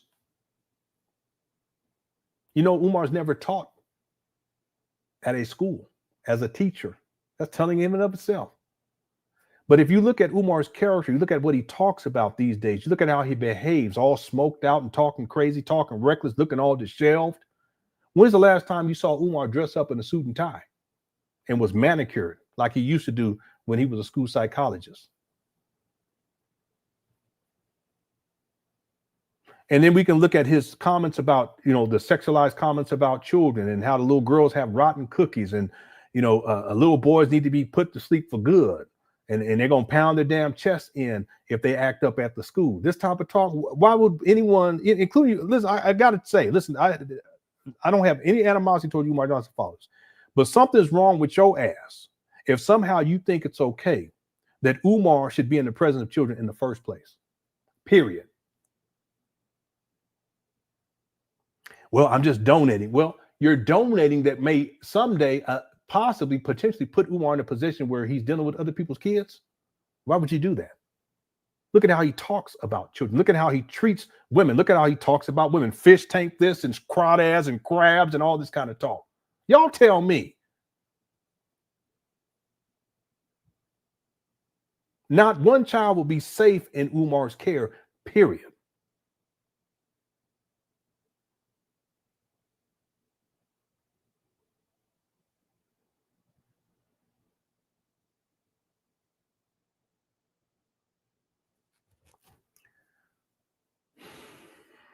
But there are people who put their children in the care of Jim Jones. And in retrospect, we can see clearly what that was all about, right? There are people who put their children in the care of Malachi York. And in retrospect, we can see what that was all about.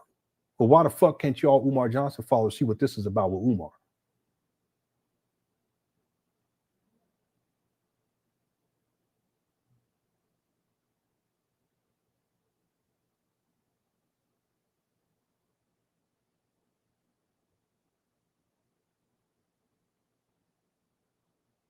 Let me say something else, y'all.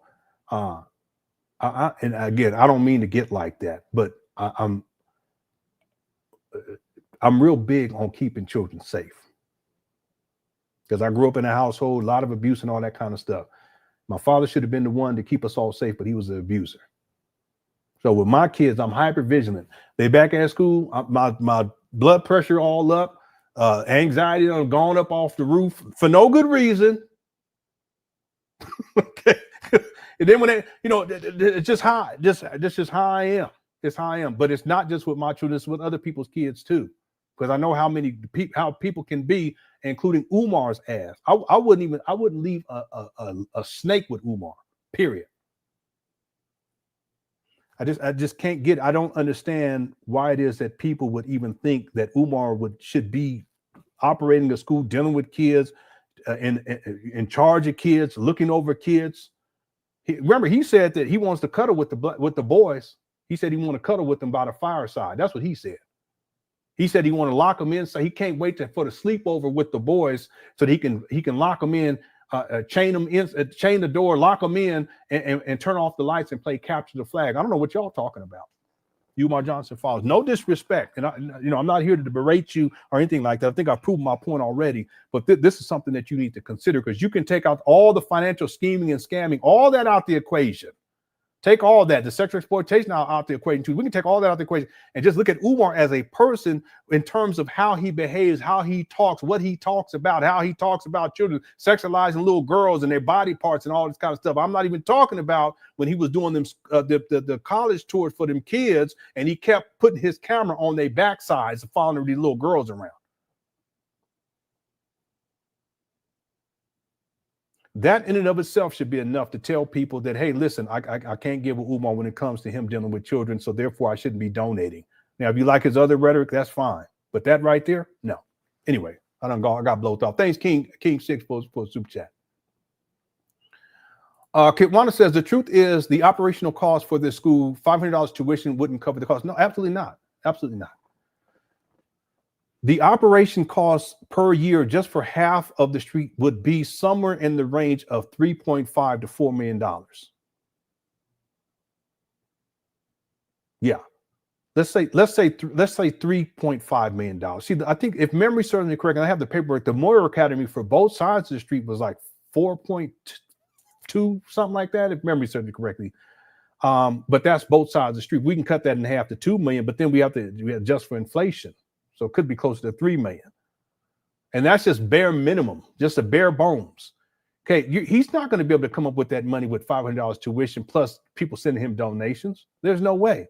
Remember, for 2024, Umar said that he only raised $80,000. There's probably a lot more than that, but that's what he reported to the IRS. Well, if you're only raising $80,000 in 2024, homeboy, how you going to put yourself in a position to be able to pay for operating costs, which would be over $3 million a year? See, tuition ain't going to cover that. And obviously donations ain't going to cover that either. And that assumes that these poor, impoverished Black people are going to be willing to pay $500 a month for their kids to attend a non-accredited school. See, it don't even make sense. Real talk. Thanks, Kit Wanna, for a super chat. T says, thank you for being a hero. You should be one of the leading voices in our community. May the Most High continue to bless and protect you and your family. Thank you for those kind words. I appreciate it. I have to say, T, that my primary obligation is to take care, to the best of my ability, my wife and my kids. See, if Black men just did that, then we would see a revolution. There's plenty of us who are. I'm just saying more of us if we did that. And part of that is calling out foolishness and what people call fuckery, like Umar. See, a real man is not going to sit back. I'm talking about a man who loves his wife, who loves his children. He's not going to sit back and watch someone like Umar do what Umar is doing, or Jay Morrison, or Polite, or Nature Boy. If he has the time, he's going to call it out. But his primary responsibility is to do right by his family. See? And the idea is that what you do in the home, that's the first institution, and then that should filter out into the rest of the world. You see how Umar has it backwards? He's always talking about nation building. Well, your nation is your family. It's your wife and your kids, right? What are you talking about, Umar? He says this great institution of FDMG. Well, no, your first institution, your greatest institution should be your family institution, Umar. He don't have a family. That's not a priority for him. He don't have a wife. That's not a priority for him. He don't take care of his kids. That's not a priority for him. You would think that after raising millions of dollars that he would at least take care of his children. But he can care less. See, that again speaks to what King Six was saying. Umar as a person, he's undeserving of being in the presence of other people's kids. He's not even prepared for that level of responsibility because he don't take care of his own. So real talk, you black men, if you want to do something revolutionary, start with a strong commitment to your woman. Start there. And then when the kids come on, the babies come on the scene, make a commitment to them and being there throughout the trying times. And trust me, we've been through those too. And the easier times, we've been through those too. That you do your best. Not that you're perfect or that you're always going to be at your best, but you strive to do so. See, we can't say that about Umar. He ain't even tried that. He got it totally backwards. And then if you're able to do that enough and you have the time, then it should be expressed further out and deeper into the community. You can do that online. It could be in grassroots, whatever the case may be. But Umar has it backwards. See? It's unfortunate too. It really is. You know, as a parent, the thing that you don't want to happen is for your children to suffer. And we've seen online this year, Umar, his daughter suffering, and he doesn't even care. Many of y'all care more about her than he ever has. It's just a shame. Anyway, thank you. Thank you for the kind words. I really do appreciate it. Okay, thank you. Keith said, Lenon, I worked in financial risk management for 32 years. His whole frozen account story is beyond BS. He certainly wouldn't be denied his month for more than a month. Yeah, Umar hasn't updated where the quote unquote status of these bank accounts. It's a fabrication. It's a fabrication. Someone said earlier, it's actually possible that he always had the money. It's possible that the bank accounts were never frozen. It is also possible that there are some, institutions or organizations that are looking into Umar's finances. That's possible too. But the idea that his bank accounts are going to be frozen for this length of time, no, it just doesn't work that way. It doesn't work like that. Now, could it be that he's being audited by the IRS? Possibly. Could it be that liens have been placed on his account? But if that's the case, then that's what Umar should be telling people, not these fabricated stories that make no sense. But Umar, the reason why he tells these fabricated stories, regardless of what the truth is because he wants to spend this to get money out of people. That's the context by which Umar wakes up every single day. Is how can I get money out of people? You guys do realize it's not just when Umar's online, it's also Umar. I'm going to tell y'all something. Umar, those resumes that he's been collecting going all the way back to 2010, he uses that information to find people who are easy targets and easy marks that he can financially exploit. As an example, Keith, let's say if you sent in a resume, I know this sounds crazy, but let's say you sent in a resume when Umar was asking for a resume. You sent in a resume for FDMG, and you put on there at the time that you've worked in financial risk management for 25 years. And then you put, your resume or where you've worked, so forth and so on, any certifications, any degrees, what have you. Umar's going to look at that, and he would probably be able to tell that financially that you're probably a lot more stable than the average person. And here in the United States of America, you probably do quite well, right? Okay, well, who is he going to reach out to? He's going to reach out to you. Thank you for sending in a resume. Did you send in a donation? We're almost close to getting to school, and if you sent in a resume, maybe you want to help us out with the financial aspect of this. We do need an accountant. He starts spinning a story, or we need someone to teach financial literacy. You have this experience, but make sure you donate because we got to get. Then I can offer you this job. He's crafty in that way. See, the story that he tells about his bank accounts, it's a total misrepresentation. Whatever is happening, it's not what he's telling people is happening. And there's no way that he's going to have his bank accounts frozen for this length of time. It just doesn't work like that. See, but Umar will find any and every avenue that he can in order to exploit people financially, try to get money out of people. And this is just another example of it. So it's going to be interesting to see whether or not Umar addresses this again. And if he does, what is he going to say? And if he doesn't, I guess he expects people to forget about it, just like he expects people to forget about, Lenon hacked his bank account, or I hacked his bank account, or people forget about how he, the so-called vandalism, where he needed to go look at the tapes to find out who did it. He hasn't mentioned that either. See, what we can say for sure, certain with Umar, is that he's a pathological liar. And this whole story that he came up with, that he concocted about the frozen bank accounts, it's just a fabrication. It's a lie. He's a pathological liar. Thank you, Keith, for the super chat. I got to tell y'all something else too, and then we're gonna be up out of here. There's a couple more super chats. You guys noticed when Mary Ann Lorient, when she was talking about how Umar reached out to her, the reason why Umar reached out to her was because she sent him a donation. I think she said $2,000. And then based upon the amount, see, if you send him $2, he probably not going to reach out to you, right? If you send him 5, next time make it 10. If you send him 10, next time make it 20, he probably not going to reach out to you. But if you send in 1,000, 2,000, or 5,000 or 10,000, he's probably going to reach out to you because he want to maintain that connection, because in his mind, this is another source of income. They got money. Obviously, they got money. They didn't contact him. What do you do? Blah, blah, blah. And that's what he did with Mary Ann. Now, if Mary Ann was Keith, he would have probably started asking, oh, you're into the financials? Okay, all right. Well, what do you think about FDMG? How do you think we can make more money? Did you donate? Blah, blah, blah. See?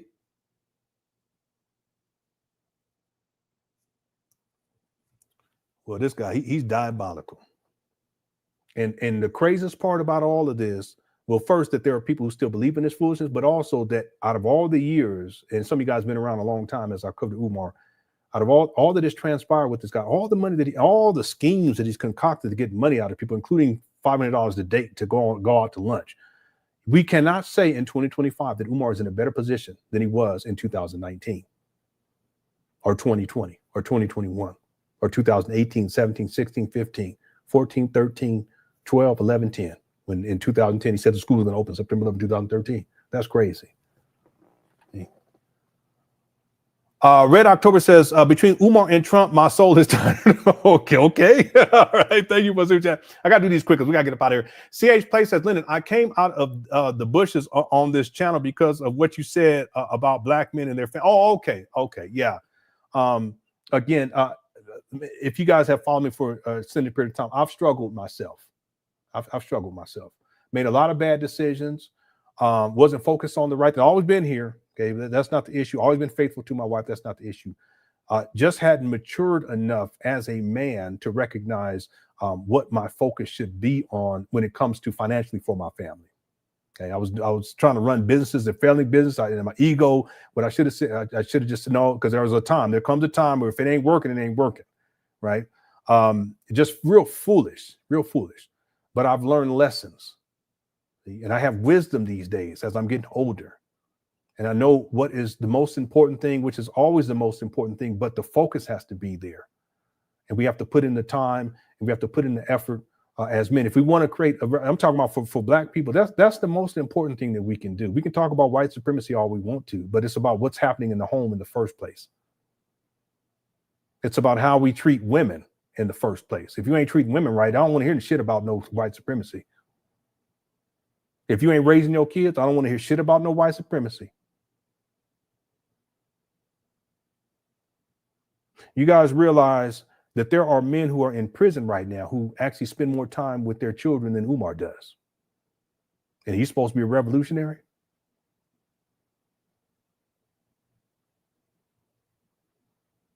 Some people say, well, what do we need to do as black people? You're always talking shit about Umar. No, Umar's the one he's a shit talker, he's a professional shit talker. I just talk about his shit talking and clown him a little bit. But what do we need to do for black people? Well, if you're a black man, I'm speaking to you. Commit to your woman and raise a family. That's it. I don't want to hear shit else. And if you do that long enough and you do it right, you'll see what I'm talking about. All right. Thank you, SH Play. King 6 sent in a super, I think it's a super sticker. Thank you so much. T says the children have a much greater chance entering Never Never Land than FDMG. Keep up the good work, Lenon, a.k.a. the king of receipts. Yeah, that's the thing. The fact that the school is not going to happen is a blessing.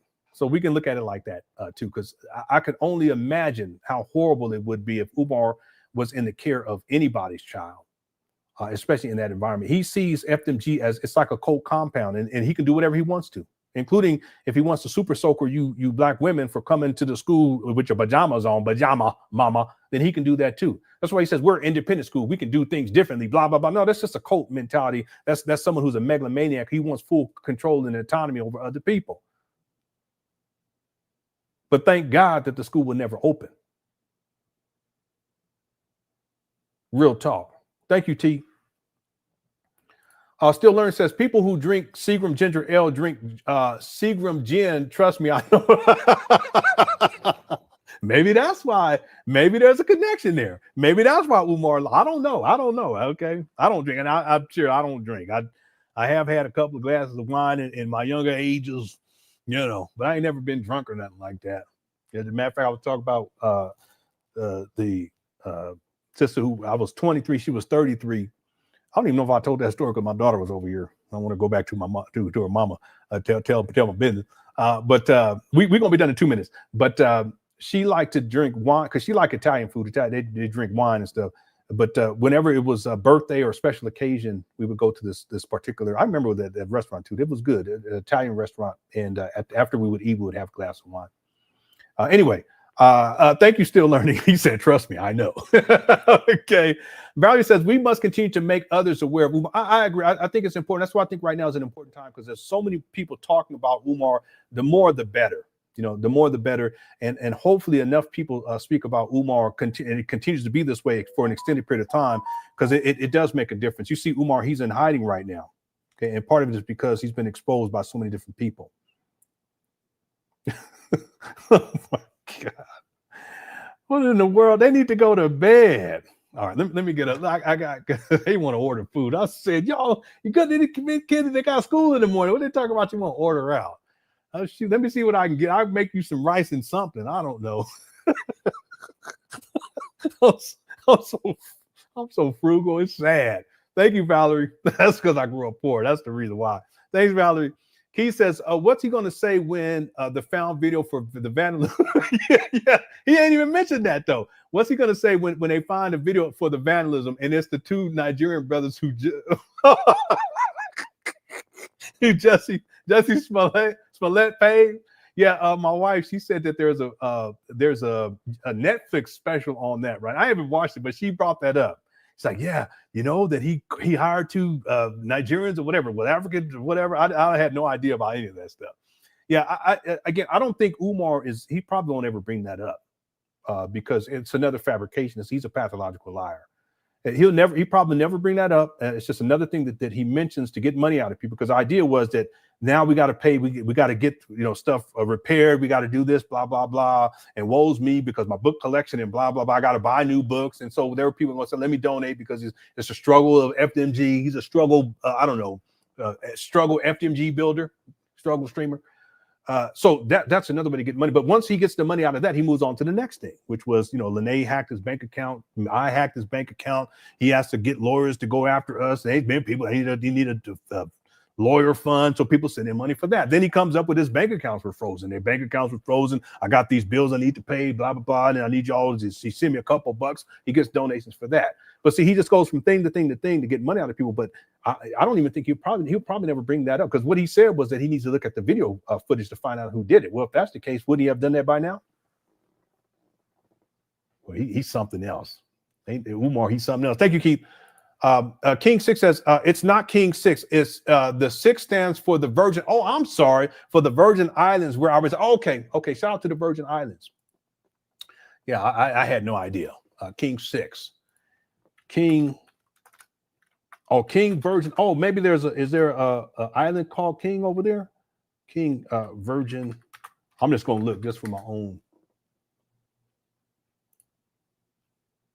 I looked on Google and it just said, Lenon, you stupid. So, yeah, the King Charles. Okay, that's probably what you're saying. Okay, yeah. And my wife, she grew up in the islands for a while, Jamaica and St. Croix. That's why I can still hear a little bit of the accent from down Jamaica accent from time to time. It's actually quite attractive because it's subtle, but I can hear it. Thank you, brother, for the super chat, and shout out to the Virgin Islands. Right? Dr. and Mrs. Phoebe says, Lenon, you should co-host an episode called Umar on the Couch with the psychologist. What creates a hardcore liar and scammer? Yeah. That would be something. If I could get Umar on, I would have him on, and I wouldn't badger him or anything like that. I would just ask him specific questions. I've done this before in my mind. Well, I've talked about this, and I've just run off the top of my head the type of questions. How much money have you raised going into 2025? When did you first start raising money? How much money have you spent to date? When was the last time you worked as a school psychologist? You said you were a school principal. From what year? At what school? You said that you were a therapist. How can you be a therapist when you don't have any? You're not licensed, or you don't have any certifications, current certifications. In 2025, you say we have raised $1 million. Let me play this video for you, and I'm going to get your response. And I'll play the video where it shows how he has raised a bare minimum $1.6 million since 2019. I would just go through the gauntlet like that, but I wouldn't do it in a way where I'm badgering him. And then if Umar will be willing, I would tell me about your childhood. Okay, what were your experiences as a child? What were your experiences with your father as a child? Were there any hardships that you experienced? What about when you were sent away to the military academy? It was ROTC, I should say, to that boarding school. What was that like? What was the biggest challenge that you experienced back then? Was it difficult being away from your family? I would do it, and I would do it with compassion too. And if you start acting belligerent and shit, I said, listen, boy, calm your ass down, because I'm not the one. Get on your cash. Tell Umar, you need to get your ass on your Cash App. Get on your PayPal, send me some money. And he starts sniffing and blinking and shit.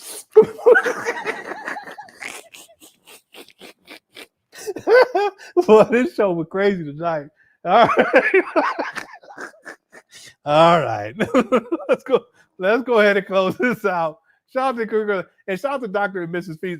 Dr. and Mrs. Fees been around since I was a broke bum. Okay, so thank you so much for hanging in there with me. I'm doing a lot better now. Okay, thank you so much.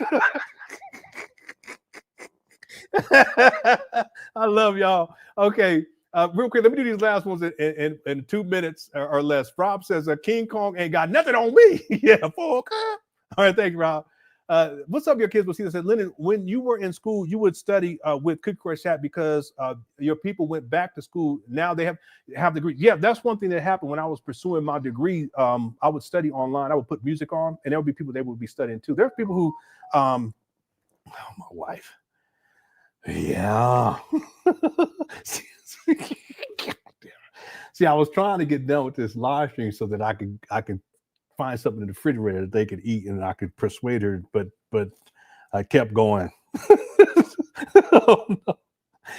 Oh, wait a minute. This now my other kids, my son emailed me now. All right. Okay. I can hear him laughing because I just texted him. They're conspiring against me, y'all. I'm so frugal. I need to stop being like that, but this is how I am. Get me one. Okay. Boy, I tell you, I'm a blessed man. I got you all, and we have a good time as I close out. But I have a wonderful family too. It's not that things are perfect either. We've had plenty of struggles. I don't tend to talk about those things because in the past people have used that and misrepresented things and used that against me.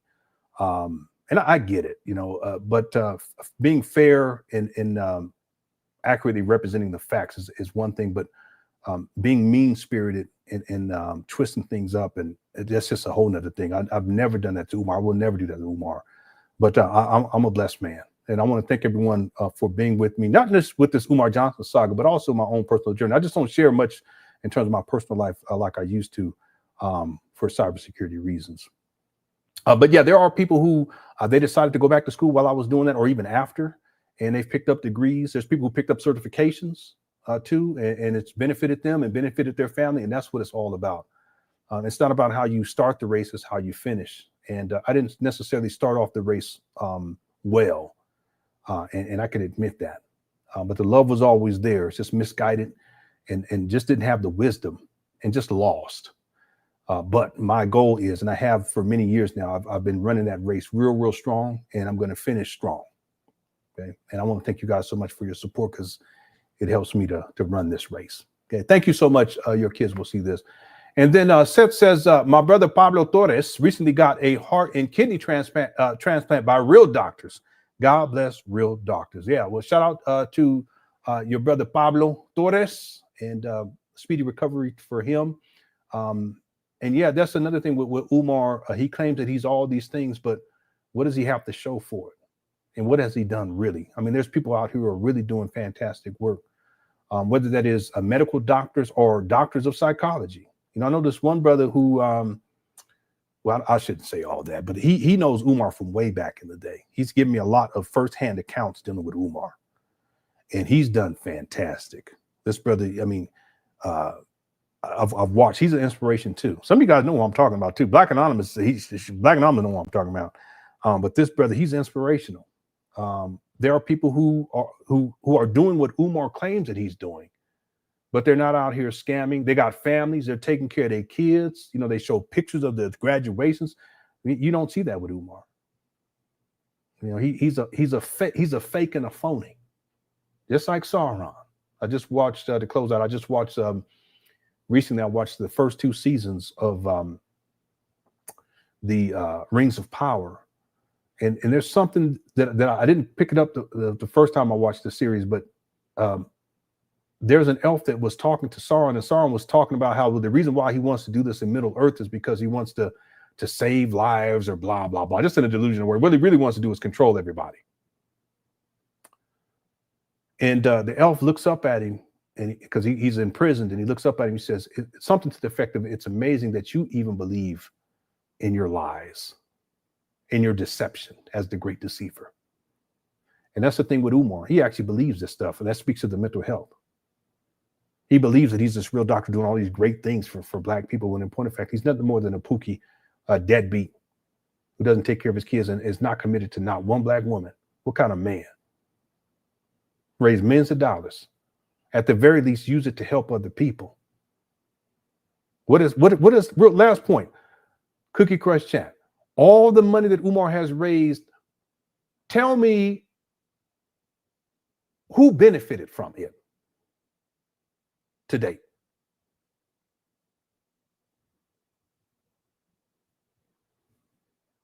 Black boys haven't benefited from it.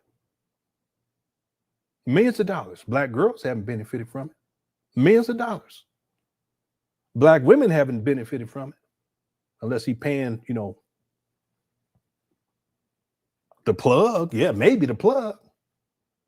But that wasn't the intent behind which Umar started raising this money. He said he's going to build a school for Black boys, right? Black girls, is going to be a boarding school, right? Who's benefited from it? Umar. And yet he believes that he's all these things. He believes in the lies that he tells. He's bought into the delusion, just like Sauron did.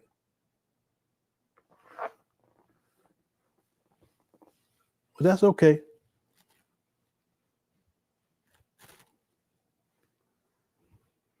See, I know about that ring of power, and them other rings too. There's a story in Lord of the Rings. It's about corruption and being corrupted by different things. The men were corrupted. The 10 rings that were given to the race of men, they were corrupted. They became ring rates. It's easy to get corrupted.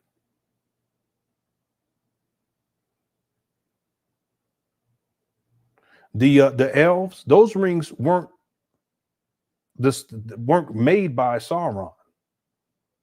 So those 3 rings were a bit different. But the dwarves, they were corrupted to a degree, but not to the same degree.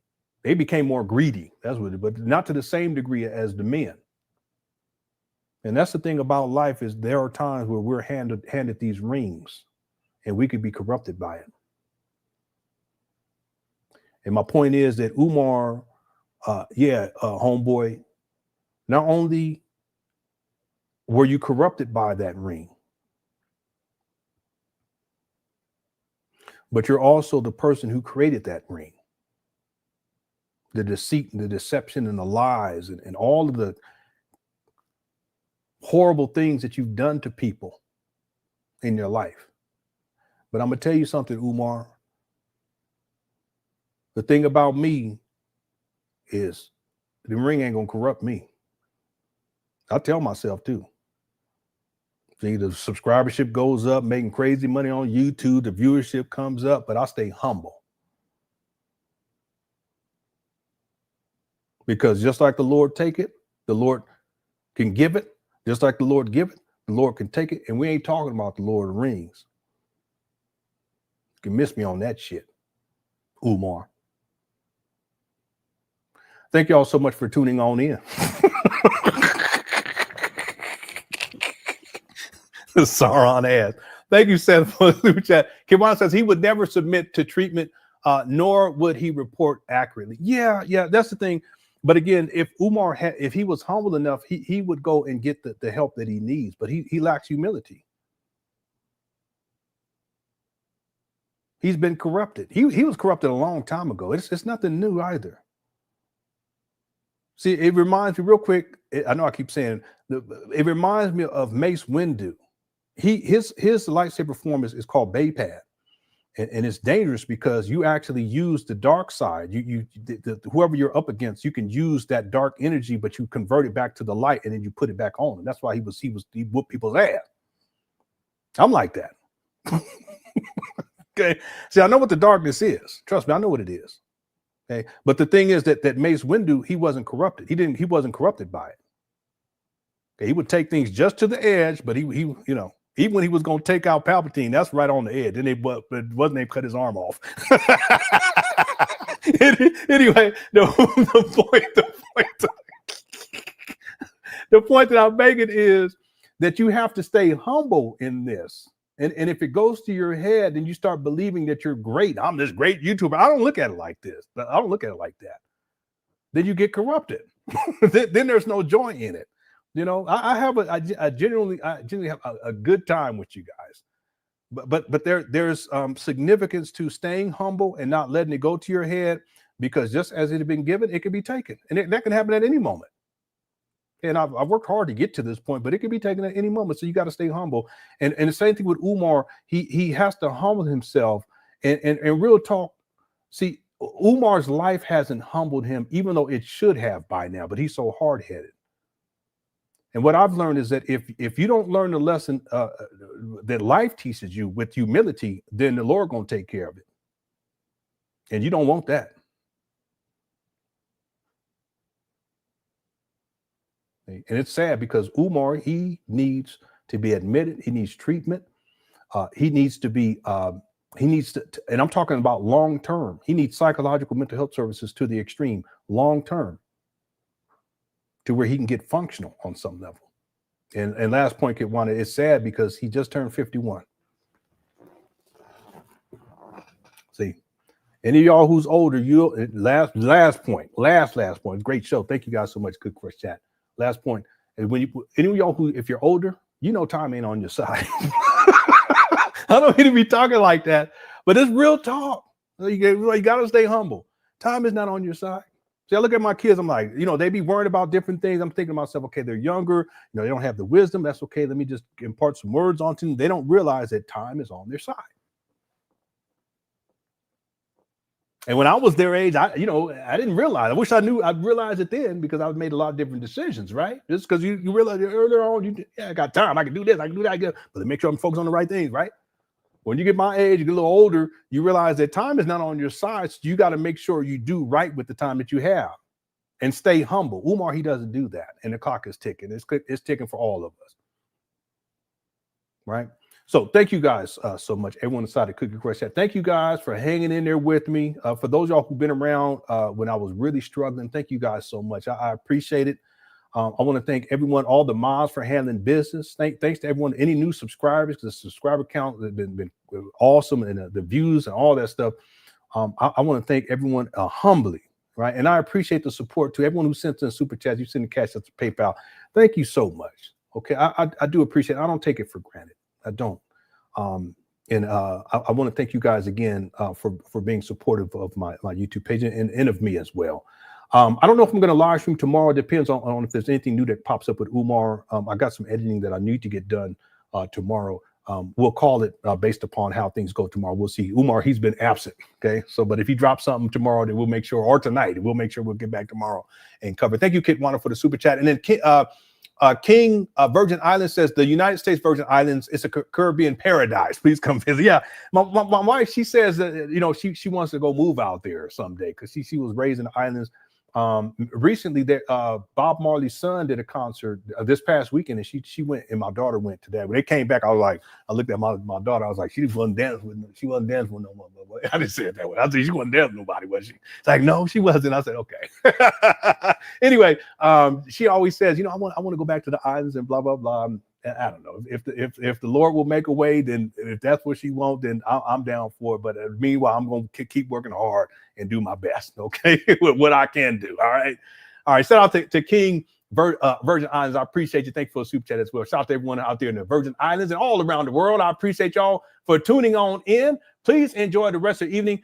Final tallies. I'm not going to play an outro song. We're just going to close out right here. The poll question is Umar Johnson a scammer? We have 4,000. Wow, we did maybe 4,000. 4,225 likes. 94% said yes. Overwhelmingly, 94% said yes. 6% said no. Thank you guys. I'm going to close that poll out right now. And then we had a total of over 1,500 likes during this live stream. Thank you guys so much. I hope you guys enjoyed this show. All right. Again, we may be back tomorrow. We may not. Just look for it in the morning. If you don't see anything in the morning, unless Umar goes live, then we'll take tomorrow off. But I will have something uploaded, okay, for sure, to keep our streak alive. Okay. All right. Thank you guys again for tuning on in. Thank you guys for blessing me. I really do appreciate it humbly. I really do mean that. I want to thank all of our Miles for Handling Business, everyone who sent the super chats. Also, thanks to everyone who tuned in, including Umar Johnson followers. Listen, I hold no animosity towards you all, no animosity towards Umar. I want the best for everybody, and I sincerely mean that. I want the best for me and my family too. Okay, real talk. All right. Okay, listen, I love y'all, and I'll talk with y'all very, very soon. Cook or Chat is undefeated. Y'all take care. Peace.